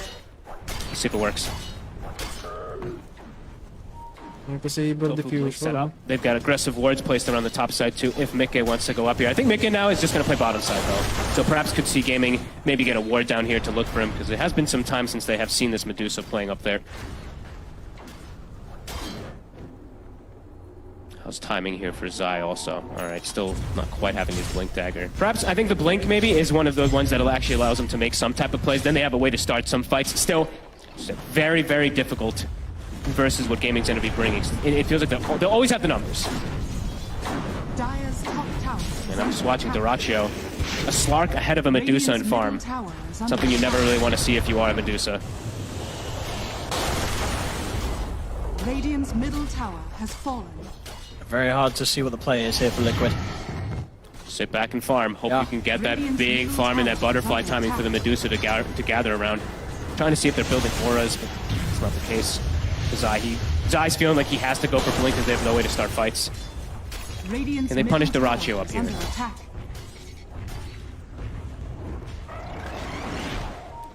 Dyrachyo. I mean, Dyrachyo wants to go in. Yeah, he's kind of looking at them. They've got relocate. They see Insania. He's going to drop the tombstone. They're going to Fiend's Gate over. Boxy and Nisha, they've got to start backing away. Look at this. There's no saving Insania. And Mickey will TP across. Mickey's trying to step up into this. Tombstone's doing work. And is Celery getting ready? They'll drop the Black Hole onto Quinn, but Tofu's able to put a stop to it with the stun. Relocate. And they take Quinn down. They can't. They're out of there. Celery's able to take them out. Dyrachyo, he's still going. He's able to find Boxy. He's going down. He'll die for this. Good kill. So they can find Ace. Ace comes Quinn, though. Ace is a hard one to kill. They can't go for Ace. There's going to be a buyback from Boxy. The root's going to be laid down onto the two, and then the fingers there on Nisha. Nisha's out. Jackal. Ace. Gotta run. He wants to dive into the tier 2. He's looking towards Zai. Zai will get another round of Eidolons off, and Ace, he'll back away. Just want to keep pushing onto the tier 2 with the buyback. GG. Kailangan manalo ng GG. No damage. He has Kailangan mag-champion ng GG. Stack built up on him. That was actually a decent attempt with how far behind they are. They didn't quite get the Black Hole to pull Celery in. He's able to distance himself and make sure that Quinn is safe. That tombstone did work. It actually did quite a bit there for Liquid in comparison, but either way, they only get through. He's just thinking about just walking into this triangle area. He knows that very little is going to force him back. He pretty much has the halberd already done. Crazy timings here. I feel like he can just walk at them. I'll take that. Can they set up for this guy? I mean, he is such a beast. Crimson Radiance Halberd. Stone's down. They get it laid down, but the stun's going to clip onto Insania. As they'll lose GG na, panalo na GG dito. Tofu's getting a little bit low. Cyrus trying to wrap around the back lines to find him. Tofu's going to get healed up though by Celery. Liquid, they're having to back off once more. Quinn, he's going to try and chase down Zai. Nisha attempting to stand his ground and shoot back at Celery, but the root's there for Ace. Dyrachyo's wrapping around from behind. He's in with the ultimate on top of the Grabe. 4 dead on Liquid. Mickey, the only one left alive. Oh man, this is so... Sniper mid. It's a tough one. They just walk at them. Ace... Sniper mid, seryoso ba talaga yan? Ano ba naman yan? Crimson can't touch him. No. And Dyrachyo, he's able to get some stacks up. He's still level 1 essence shit, but either way, he's able to stand his ground. And now he's even looking for Mickey. Do they relocate up again? They do. They're paying him. Like, let's go. They're absolutely going to go for this. Mickey is pretty much entirely out of mana. Wala siyang stone gaze. Not a chance here for Mickey as they take down the Medusa. This. I don't know what Liquid does with their draft with this. What do they do? It's too much high ground movement. defense. The high ground defense. All right, the 5-man Black Hole. That's what they're going to gear up for. Hold the high ground with the sniper and the Medusa. That's the plan. And it must be, it's just hard to see what their plan was other than that this game. I mean, look at Dyrachyo. I mean, he feels no threat. Quinn running in as well too. Shield run on him. Insania will be able to survive, but push back. They're in their base at 19 minutes. They're just getting forced back completely. Zai goes bottom. He sees some creeps to farm. Let's go, GG. Relocate and Fiends get it down, but look at these plays. Dyrachyo's is setting up everything. Yeah, and they're always there with the backup. Yeah. Whether it's Celery coming in with the relocate, or Ace coming in with the Fiend's Gate, or just both of them. Because why not? And a mid tower to fall. Boxy tries to find an angle, but he just can't. Oh, 20 gold, 20 gold. Or the side of Gaming Gladiators with their IO Lesh bread and butter. Yep. It always has been, and it certainly still is here, and it's being shown in this game. It's the XP difference too that's really hurting when you look at the levels across the board of everybody. Another catch, Insania tried to get out for a bit of warding. Put an end to Ang weird talaga, Sniper Medusa. Wala yang gagawin sa early game. Kitang-kita nyo naman, lakas pumush ng GG, tas ang taas na ng network. She's too far behind. They can just portal behind her and just... Tsaka wala silang gamit kahit high ground defense pa yan. And they get the Dyrachyo here. They've got a Black Hole. Okay. They're coming in. Gaming's coming in. Sayang, buhay ang Slark most likely. Celery's in with the heals. Dyrachyo's still alive. He's gonna be... Wala lang, Stone Gaze Black Hole. Walang ginawa. Uwian na. Champion na naman ng GG. At least as Nisha Hurricane pikes Mickey out of the pounce. They just have run down na lang sila. Even kill the They're gonna get the catch onto Nisha. As Nisha, he'll get forced back by Insania, but the root's there. Ace shutting off the escape from Nisha. Insania's dying to Dyrachyo. It's 3 dead again, 18-3. I wouldn't be too shocked if Liquid calls it relatively soon. Because there's just no. Oh, nag-GG na. Gago. That's what I kind of thought. There we have it. We've had 2 close games. Oh my so God. far. This game 3, it's completely the opposite. What the fuck? Garbage. Draft seryoso ba yan? Gladiators, they'll take the lead now in this best of 5 final, 2-1. No more sniper, please. No more sniper. Sniper mid, ang puta. Kahit nga position 1, di na pinipili yan. I think with their draft, if they maybe have Lalo na sa position 2. carry or a different offlaner, different path maybe. Just something Different lahat with ng their course. Okay, may chance sila. Kaso wala. Kind of got everything, and also I Grabe. think this top lane goes way too well. Klaseng draft If yun. anything, Liquid, their success can come in this game if the Medusa Undying kind of just smashed the lane. The Underlord was ahead of the Medusa the entire game. Yeah, Ace was. Ano yun? Grabe. He really was. They all kind of were. And in a scenario where indeed maybe he shouldn't have had as good of a start as he did top, but he really did. Crimson and Halberd. Ganyan yung mga ngiti nila. Tanggap ba nilang tao na sila? The entirety of what Liquid would ever hope to do. Yo, just have fun. No? Top 2 na naman tayo against GG. I just don't know how Liquid would have ever made it work with these heroes, folks. I'm actually astonished that Nisha somehow did like 17,000 damage. And next highest damage is Quinn with 14k, but I don't feel like I saw Nisha do 17,000 damage. I felt like I saw... Talaga, left hand ang gamit ni Nisha sa mouse niya. With this sniper, the only thing it feels like they're able to Astig shoot. yun. Ngayon ako nakita ng Dota player na left-handed ang Game mouse. 3, it's going to go to Gladiators as Gladiators. They'll take the lead for now, 2-1 against. Grabe. Nung klaseng draft yun. Kahit yung mga barangay major, barangay tournament na pipitsyoge ng price. Hindi ganyan ang draft. Nah, I don't think they'll let you take that on the plane. But do we? I guess we'll still do the post game because I mean whatever. Game number 3. It goes Gaming Gladiators way because why wouldn't it? Well, actually. Garbage draft. Oh my god. Because they had 3 incredibly squishy cores. And then they proceeded to get just mopped up in every single lane. I was thinking a way to follow up that Not So Fun game would be a fun little game of our own, okay? Which is a quick charades. I've got one word, and this is what I think of the Liquid draft. You guys ready? Garbage. Go. Ano yan? Cute? Cute. There you go. Got it. It got a little too cute, okay? They were like, I feel like the big picture just made absolutely no sense. Like they were like, let's lane counter the Slark, lane counter the Lesh. We won top lane. I've talked to Blitz. They don't draft like that. Like they don't. They don't prioritize lanes. Like Europe is a region. They don't prioritize lanes, right? That's just, you just see it. I think those rotations from Quinn early, they were so good. Like the rotations were. Kaya tsaka basura nga yung draft nila. Gang Zai, like that was Medusa sniper, wala yung gagawin sa early game. Ratio, who was getting off to a rough start. Yang sa Dark, kailangan lang niya ng diffusal blade, no? Few hits. Takas na ng agility niyan, lalo na sa early game. They needed out of the last pick. So ginagawa ng Liquid dito. Medusa, well, I'm fine with early on. That she's one of the most viable heroes of this entire tournament. Sniper, I feel like this is when things started going a little bit off the rails. Why the Sniper, Winter? Is it purely the lane counter, which apparently Liquid typically does not emphasize, but this game they felt necessary to do? I mean, it's probably just for, I think 2 reasons. Just for the lane counter and they wanted a hero that's good against Lash in the game, like throughout the game. But I feel like that should actually just be the Medusa. They just needed to trust the Medusa that she's gonna do her job. You are there to allow the Medusa to play her game. Okay. Instead of trying to draft 2 heroes that serve the same purpose, which is the Sniper and the Medusa. How about the other ingredient? Why was this Wind Ranger picked? Was it a flex like we initially thought, or? Maybe they had some ideas about putting the Wind Ranger mid, but obviously I don't really understand fully why. And somewhere down the road they decided, okay, never mind, we'll just pick Sniper instead, and the whole draft looks so wonky. And just like what Brian said, you know, like the Lash ganking early game ruined the ending draft? lane Seryoso ba because yan? the support is Wind Ranger, and they don't really From a have top any tier method team of, like, ganking. in the grand finals.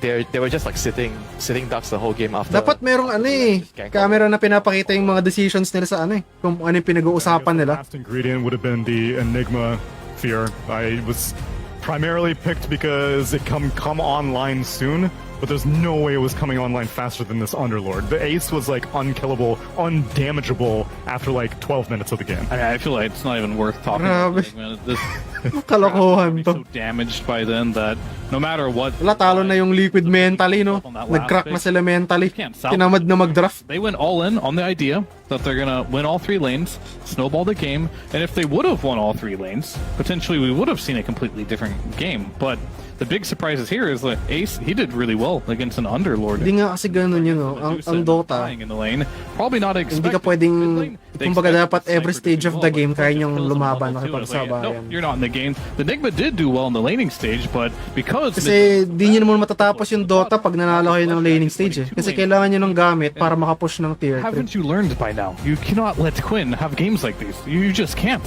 I feel like the whole tournament, everyone should have learned that this IO Last Strike and Gaiman's hands are pretty unbeatable. In fact, only one. Masura din talaga yung draft ng Liquid. Sobrang Other than that, Gaiman ewan ko, parang ano ba yan? defeated on it, which gives us a chance to get a.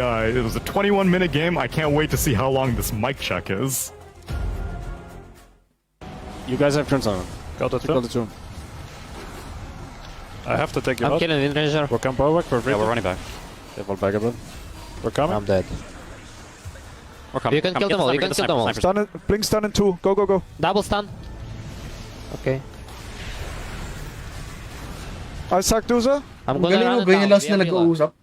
I don't have any mana. It's okay. Use your Mango in spell. 2. I think Sino yung parang boses bata? Can we Ang take the cute. top We're red? gonna kill him right now. Ang boses ni Diraki pala yun. Ganyan pala boses niya. Ang cute. Parang siyang I baby. help with the Duza guy. I help with Duza. He doesn't do anything. I'm Parang- going to I Uza. portal. Parang Go more, itik yung go more. boses niya. No? I cannot. Cute pakinggan. My blink cancelled. Kill and dying. Root him. 2. I go sniper. Look sniper. Sniper. Running. Just control the whole map. Oh, they fall GG. Holy base. Grabe, anong klaseng draft yun? Holy base, what a way to win the game like that. They were pretty paralyzed after the laning phase. Not even the laning phase. I don't even think Liquid ever felt like they had control of that game. Maybe for the first like 2 minutes. Yeah. Until the Disha solo kill, whenever that happened. That was level 1. He was level 1. No, I think they only had Oh my control god, ano yun? after the second pick. Then they pick Undying and Dusa, and after that, Oo nga, draft pa lang. Titignan mo yung Maybe draft up until, eh. like the 4th overall ban, you know, like the 4th. It's like super early. Super early fighter. But this was out of the... Sniper may Medusa sitting duck sa early game. Wala silang gagawin. Something possessed them to see it necessary that, like, I don't... Alam ko nangyari dyan. Lesh, even though they should have seen that coming. Yung Liquid pumusta sa GG. Playing a best of 3 now. Nang malaki. Game. They're experimenting. Or wasak sila ng mga parlay, ganyan.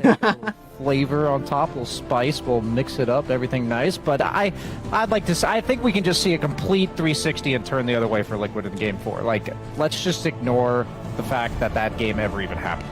And just, I'd fight if they want to run back the opener, personally. The Undying Medusa, give them IO Lush again. I think the rest of it was kind of a failed experiment. Nah. No, definitely I won't. think I'm gonna head out. I think, it's predetermined. Game just have to win. No. Liquid's going to bring it back, Neil. Don't go. Don't go. You're saying it. You're kind of selling me. Yeah, You know what you should say to sell me? You should tell me that if I were to stay, I get to stay at the Ayana Resort, the largest integrated resort in Bali, and the host of the Bali Major 2023. Be sure to enjoy the beautiful ocean view, the secluded beach, the lush jungle, and the rock bar. You convinced me to stay, but I think I already was. But now I don't know. It's okay. I will let all of us stay, because we got at least one more game of this grand final ahead of us. Let's get into a game number 4 of Gaming Gladiators versus Team Liquid. Sana tapos na next game. Wala talaga, no? Sobrang lakas ng GG. Kahit itong Liquid na malakas, natatalo nila mentally, no? Pucha, next TI champion tong GG na to at this rate, sa totoo lang. Nagbago-bago na yung patch from 732 to 33. Dominant pa rin sila. You want to be with them. Screens don't replace reality. And they give you the opportunity to live 2 lives at once. Your own and your heroes. See how they become champions.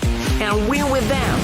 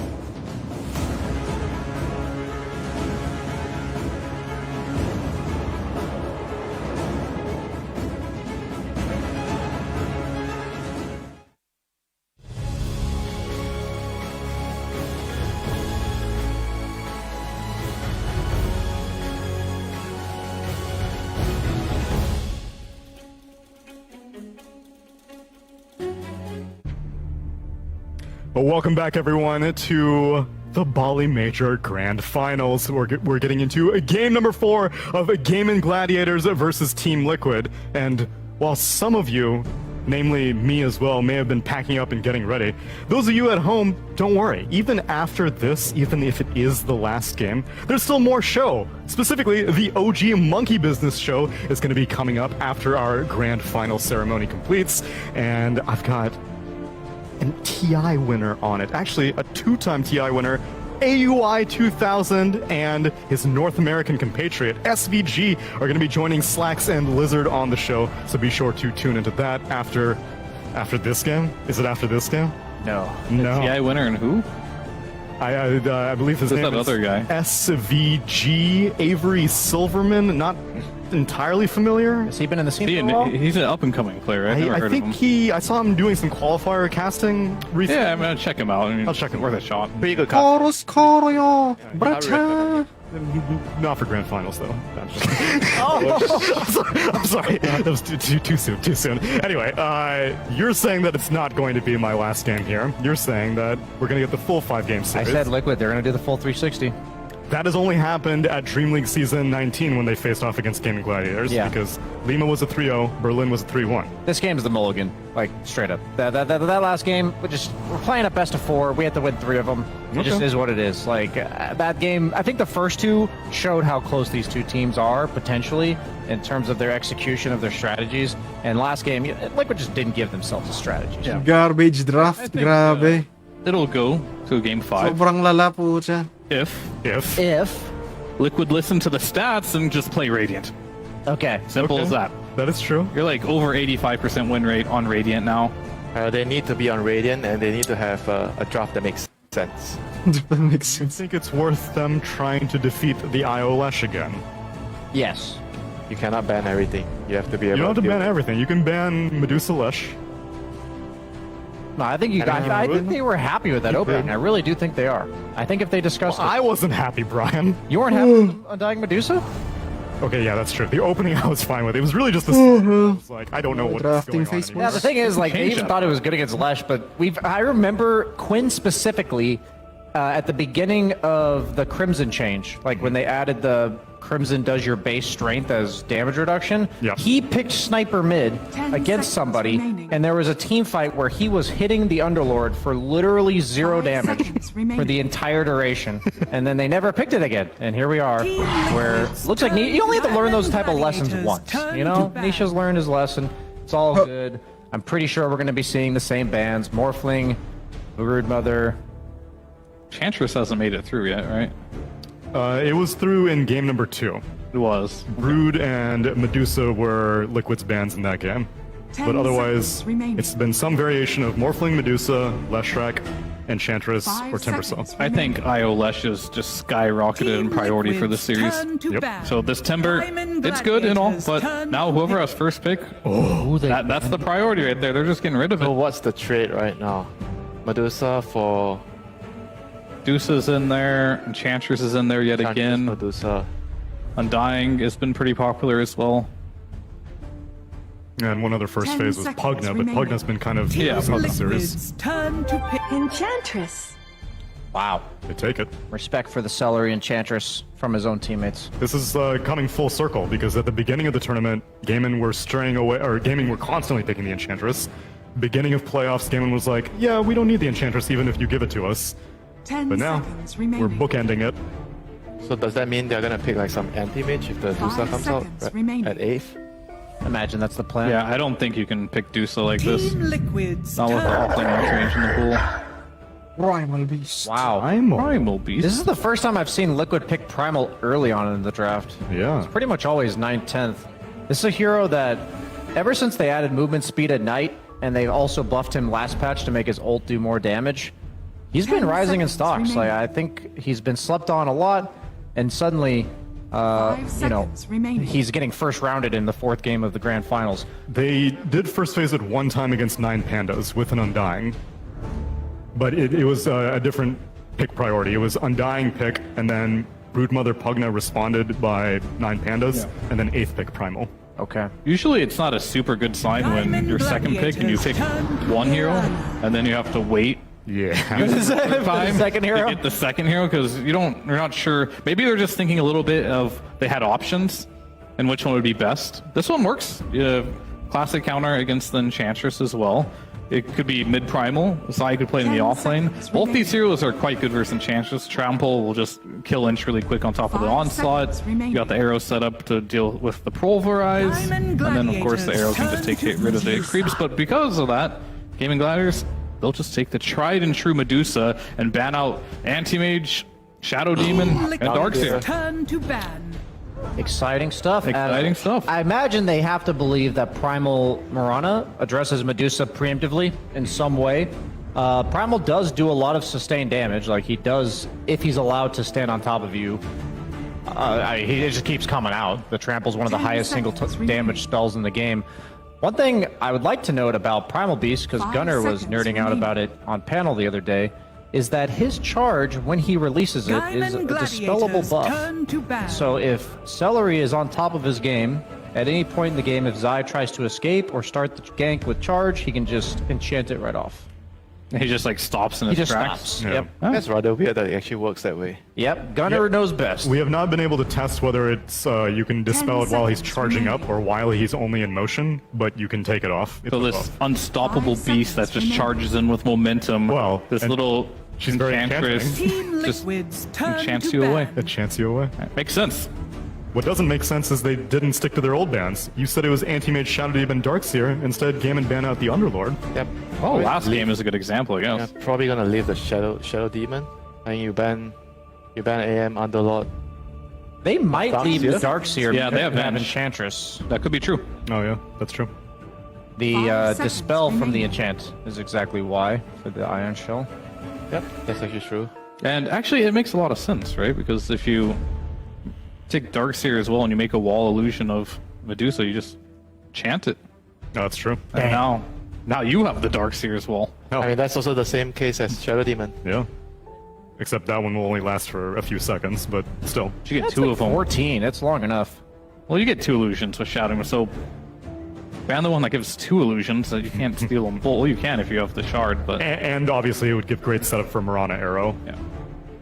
You could also just pick TB because the reflection illusion is not enchantable. Diamond But is Gladiators dispellable. turn to ban. And you do buy Manta every game on Medusa. Okay. You got me there.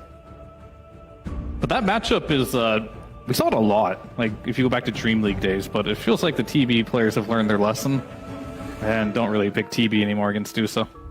Any hero that relies on Satanic for sustain just sucks against Medusa. It's really sad that's how it works. I wonder if they consider changing that or if Medusa's just going to be left as is in that regard, because the way damage reduction and like lifesteal mechanics work with her, it's just very unintuitive and hard to deal with as a carry. Because now like you have to look at something like Faceless Void, which has Time Walk for sustain, Slark, Jug. These are generally the heroes you have to go to. Man, at least Jug's Blade Dance lifesteal goes through Mana Shield. That indeed is true. 5 seconds But I remaining. do take out the Darkseer. I like the Clockwork ban a lot from Liquid. I have not seen a successful Primal Beast game against Clock yet, so that hero makes a lot of sense. What other heroes versus Primal? I've seen a lot of Ember, seen a lot of Clock. That third one is a little bit hazy for me. When you have that early Primal, the heroes you just don't want to play against. I don't know if Bloodseeker is an issue, but it can be, but you already have your carry, right? So unlikely. And then they just decided Shadow Demon is the lesser of the evils. The maybe it was just because the last game, how much impact Ace was having on that Underlord against Medusa. They're afraid of that happening to them as well. They're just going to ban it out. yeah, I feel like conceptually Enchantress would be more okay with a Darkseer, but because like I said, now Liquid have offensive potential with disruption into Arrow. I'm sure they just go Techies +1 for a really strong. They need a mid hero that can go to the back line, some Pango, some Pug. Make sure that this SD is going to be dealt with in the team fights. Is Pugna off the table because then you have no stuns in your support duo? Yeah, then you're gonna. I mean, it's still a pretty good hero, but I feel like I don't really like it so much with the Enchantress. So it limits a lot of your play. You don't have a lot of options.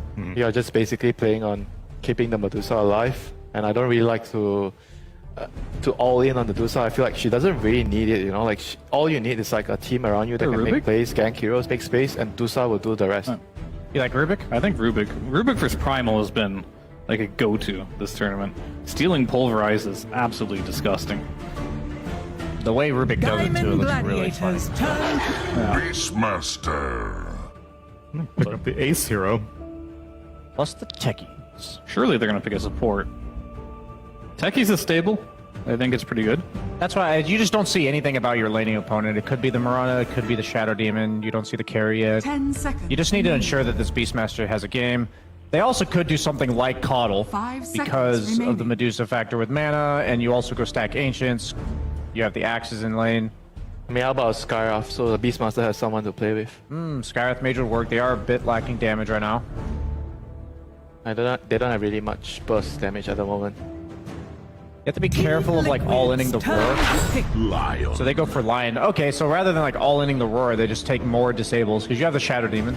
And you also have the mana drain against the Dusa illusions that they could create with Shadow Demon. So a little bit of like trumping your trump card going on here. They tried that in the game they lost though, and it really didn't remaining. work out for them. So it's not easy to pull off. 5 Like seconds Lion is a hero remaining. that sometimes has to initiate for your team, right? And sometimes when you initiate, you're just dead.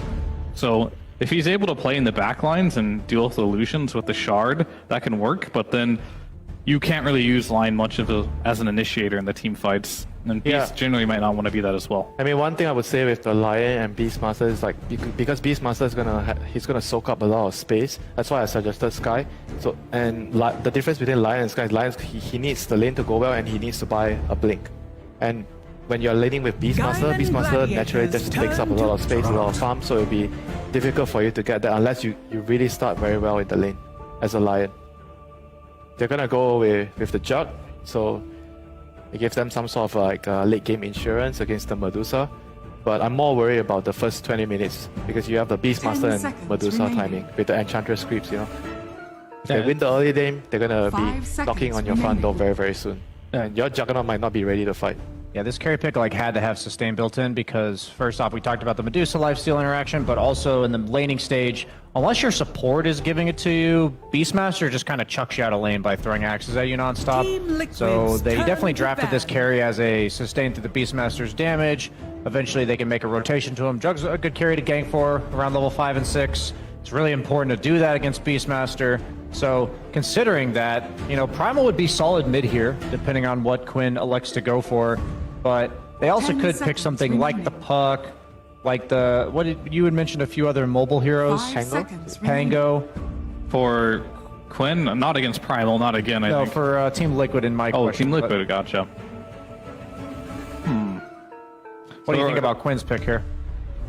Is it against Primal or are we just blind picking? It's like theoretically, yes, Primal, but if you counter it, then they'd probably move it. A lot of his heroes are banned now at this point. But a good old-fashioned neutral Wind Ranger. Gaiman Gladiators. It's not bad. It's definitely not bad. I like the DK ban. Yeah. I was going to say with the Juggernaut as well, that works pretty well for the lineup. Are you not worried about playing against the Purge as the Wind Ranger? Yeah, I'm saying for... Yeah, that's hard. Oh, that's true, yeah. Actually, both teams have Purges. I didn't think about that. 10 seconds. The thing about it is, Jug... They picked a Jug because of the sustain factor, but he's also really bad against like single target physical as well as single target burst, and maybe he's just trusting the Shadow Demon to alleviate that problem. But I mean, the lane's rather weird, right? You don't really work well with the Shadow Demon in the lane to kill. Yeah, we also questioned it. This is when Quest... Yeah, Quest did it, and then they won the lane, so maybe there's something we're missing about this, because I had the same concern, and then they ended up shutting down the offlane Doom really hard. Quest actually did it against Game and Gladiators, and that was the one game that they won in that series. Did they have a Lich that game, though? No, it was Rubik as the other support. Rubik, okay. Yeah, it was straight. It was a Shadow Demon Jug lane, I remember. A little weird. I mean, we they do like to ban the Pango for Nisha. Yeah. Gaiman Gladiators. I mean, we talked a bit about this Juggernaut and how good he is late game. I think to double down on that, if you are playing carry, you're playing versus Lion, you are playing versus Beastmaster, having a Sage and Yasha carrier, an item that Jug likes to go, will make him even stronger in the late game with a Shadow Demon save, so that is a potential option as well if he wants to go that route. Do you ever finish him off with the Quinn Void Spirit, guys? Please ever finish him off with it. That'll bring this whole tournament full circle.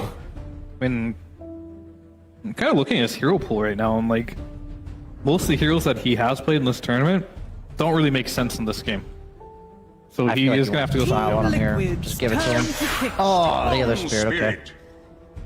Yeah, that's first time he's played at this tournament. Yeah, surprisingly enough. Even. Like his main job this game is to deal with the back line. The rest of it is dealt with the Dusa and Beast. They provide you with the team fight and the damage, the auras that you need.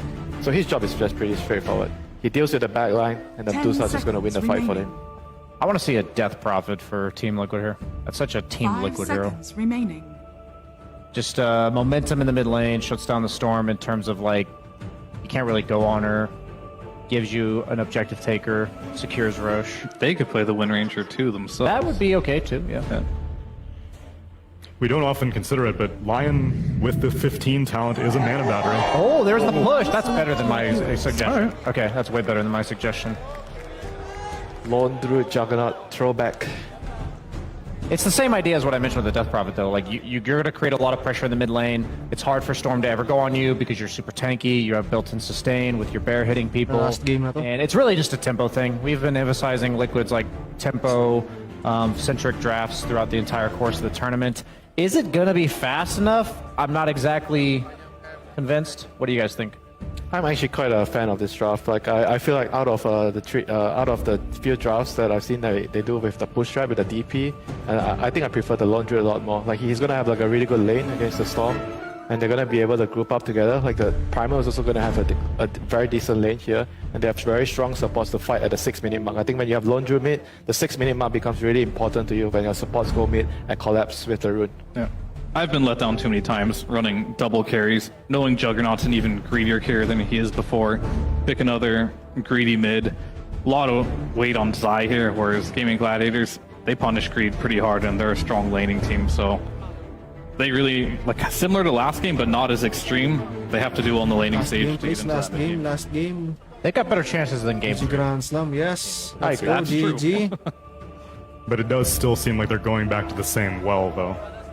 Yeah, but I mean, at this point, like, they're not all eggs in one basket. Like, they are doing a standard Liquid draft. It would have been tragic to see Liquid go out in game, like if that was the last game, because that just didn't look like Liquid. It didn't look like the way they've been playing. So even if they were to lose this one, I think they're pretty happy to go out this way, whether it's good or bad. Like, this is exactly what we do. Talaga yung draft nung last game parang uy, si Resolution.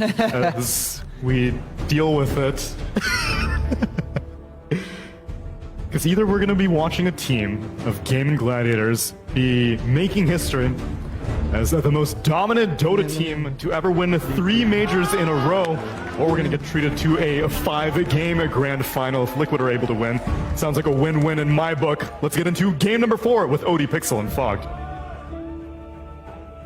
Thank you very much, Tsunami. Yes, it is time here for Game 4 between Gaming Gladiators and Team Liquid and Fogged. Again, quite a treat with the drafts. We're ending it here for Liquid with the Lone Druid. Yeah, let's see how this one ends up working out. Gaming definitely got their bread and butter in this one. Tofu's been really liking this line. Guys, last game. Sana last game na to. Why playing with the Medusa, having that insta-kill, and he just seems to be liking the hero a bit. I'm definitely liking what Gaming's got. I mean, this looks really, really strong from them. A lot of pressure. It feels like that mid-game. That game is going to be on Zai to make all these kind of moves, especially if these lanes don't go well. But let's see if they're able to get a good early start here. They're going to look for a smoke catch to get that good advantage start. They have SD Mirana, so definitely good ways to get a first blood. Oh, absolutely. One of the best, in fact. Gaming Gladiators have been pretty good at avoiding these first blood attempts from Liquid in the series so far. They literally just hug all 3 cores that are mid from what I've seen. Because when they were playing Radiant, they still had all 3 cores mid, and they had, Tofu sitting inside the tree line to scout it, so that looks very similar. They're actually going behind the tower. This is deep. It's awkward now. Yeah, they can't go for this anymore. Gaming Gladiators set up too well around the mid. They realize. Ba naka-dark behemoth shots, di niya kinumpleto yung set niya. They're actually gonna even skill pangit tingnan ng primal right away from this. So not the traditional that you see from these Beastmasters. But gives you an opportunity. You have board to block arrow if you do get Shadow Demon disrupted and going for a rune or something like that. So maybe that's the reason why. Runes. Looks like it should just be that 2-for-2 exchange. Oh, Liquid goal GG. Let's see how this mid matchup goes. They manalo, take this confidently into it. This is Storm dyan. Matumba Man flashbacks coming into play here for Team Liquid. Going for this Lone Druid with a jug Tingnan natin kung alam ni I don't feel like I've seen these two Nisha kung together. paano talunin ng Storm Healing as Ward with Lundred Bear is really cool and stuff like that. Just if you do fall behind early, could be a little bit LD pala weird for your lineup when Gaming looks to group, and that is what Gaming likes to do. Like Pano was saying, they like to punish greed, and this definitely could be one of those greedy traps. Foxy, he's going to come down towards the bottom to try for the game, but still, they get the setup. Sobrang kurat kasi ng bear niya, sobrang taas ng HP. Should be enough, and indeed it is. First club for Midcat. And do they get a board kill as well? May try lane sila, Astig. Don't want to give up boards ever. Way too much gold. Good setup. Maybe they even linger around here. Boxy might just continue playing there, and maybe Zai, they just kind of sack him. This is an old thing Liquid used to do, but Zai, he might just die up here. I mean, he's going to try and TP up to help him in time, but indeed Zai already gone. So Gaming Gladiators quick to punish the fact that Zai was laning on his own. And interesting lane setups here this time around from Gaming Gladiators. They're actually putting the Enchantress bottom with the Beastmaster, and putting the Lion up top with the Medusa. Probably because the Lion versus that Primal Beast overall, you can kind of just halt any aggression if it does come out, perhaps is the answer. I mean, what would you sort of make of this, man? Like, do you imagine that Lone Druid Nisha should be able to get the edge in this matchup? I'd imagine so, yeah. I think he should have a little slight edge. See how much luck he has too with these roots. If he gets some good RNG versus Quinn, that could be pretty cool. Quinn has a good way of also, of course, Storm. You can push out the lane constantly here. And if you're not too careful with your bear, he shouldn't give it up. But there's definitely potential if you make some mistakes. Both getting rather low here, both Quinn and the bear. Pushing the limits. He's saving skill point too. Maybe looking for an opportunity to go bottom lane. Bottom. There's going to be another one for Boxy. They're taking out Celery. So this Enchantress doesn't have an easy start to the lane. That was by himself. That's pretty big. And look what he's going to do. Same thing that we saw Boxy do versus Quinn last time. Hey, you want your bottle fills? No, no, no. We've got a bear checking one, and I'm going to take the other one away from you. Celery, though, dying, will refill the bottle, but it feels like this is something that Boxy really likes to do, to be able to try to pressure Quinn when he's playing bottle heroes. So maybe that was also the thing with the Lone Druid. They're like, okay, we're picking a hero that's just going to make sure that Quinn doesn't get these bottle refills. Yeah, it's definitely one of those heroes that's difficult for Quinn to step away from his tower against. As Nisha will be quick to run him down with the bear. On him. Another connection. It's going to block the arrow, though, of the Born. That's going to give Ace a chance to get back safely. Yeah, cool. Really, really interesting to see that from Ace. We've seen not too often going for the board, but yeah, definitely understanding why he wants to do it. You will give up some board kills, though, and every time you do give up board, it's a ton of XP.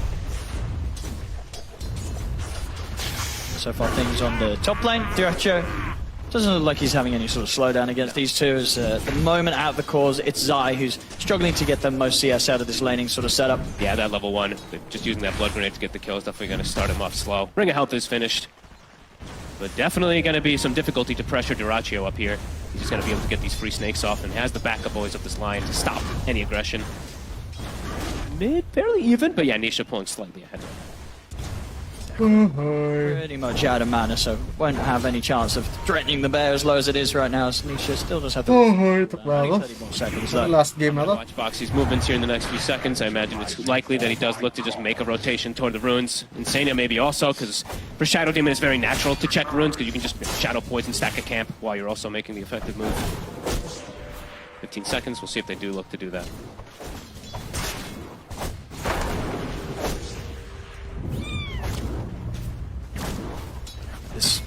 They're going to send the... Looks like Insania's going, yeah. Poison attack. I mean, will Gaming Gladiators do anything in return, or they just kind of leaving Quinn on his own? Looks like they're kind of just leaving him on an island. Quinn going to probably have to clear out these two creeps and go back. For the range, yeah, he's going to just stay for the XP and then go back, it looks like. Should be setting up Nisha for a pretty nice start. You know, he's going to hit his item timings. No, if this sort of situation stays like this, where Gaming Gladiators aren't able to pull any supports over towards this mid to try and set up for something around Quinn, Nisha's going to get the free farm. This is why he wanted it.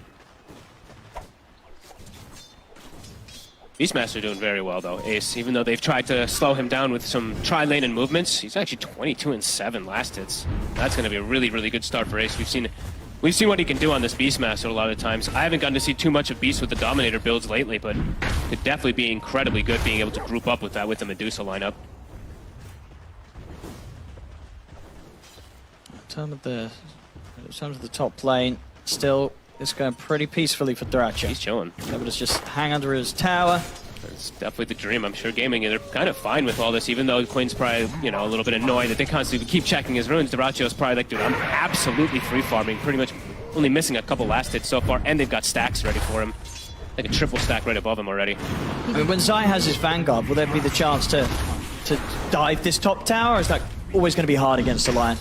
Maybe if they bring it, the Mirana and stuff like that, but definitely going to be difficult with Tofu always there. You see Tofu's skill build, he's 1-1-1. He took the mana drain at 2, but now he's got 2 different ways of disabling it. It looks like he's actually maybe making the first move to catch Liquid off a guard down here. They have a catapult wave coming in. Mickey dropping a little low. Yeah, he's still got the Blade Fury to rely on if he's quick enough. Let's see if Tofu can catch him by surprise. Looks like Insania's trying to set up onto mid at the same time. Mickey's keeping a safe distance. It's hard for Tofu to catch him without Mickey spotting him, so okay, should be okay. Unless he steps down towards this kind of bottom row of trees. He's stepping quite far up the lane. Tofu, can he catch him? They're pretty try. He is. He's having to get the opening stun into the Hex. The damage from the impetus. The right clicks from Ace is bringing Mickey low. They've got him. Tofu playing it very nicely from the edge of the vision and catching him by surprise with the opening stun. Liquid's just looking to play completely around mid lane, but that's definitely going to cause issues for Mickey, and Ace is doing an excellent job, and it's not like Quinn's dying, so he's still holding his own here. Catapult wave. Catapult is going to go down here. I'm sure Duraccio's like, your carry just died. He's a Jug, I'm a Medusa, I'm free farming. He certainly is. Gaming is definitely feeling amazing about this anyway, even if Quinn is being slowed down. Can Liquid get this tower here? They really want to keep this pressure onto Quinn. See further TPs coming in. They're actually they're going to bring the Medusa in for some action. So if they can get the setup. Nice arrow. Nisha's able to get the ult off. He'll step away. I mean, he'll lose the bet. Let's go, GG. Kailangan yung manalo. Last hit? I was going to say, I didn't see the plus. Actually didn't really get to see there. Well, the bear's dead. He had to resummon though, so Nisha's still good to go. Continuing to farm in the mid lane. Good arrow.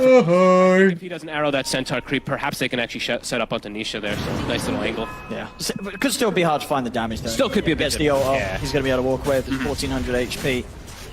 Duraccio, after showing his face mid, he'll return back towards the top half of the map, top lane. He's been quite happy up here. That was a very interesting rotation. I don't think I've seen many Medusas do that. I mean, Duraccio does like to get involved more than I feel like anybody else, but yeah, if anything, probably was just down to the fact that we've seen Liquid be kind of very heavy-handed with their pressure in the mid, right? If one hero is trying to go for it, high likelihood that there might even be 4. So Duraccio just wanting to make sure that his own team didn't get outnumbered.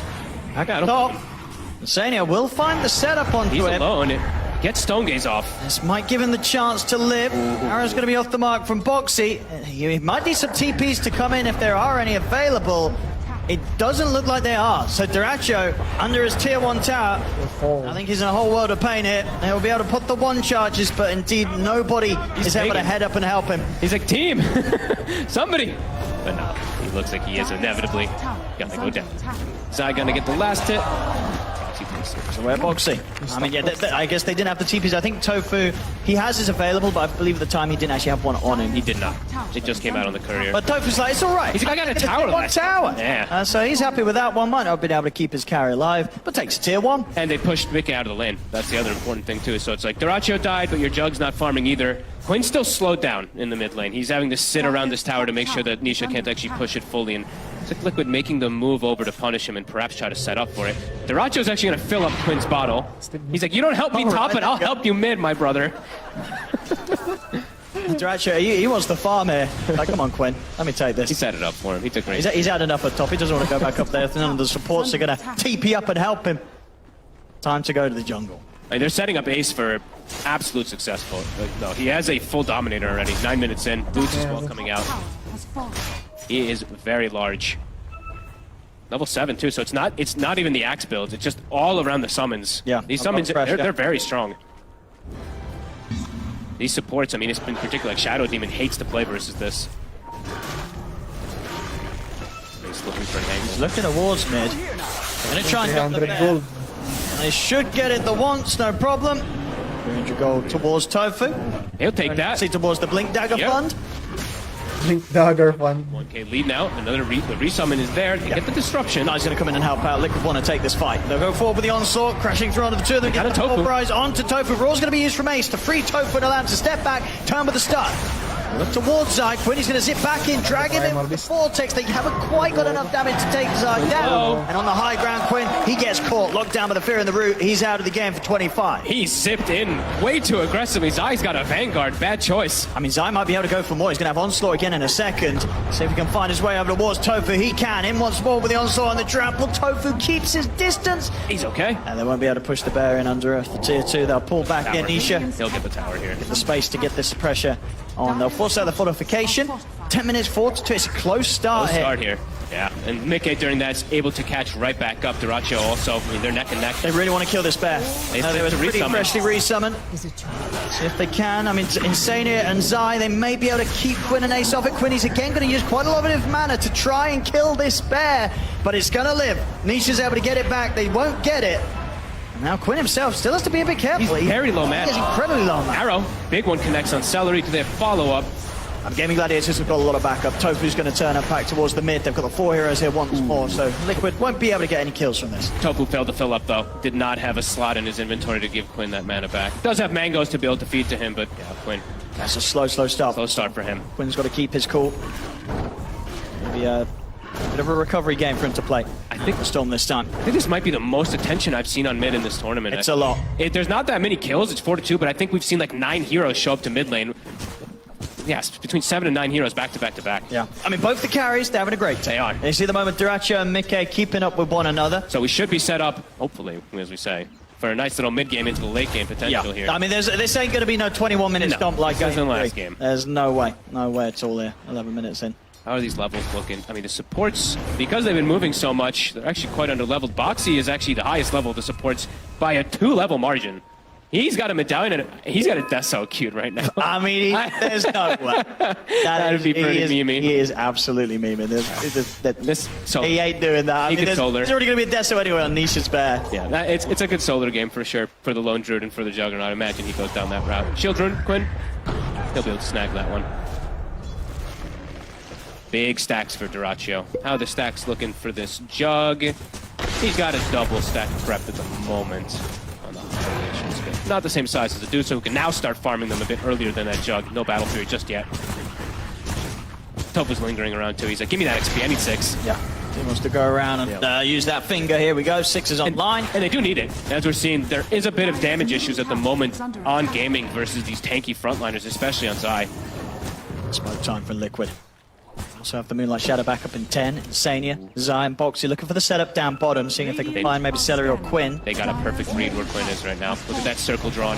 Quinn. He's got a shield rune, but they've got a lot of damage and control for him. Disruption into Arrow will do it. Angle, they're Moonlight Shadowing in. Oh, they're going to see him. They can get that opening, whether it's Zai getting him with a grab or Insania setting up with a disruption. It's Zai just stepping up with the invis of the Moonlight Shadow, getting him with the pulverized. Quinn caught by a nasty surprise. Boxy is doing a lot of work in this early game here for the side of Liquid. Just early itemization, early levels. The fact that he's 6th, I mean, I say that early, but in comparison to the other supports, he got it very early on. And getting caught off guard again. Bottom of the cores. Not by a massive margin by any means, but 900 behind his counterpart of Nisha, who... Yeah, his timing on his Deso, it's going to be very, very good. They can probably look to force a Roche very early with this lineup on Liquid, with the Lone Druid plus the Jug even showing up with Healing Ward. Absolutely, yeah. I mean, gaming is... Lineup definitely has that opportunity. Gaming definitely has potential to fight back, especially if Duracho has Manta, and I believe they are going to have the Helm of the Overlord probably at the same timing. So gaming is still going to be strong to fight into that. And Quinn's job overall in this game, I think the panel did touch on it, it's jumping the backline. It's looking for the Shadow Demon.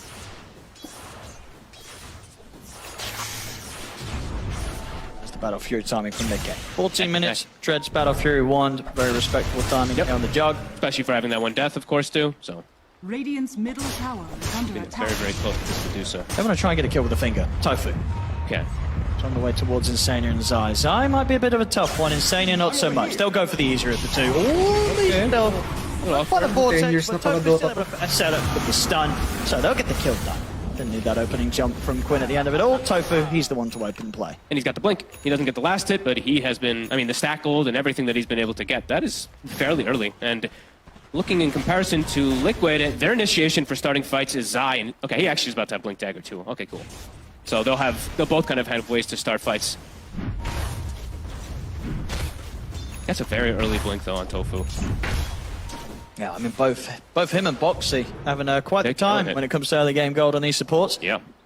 And is the Solar Crest done? I'd imagine for Boxy it's about to be yeah, he's going first. Nice itemization. So definitely could look to force Roshan, or at least force a fight perhaps, or just sneak it if Gaming Gladiators isn't ready. And Liquid, so they're looking to make the play here around Zai's Blink Dagger. It was scouted though. So there was a Hawk right here just Let's see if Gaming is set up for this read. Liquid, if they get a kill, they'll immediately go for the rush. They might even just be able to do it without. Let's see Ace. This could be that kind of a dream pick-off here. I mean, he is so Manalo GG, no? Parang may bagong record. So Ace won't stand a chance. Zai is in with the blink. Nisha in with the bear. Catch him with the fifth. Go forward with the onslaught. Ace will turn with the raw. But there really is no way out for him. Do they push tower or do they go straight to Roche? Let's see which is the call here for Liquid. McKay's bringing the wave in. I think it's probably just push muna. With that fresh Deso Bear, he's got a stack on it too. Solar Crest, they can bring it down quick. And with Ace dead, don't know if Gaming's going to be able to contest that one here. Okay, Rosh. Yeah, this is incredibly strong team right now. Liquid, they've got through this early game and something that could have been maybe punished for the greediness of having the lone druid mid and this Juggernaut in the safe lane farming the Battle Fury. It's working out so far. He hits timings. He's going to be able to make all these moves. Kind of just Liquid going as 4. Mickey can continue to farm. So far, at least from Liquid's perspective, I think they're doing everything they hope for with this draft. Yep, and they've got the insurance policy of the Jug too, in case things get a little weird. He is going to be, of course, going Battle Fury, going for this kind of farm build. So, yeah, I do think Liquid can look to push a little bit here. Just Duracho is still farming very. That's and I think they need to push because I feel like we're seeing kind of this Jug Medusa stuff go on, and if the Medusa's in the same place, the Medusa's in the happier place. I feel right now Duracho, he's definitely going to be telling the team that he's got this. He's ready to carry. He's set up for success, and the numbers definitely show that. So we'll see if Liquid could keep the pressure on, or if Duracho is going to be able to walk away with this game. The stronger Duracho does get, though, they will have the SD, so that's always going to be something that Liquid does have for an answer, but I'm definitely on board with you there. This time it's not Duracho playing a TB, where it can be a bit of a riskier carry. It's a Dusa, a very safe hero. Tried and tested. Oh, yeah. Many, many times in this patch. And playing versus no mana, no diffusals, nothing like that to be able to go through it that much faster. Medusa, no? He's playing, I mean, he's going for farm efficiency. My favorite hero, dati. Main hero. And just keeping duelist gloves on his bear. We'll see if he finishes up as well. I mean, he's got Deso into the MKB queued up, so... Probably expecting the Medusa, Manta, Butterfly timing, but Duracho's actually got Scotty queued up, so... Invisibility! If that ends up working. See what sort of defense they're bringing on the tier 2. Duracho, he's going to show his face up here. Feels that he can do without the threat of being dove. They don't want to let Liquid just take over the map. And, I mean, they're still just farming, right? Gaming, Quinn is starting to catch up completely here. 2K lead for them, even though it's 6-3. This one is one of the slower games that we've had in some time. Liquid wanting to catch, perhaps, here. Does feel like they need to with the moments passing. Gaming Gladiators as a whole are getting more out of the map. Absolutely. Quinn. In for the jump in the mid. The follow on onto Quinn. He's able to pull lightning away. Great read from maybe Insania does have a haste rune. He's trying to see if he can get in and get the disruption set up. The rest of Liquid, they're focusing Tofu. They'll chase out the Lion. See in the mid, Insania, he's really messing around with Quinn, but the roar's up from Ace. They just turn and take Insania down. Quinn, well, he could over the zip TV with the onslaught from Zai. Will catch him. And they will manage to kill off Quinn. Trying to go for Mickey under the tower. They do end up losing Quinn again here. He is still struggling, but it's not about the Storm this game. It's about the Medusa, who's still getting free farm. Yeah, Medusa's getting free farm. Ace, of course, as well, is also in a fantastic spot. So Nisha, looks like he bought his shard. Okay, cool. This is one of the few, I think, carries that does buy shard still very, very early on. It is one of the better ones. Don't stick around to pressure onto the tier 2 as of yet. And look at Liquid, yeah. I think they're feeling like they want to be able to control the map a lot here, even buying a gem for Boxy, so. Really looking to keep applying this pressure to Gaming Gladiators so this Duracho can't just sit back and farm. Yeah, they don't want this. No, they got to keep it up, though. This sort of control of the map they have to slip away. Yeah. Try and shut down, these areas for the Medusa. I mean, Duracho's continuing to find this safe spot under the tier 2. He's got the backup of his team now, too. It's difficult for Liquid to make the move to dive this Medusa. Ace is scary, too. Drums with the Dominator. They're trying to wrap around. They really want to try and force a fight around this tier 2. Zai and Insania. I mean, Zai, no BKB. It's starting to get a little bit more difficult for him to just commit forward in. He's pretty close to it, too. Gaming, they're going to look to punish him. I think they did just see him for a second. Yeah, they've got the roar, they've got the finger, they've got great burst, natin they've got task great manager. catch. Tofu, he's in with the jump, they're able to Balita catch sa processor and GPU the natin. team with the quick burst of the fingers, Zai's gone. Ayan, And he's running CPU. power rune too, also for Quinn. Ace still has the 100%. roar. I mean, they didn't could have to take use this much more. there. Open They kasi might have to be a bit trading, hindi pa cautious how they back out of this one as Gaming Gladiators They're chasing. continue to push on. Tofu can get the next jump with the tier 1 here, Liquid. So they'll be far enough away to deter Gaming Gladiators from jumping in that deep. Anong balita sa temper? Looks like he is going to... I was wondering if we do see it, so Mika, he is queuing up the Fusel next. Let's see if he does commit for that. After SNY and Battle Fury. Burster can be an item choice here, but can be a risk. You could get set back on some weird timings when there's like a Scotty Butterfly and Medusa. See if he does commit for it. Gaming clumped up with these auras, feeling confident to push. And they're the team that doesn't have the Aegis. Just goes to show how confident Gaming Gladiators are with their position. I mean, rallied around Ace. Like, it's going to make their team fight very, very powerful. Liquid, more about getting like maybe an initial pick-off before they look for a fight, because fighting into the 5v5 of these auras of the Beastmaster definitely looks problematic. Duracho is getting all the space in the world to get his... Yeah, he's got the Scotty now done. And they're going to likely... I mean, he's just going to take the Wisdom Rune. I think they've just given it to him like every time. I mean, he's always farming Ancients. I feel like all his heroes do this, but... Tofu? I mean, Voxy tried to step up, but Tofu again immediate with the head. This is the gem. This is the big pickup for Gaming. Oh, I mean, it's setting to step up with the disruption, but there's no one else around to try and fight back against Gaming Gladiators. So indeed, that gem, it'll fall into the hands of Quinn. I mean, that's like a core kill, honestly. Grabe, 900 gold yan. The map control is going to continue. They still have Roar. They can still continue to look to hunt. You can see how confident they are. They have no cares about this Aegis whatsoever. Tofu now, multiple catches with his Blink Dagger. Ay, gusto ko palang manalo, GG. Let's go, GG. For the team with the Dusa. Nastas na ako kasi parang napaka-alanganin ng move na yun. To be had map Throwing. Pero syempre gusto ko manalo yung GG. Last few moves. Tower is under attack. Set up around Duracho too. Aegis is going to get reclaimed. I don't think Liquid is too happy at all with what they got out of that one. They didn't really get anything. Normally, first Aegis map control. Eh, wala naman sila nakuha ang map control. Dropping fast. Wala, talo na sila. Thank you, Lord. They might just continue here. GG na naman. Possibilities of at least forcing. Good game for GG. Let's just sort of have a poke. Ang ganda ng Death Adder bow ni Medusa, no? From Liquid. They don't have the best D-push by any means, so this could be problematic. Yeah, their D-push is kind of just throwing... Kaya kaya mo nanalo ng GG dyan kasi si Medusa Poison is their best D-push. Naka-Crimson of the Hydrophony. Wrap around or something here, but Duracho... Naka-Death Adder bow. They want to have the high ground here, Gaming Gladiators, so Liquid unable to make this sort of move. Defusal now done on Mickey. Okay. So he's definitely geared up to fight. You go for with this Battle Fury into the SNY, and then you go for the Defusal. You want to go now. You know what? You want to try and make this Defusal have impact, whilst it still hurts. But Gaming's they're sticking together. If we're causing issues for Liquid to find anything. Look at Ace. I mean, he's just waltzing in. Insania's going to be down. That's a pretty free one. He's going to disrupt himself. The rest of Liquid will probably just bail on him. There's no help in this Shadow Demon. Okay, well, there is Moonlight Shadow. Wait, where'd it go? Where's the jet? Oh, it's on Celery. I was like, what? Oh, looks like the long zip. He walked under the sentry. It looked like he was going to get away, but indeed, they had it under control, Gaming Gladiators. Ace is not using Roar. He's holding it for a bigger target. He is, yeah. Like, he could have just roared and didn't need to. Yeah, he knows. They knew they had it. Another jump. They're going to go for the bat. They'll easily kill it. Yeah. Easy plus 300. Looking rough. Looking rough for Liquid.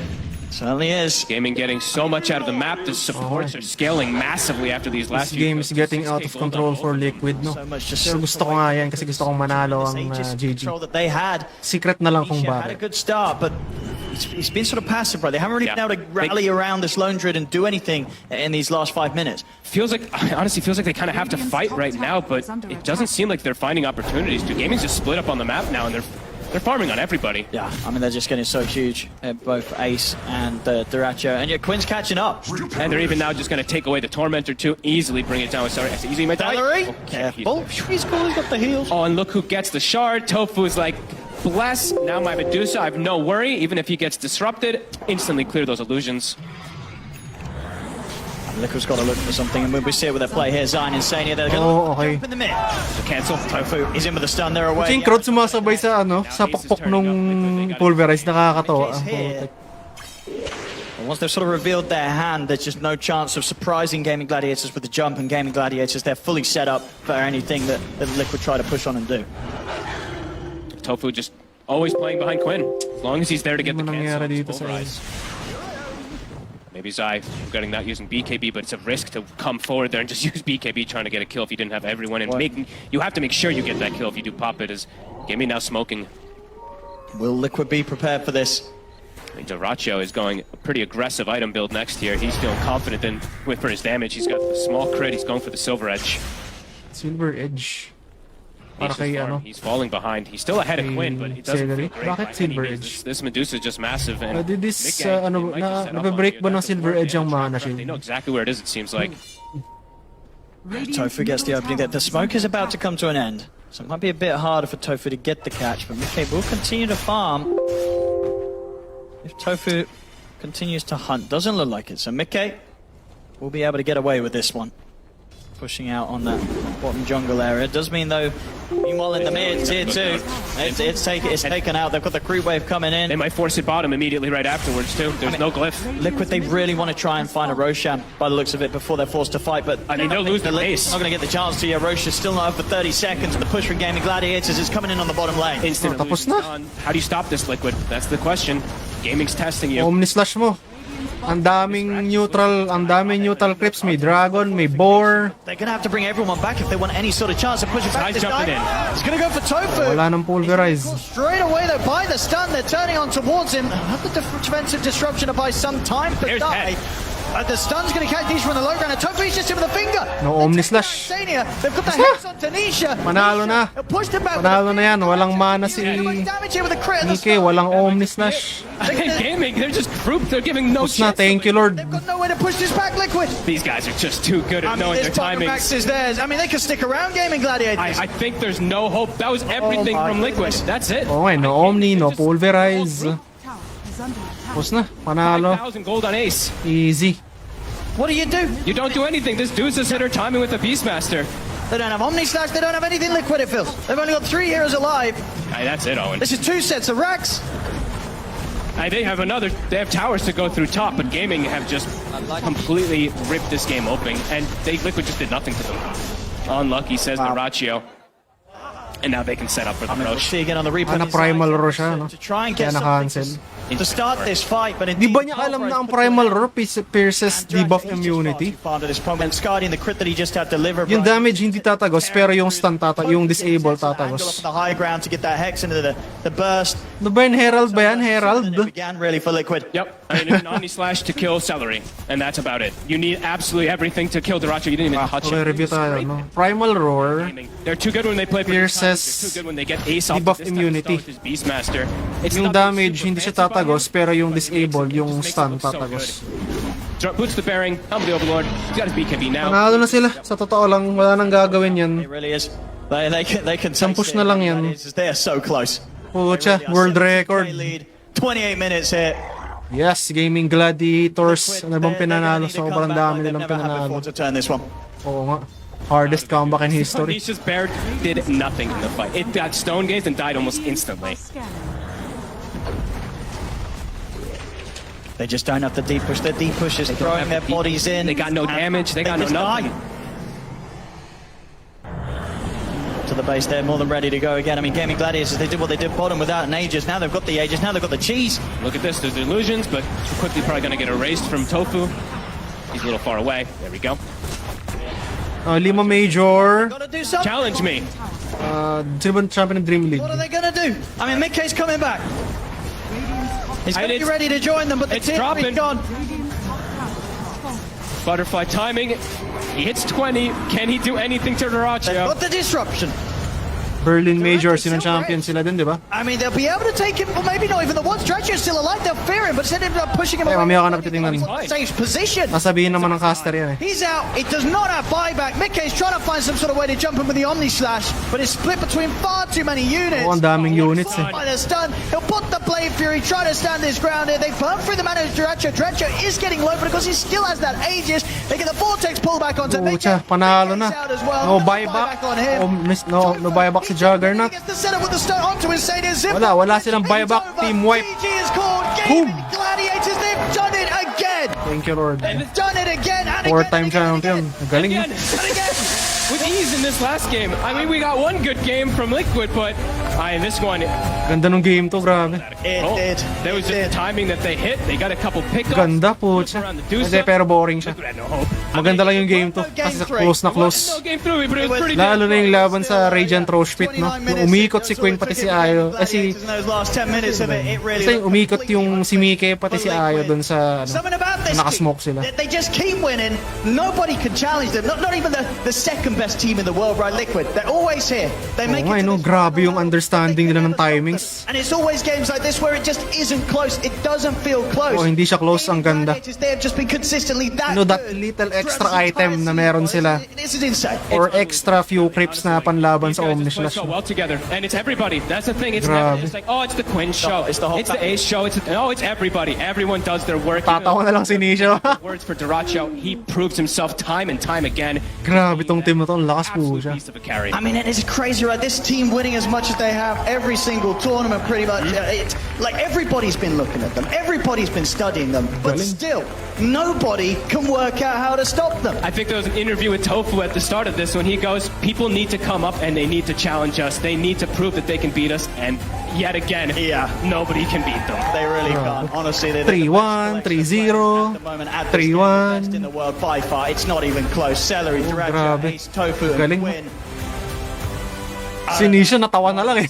It's insane to see. And the thing is, like, you could already feel it halfway through this best of five, right? The game 3 happens, and then it really is, okay, it's over. Yep. It's over. It doesn't matter what you do, who you are, you're never going to beat this team, Fogged, in a best of 5, it seems. No, I mean, this is unbelievable. Both teams have so much respect for each other, of course. But again and again, gaming just 1, 2, maybe 3 or 4 steps ahead, it seems. I mean, when will it stop? Grabe, no? When will it stop? When will it Mga stop? immortal rank 100 lahat yan, no? Something, I don't know. Or rank 300 or better. There's no signs of it stopping. There's Tapos yung mga champion na yun, pinagmumukha lang nilang Herald yung mga another best of rank 5 in another 300. grand finals in another major. Ladies and gentlemen, your siya Bali TI na. Major champions, Gaming Gladiators. In 2023, on the 10-year anniversary of Oo nga, no? The most dominant Dota team ever. Grabe. back to back to back to back champions. 4 na tournament, sunod-sunod. No? Coming out from nowhere. Sino ba yan? Wala din naman kilala yan nung TI-11. Wala namang ganyang team nung TI-11. We have never, ever seen dominance in this Oo nga fashion. eh. First time yan, ganyan ka-dominant. Yet Grabe. another trophy, yet again proving to be dominant. Take a moment to breathe. Look at them, witness their faces. This is what greatness looks like. Oo, ano, grabe.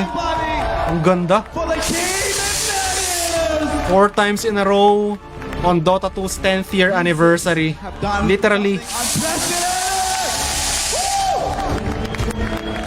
Alright, I need y'all to, boys, just look at this. First team in history ata yan eh. Soak it in, right? 4 times in a row. Isang roster. It's being done now. It's being done in a fashion that we didn't even believe possible. I need to hear from y'all. Tofu, I'm gonna start with you. We've talked to you guys a lot. Pero grabe talaga yung game 3, parang comedy ang puta. Tangina ng drop ng Liquid, nakakatawa. But now I want to ask a question about you guys as a team. So I want each of you to tell me, starting with you, Tofu, in what way have these 5 gentlemen made you not just a better player, but a better person? I think whether we have ups or downs, Siya biglang naging Miss Universe no, may question and answer. it's bad. Like it happens when you lose. But with these guys, we are always recover really quick. And I don't know, even if there's 5 people mad, Oh, one growth guy mindset. crack a joke, and I don't know, everyone stays like good again. Oh, si Jerox, no? Ace, I need to hear from you. Wanna TP to the base for the memes? You've been around the block. You've been through these. Ganda, ang galing ng performance nila, pucha. These guys, how they made you a better person and a player. Walang sinabi yung Tundra dito. Well, the journey has been so fucking amazing so far, and hopefully many years to come with these boys. That's what I'm aiming for. Yeah. Yeah, how have they made me a better person? I don't know. I feel like everybody just lifts each other up, and everybody has a good time together. Everybody just enjoy what they're doing. That's good to hear. That's good to hear. Coach CY, a man who has been underrated at times. No, not always at the spotlight, but Now it's your turn. How have they made you a better person? I mean, you don't have to play the game, fortunately, but what have they done for you as a human? Sino to, coach? What have they done for me as a human? They definitely won me some tournaments, that's for sure. But I mean, we just have a lot of fun together. We play. Sino the ba tong game, nakamaskara they na taught me to? a lot of lessons about like trying your best and like give it all you have, basically, and but also enjoy it meanwhile, because yeah, it's pretty important. Galing, no? Derecho, the young man, the newcomer, the up-and-comer. Hit me, my friend. What have you got as a player and a person? What's the crew been doing for you? What? I don't understand anything. I cannot hear. This sound is so weird. The sound is so weird. Basically, how they made you a better person and a better player? Your team, the boys here. Why they make me a better person? Yeah. Better player? I think it's myself. I don't think they help me sometimes, but it's all on my own. It's all Derecho. That's a carry player mentality right there. You gotta love it. Celery. Totoo naman. You, the support. Kailangan self-sustaining ka. Kapag di kayang supportahan ng team mo, buhatin mo sila, do. Big question, man. I mean, you're a big team. You deserve a big question. Pucha. Yeah, not sure. I mean, it's definitely. Ang waki ng team to, nakakatawa, grabe. Ang galing nila, tas ang nakakatawa yung mga sagot nila. Anton is always there to be chill, and then I'm chill again. Hey, and of course, we have to end this off with Quinn Callahan, the former CCNC. Holla at us, mid-player extraordinaire, officially one of the most dominant players of all time. Same thing. These 5 collection of players, you've played on a lot of different teams. So what have they done for you as a person and as a player in the game? Ilang taon na to si Derecho? Mukhang bata pa to, less than 20. Team of 5 people who are all just really good, who work really hard. Everyone, I can never point at anyone and be, like Ano to, mad at Anton someone. It's just Shredov. to get to be in a team where Russian. really good and works really hard. It's just it's a privilege, and I'm just trying to appreciate that. A privilege indeed. Boys, for the last time, I need you all to touch the trophy. Hands on the trophy, boys. All of y'all. 21 years old, oh. Grabe. Quinn, Celery, Ace, CY, lift that bad boy up. Because y'all, the best teams have ever done it. Game in 10 years of Dota have brought us a dominant squad. We cannot imagine how much further this team will go. Game and Gladiators, thank you so much. We will leave you to enjoy the night, to enjoy... Ayun, TI 10, TI 11, ano sila, 9 to 12 position. A round of Hindi ko sila napansin sa totoo lang. Last time. You will never see this again. It's only happened once.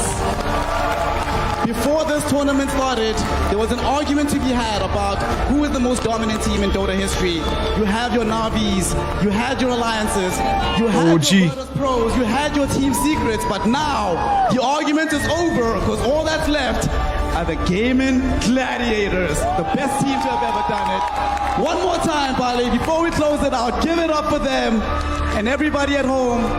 Thank you for joining us for this incredible occasion, to witness this history being made, to witness the best team to have ever done it, doing it live in front of an audience. Give it up for them at home. Give it up one more time, Bali. And we say thank you, because what's left now in the Valve system is only the international. The way it's looking, I cannot see any other. Pucha, feeling ko bukas may update sa Dota. So, as we say bye, as we say good night, we once more celebrate GG, the Game and Gladiators. Lift the trophy high. GG for GG. I want you to hold it. Ulit-ulit, pangatlong beses na yan. Put it up, put it in the air. Let's go! Game and Gladiators!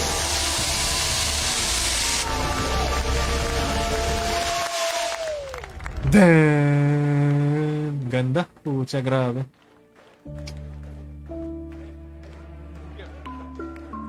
So, tingin stats nila, no? BetBoom Xmas Show, first place, Lima Major, Dream League, ESL Berlin Major, Dream League Season 19, Berlin Major, Dream League Season 20, and of course, Bali Major, first place. Ganda, ang galing nila.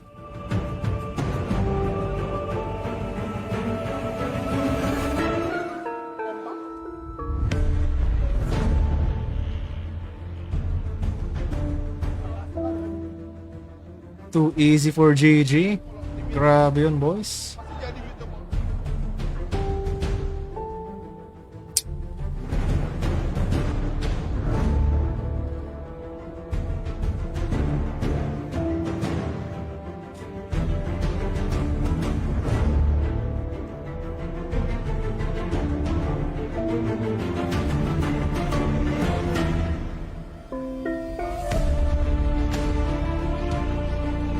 Chris Hemsworth.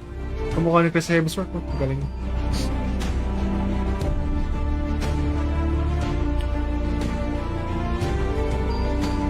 So yun yung mga standings nila. 3-2, 3-0, 3-2, 3-1, 3-2, 3-1.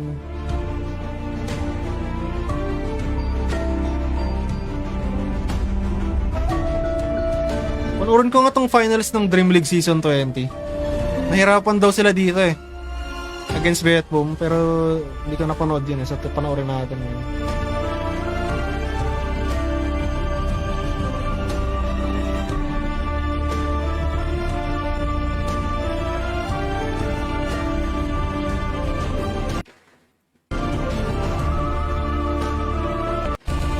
Galing, no?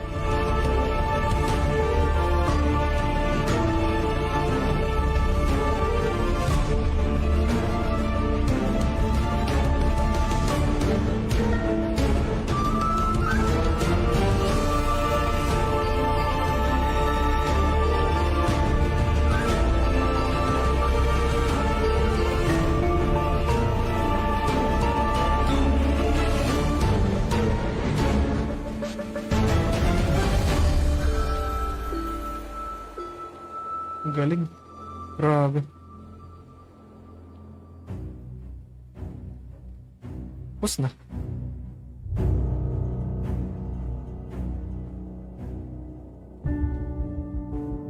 Ang galing. Grabe. Okay, that's all for today, guys. See you on the grand finals of TI 12. Bye-bye.